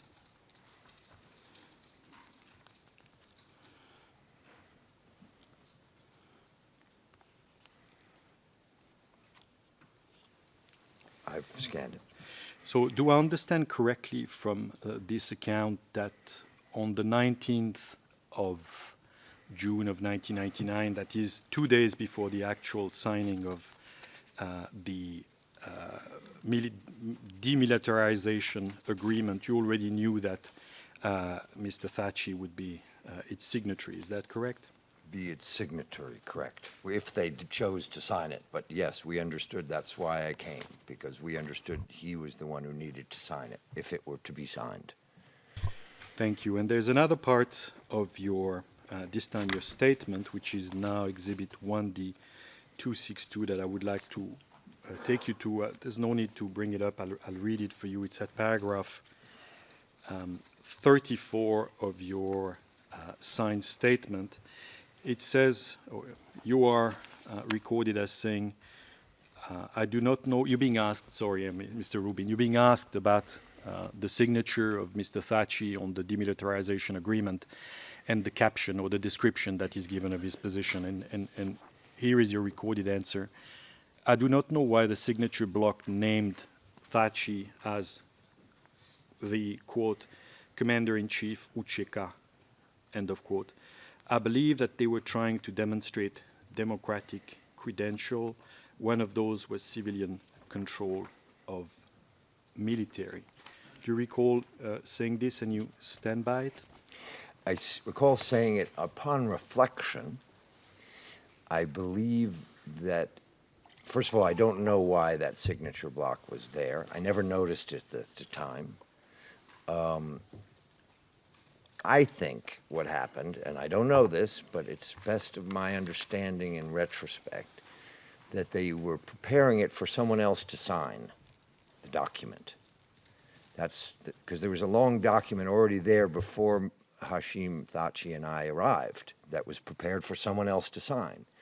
Then as they got close to completion, they, the British and the NATO rep, were told, no, Mr. Thaçi's going to sign it. And then we went through a series of adjustments of the document. My best guess on something that's probably not knowable is that they thought Agum Čeko was going to sign it, who was described as it. You asked me to the best of my, you asked me if I remember saying it, and then you asked me if I still believed it. Yes, my question is much simpler. I'm not asking for you to hypothesize at this stage, Mr. Rubin. I'm just asking you whether the statement I've read to you was made and whether you stood by it. Well, that's why I answered it that way, because I don't want to stand by it precisely. I don't want to stand by it precisely because on reflection, I think that was one thought, which was to show they had civilian control of the military, they had democratic values, those were one of the ways you showed you were a democracy, to have civilian control of the military. And he was clearly a civilian, dressed in civilian clothes, every time I met him. But upon reflection, when you ask me, do I stand by it, that's why I'm reflecting on it. Because in reflection, if I were to give a more thoughtful answer, I would say, I don't know, but my best guess is that it wasn't prepared for him and that it was prepared for Mr. Čeko. And then at the last minute, when they found out Mr. Thaçi had to sign it, they didn't change the signature block. That's my best guess. They being those who prepared the actual typing of the document at the time in the mountains. Thank you. Sticking with the first version, or the first guess, to use your word, that of civilian control, would you agree that if you wanted to verify whether the military part of the KLA was subject at that point to any form of civilian control, you'd have to know a bit how it's working internally? Orders, reports, meetings, records of meetings, if you wanted to verify whether any such thing existed. Would you agree with that? No, I wouldn't agree with that, sir, because, Your Honor, we're dealing with a group that is never governed, that is not a country, that is not an army, that is not a military structure, and they are trying to appeal to the West, to the Western values. So they say a lot of things that Western leaders want to hear. We will be tolerant. We will not seek retributive justice. We want civilian control of the military. We want democratic values. This is my understanding of what they were saying to us. Whether they would follow through on it only became clear in time. So I don't think the procedures of the KLA General Staff, which I didn't really think existed, nor the KLA structure, which I never really saw other than that moment where I really understood how amorphous it was, I would have wanted to verify that because I was trying to communicate a desire on their part to appeal to us, which wouldn't have been actually true. It would be just an aspiration. And so I couldn't verify it in that way because I didn't think that would be appropriate. I was trying to explain why this anomaly existed. And I do regard it as an anomaly. Do you know who appointed Agim Cecu to be the chief of the general staff of the KLA? I do not know who appointed him. Do you know perhaps who Agim Cecu reported to at that time? I know only that General Reith, my military contact, called him the commander of the KLA over and over again. General Reith said that to me. They all treated him like the commander. So to my mind, since again, I didn't regard them as a highly organized structure. They were a new organization. They didn't really have a structure. But the guy who knew them best, who had worked with them for the longest, said to me, Cecu was the commander, the commander. That's what he called him, the commander. Do you know who Mr. Cecu reported to at the time? Sir, Your Honor, I think I said I didn't know that, but I was trying to explain what I did know and what I didn't know, Your Honor. So you don't know of any reporting, for example, that he would make to the so-called provisional government or to any of its ministers, correct? We didn't really regard the provisional government was an aspiration, not a reality. There was no provisional government. They just said they wanted to create one, and at that time they were under attack. They were all in separate places. There was no place they could be a government. All of them were in different locations. There is no way to describe them as a provisional government, so I most certainly didn't think that Mr. Cecu, General Cecu, who was called General Cecu, was reporting to a provisional government that was an aspiration, not a reality. Sir, Your Honor.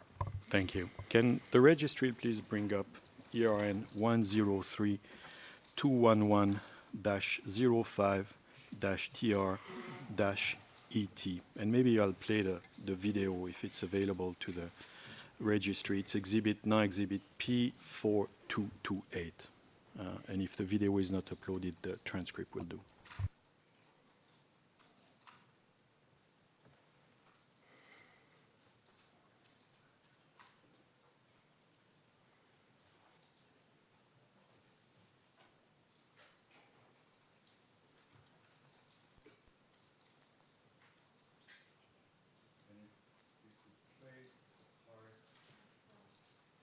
I apologize.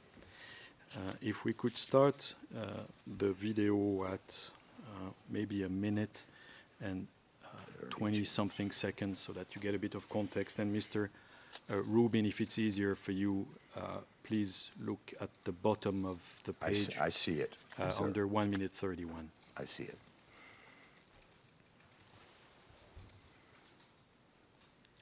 And if we could scroll the transcript a little bit so that the entire answer is apparent. Thank you.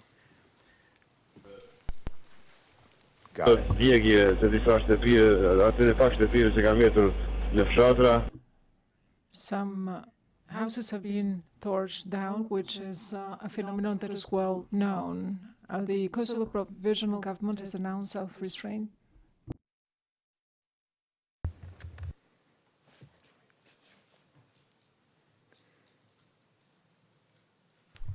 We were getting some interference, Mr. I can read it if that's helpful. What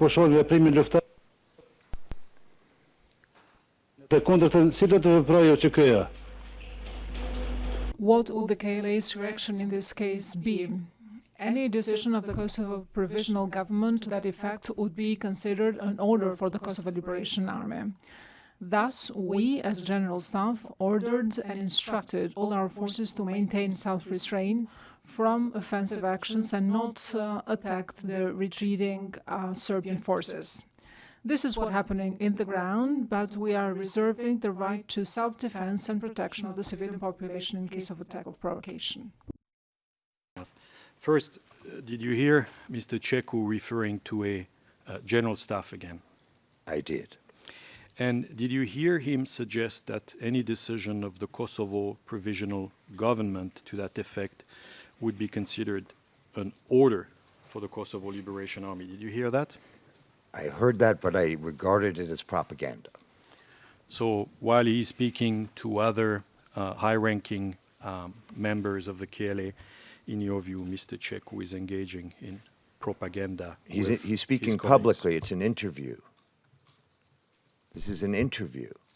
So I regarded this as a public statement, and I often heard KLA representatives from many different communiques issued acting as if there was a provisional government. I went to extraordinary lengths to explain to councils that we didn't think there was a provisional government. We didn't speak about a provisional government. There couldn't be a provisional government because there wasn't a country. There wasn't a control over their territory. There wasn't anything that could be called a government. They had an aspiration to have a provisional government, but he's now describing what he wants the world to hear, that we are a military responding to a civilian government, which is a precise way of communicating democratic values in the precise way I speculated as to why it said Commander-in-Chief, to show the world that they do have democratic values, that their military, their commander, Mr. General Cheku, is responding to a civilian authority. Precisely what I would assume a group like the KLA would want to manipulate the public into believing that that's the way things worked back then. When my observation was there was no provisional government. We weren't prepared to recognize it. There was no government. There was just people fighting for their lives in a war zone. So I'll summarize, and if I think it can be answered in a yes or no, and if it's not accurate or not complete, please conclude it. But in your view, there was no general staff, no provisional government of Kosovo to speak about, and all of their respective members were pretending to be members of entities that did not exist. That doesn't resemble anything I said today, and I'm very, very sorry if I ever gave that impression. That's not what I intended. I was merely pointing out, Your Honor, that in a situation of a war zone, when you're actually observing it, when you're actually there on the ground, when you're participating in a high-stakes negotiation with a group of people who are trying to win their freedom, they are trying to present a view to you that they are an organized military so that they can get weapons from you. If they didn't purport to be an organized military with a general staff, it would be harder for them to get weapons from the West. So I pointed out that that was a normal thing for a group like that to do, to purport to be more organized and more described the way than they really were. And secondly, to try to communicate to the Western audiences through public statements and others that they were operating under civilian control and democratic principles. So not that they, the way you described, I didn't mean to diminish them in any way. I was merely pointing out that they were aspiring to these things as a group who were fighting for their freedom and had never had government and never had been oppressed and never saw their opportunity to govern. And so in their description of what they wanted us to believe about them to help them, they often exaggerated, which I would have done too if I were in their situation. But it was my job as an outsider to distinguish between what I saw and what they wanted me to believe in order for them to get what they wanted, which we didn't want to give them. Weapons to an organized structure, not possible for the reasons I told counsel in the lack of a command and control, the lack of an organized structure. Provisional government, aspiration, civilian control, aspiration, not reality. I'll touch a last subject, and we'll try to. I'll try to ask you questions that can be answered shortly, and it has to do with the phone call that you organized for Mr. Thaçi with President Clinton. Am I right to understand that this phone call that you organized was in a way a reward, and use a better word if you can find one, that you gave Mr. Thaçi for agreeing to the change of wording in the demilitarization agreement that you discussed earlier? Yes and no, Your Honor. I knew I could arrange that phone call. It was a congratulatory call. I had arranged in advance with the National Security Advisor that if I needed and wanted to, the President would be available. and I had to make a decision on the spot whether to authorize the call. When I saw that there was, a moment when it might be actually useful, when it would be a useful incentive, when a meaningless change was requested by General Jackson, that seemed to be the right time to pull out this last card I had in my pocket as a diplomatic negotiator, a call with the President of the United States. Truth is, I might have done it anyway. I don't know. I might have done it after they signed rather than before they signed, or I forget, he might have even done it after he signed. In other words, I might have done it without the word change, but I had it in my pocket. And that call, President Clinton only had it with Mr. Thaçi on that occasion, is that right? Correct. Not with Mr. Cecu. He had it with the signer of the agreement, yes, sir, Your Honor. And do you recall in what capacity President Clinton was talking to Mr. Thaçi? And we have the record of this call, so if it's useful to you, I'll show it to you. But using your memory, do you remember in what capacity? Leader. President Clinton refers, consistent with what you just said, as at the end of the call, he says that he admires Mr. Thaçi's leadership. Do you recall that? That would sound exactly what something President Clinton would say. And he was a leader of what, in your understanding? Leader is a term you use for someone who's making a hard decision. He's leading his country. And so this is not a term of art designed to mean anything legally. This is the term of art you use. As Jerry Adams, Madeleine Albright gave an example. He wasn't the commander-in-chief of the IRA, but he was a leader of the IRA's decision to become a political entity that would then make peace with its neighbors or its occupiers. And in much the same way, we felt Hashim Thaçi, a civilian, dressed as a civilian, always seemingly a civilian, although associated with the KLA, was a leader who was asked to sign this agreement, and President Clinton was praising his leadership, which he showed on many, many occasions, and everything he promised me he would do, he did, as a leader would. And for the record, if that assists the phone call, the record of the phone call is at 021080. Can we please see Exhibit 1D148, please?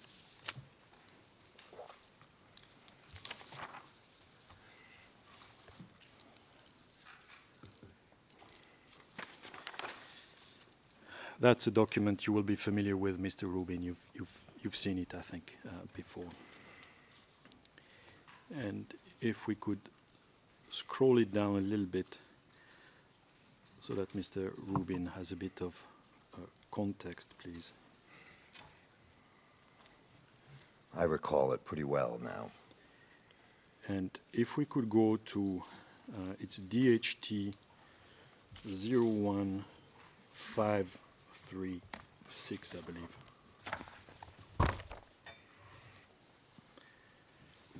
And it appears in several places, but I'll focus on that one.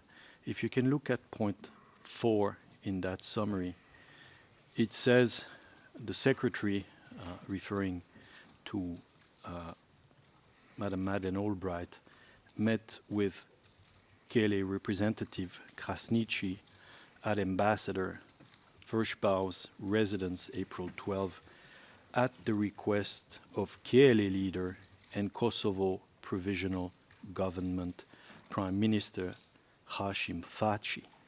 So was your understanding the understanding of the US administration at the time, to the extent you can answer that, was that Mr. Thaçi was the KLA leader or KLA leader and Kosovo Provisional Government PM at the time? Your Honor, I note the author of the cable very correctly used quotes around provisional government. Very importantly. What about the previous? The KLA leader, I thought of him as a KLA leader. I didn't think of him as the KLA leader, but a KLA leader. But you neglected to mention the quotes. The quotes are really important here. The reporter, again, junior official in the NATO embassy is writing down. He doesn't work on Kosovo all the time. He hears them call themselves he hears Krasniqi say Hashim Thaçi's the provisional government, PM. So he writes that down, but he knows that's weird. We don't recognize any government, so he puts it in quotes to show that we don't recognize the government. We don't think there's a government. He's making us know that that's their words, not his words.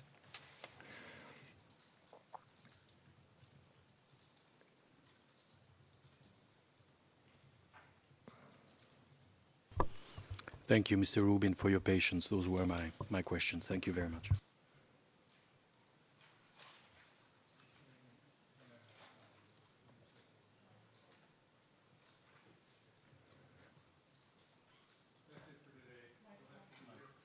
We'll have to be here again tomorrow morning.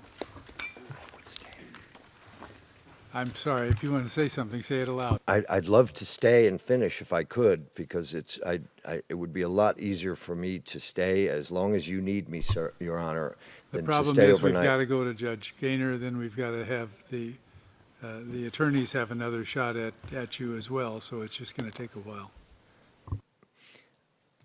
If it's up to me, I would stay. But if it's up to you, I know you can't do that. But I just wanted to offer to stay. I understand, Your Honor. I better get a hotel room, you're saying. Yes, you will stay until tomorrow. I'm sorry to hear that, Your Honor.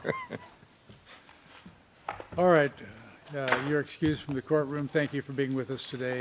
We'll see you tomorrow at 9. We'll do our best to be efficient tomorrow morning.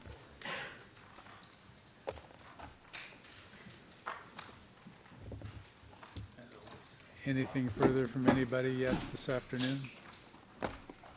Nobody stood up? Okay, we're adjourned until 9 tomorrow. All rise.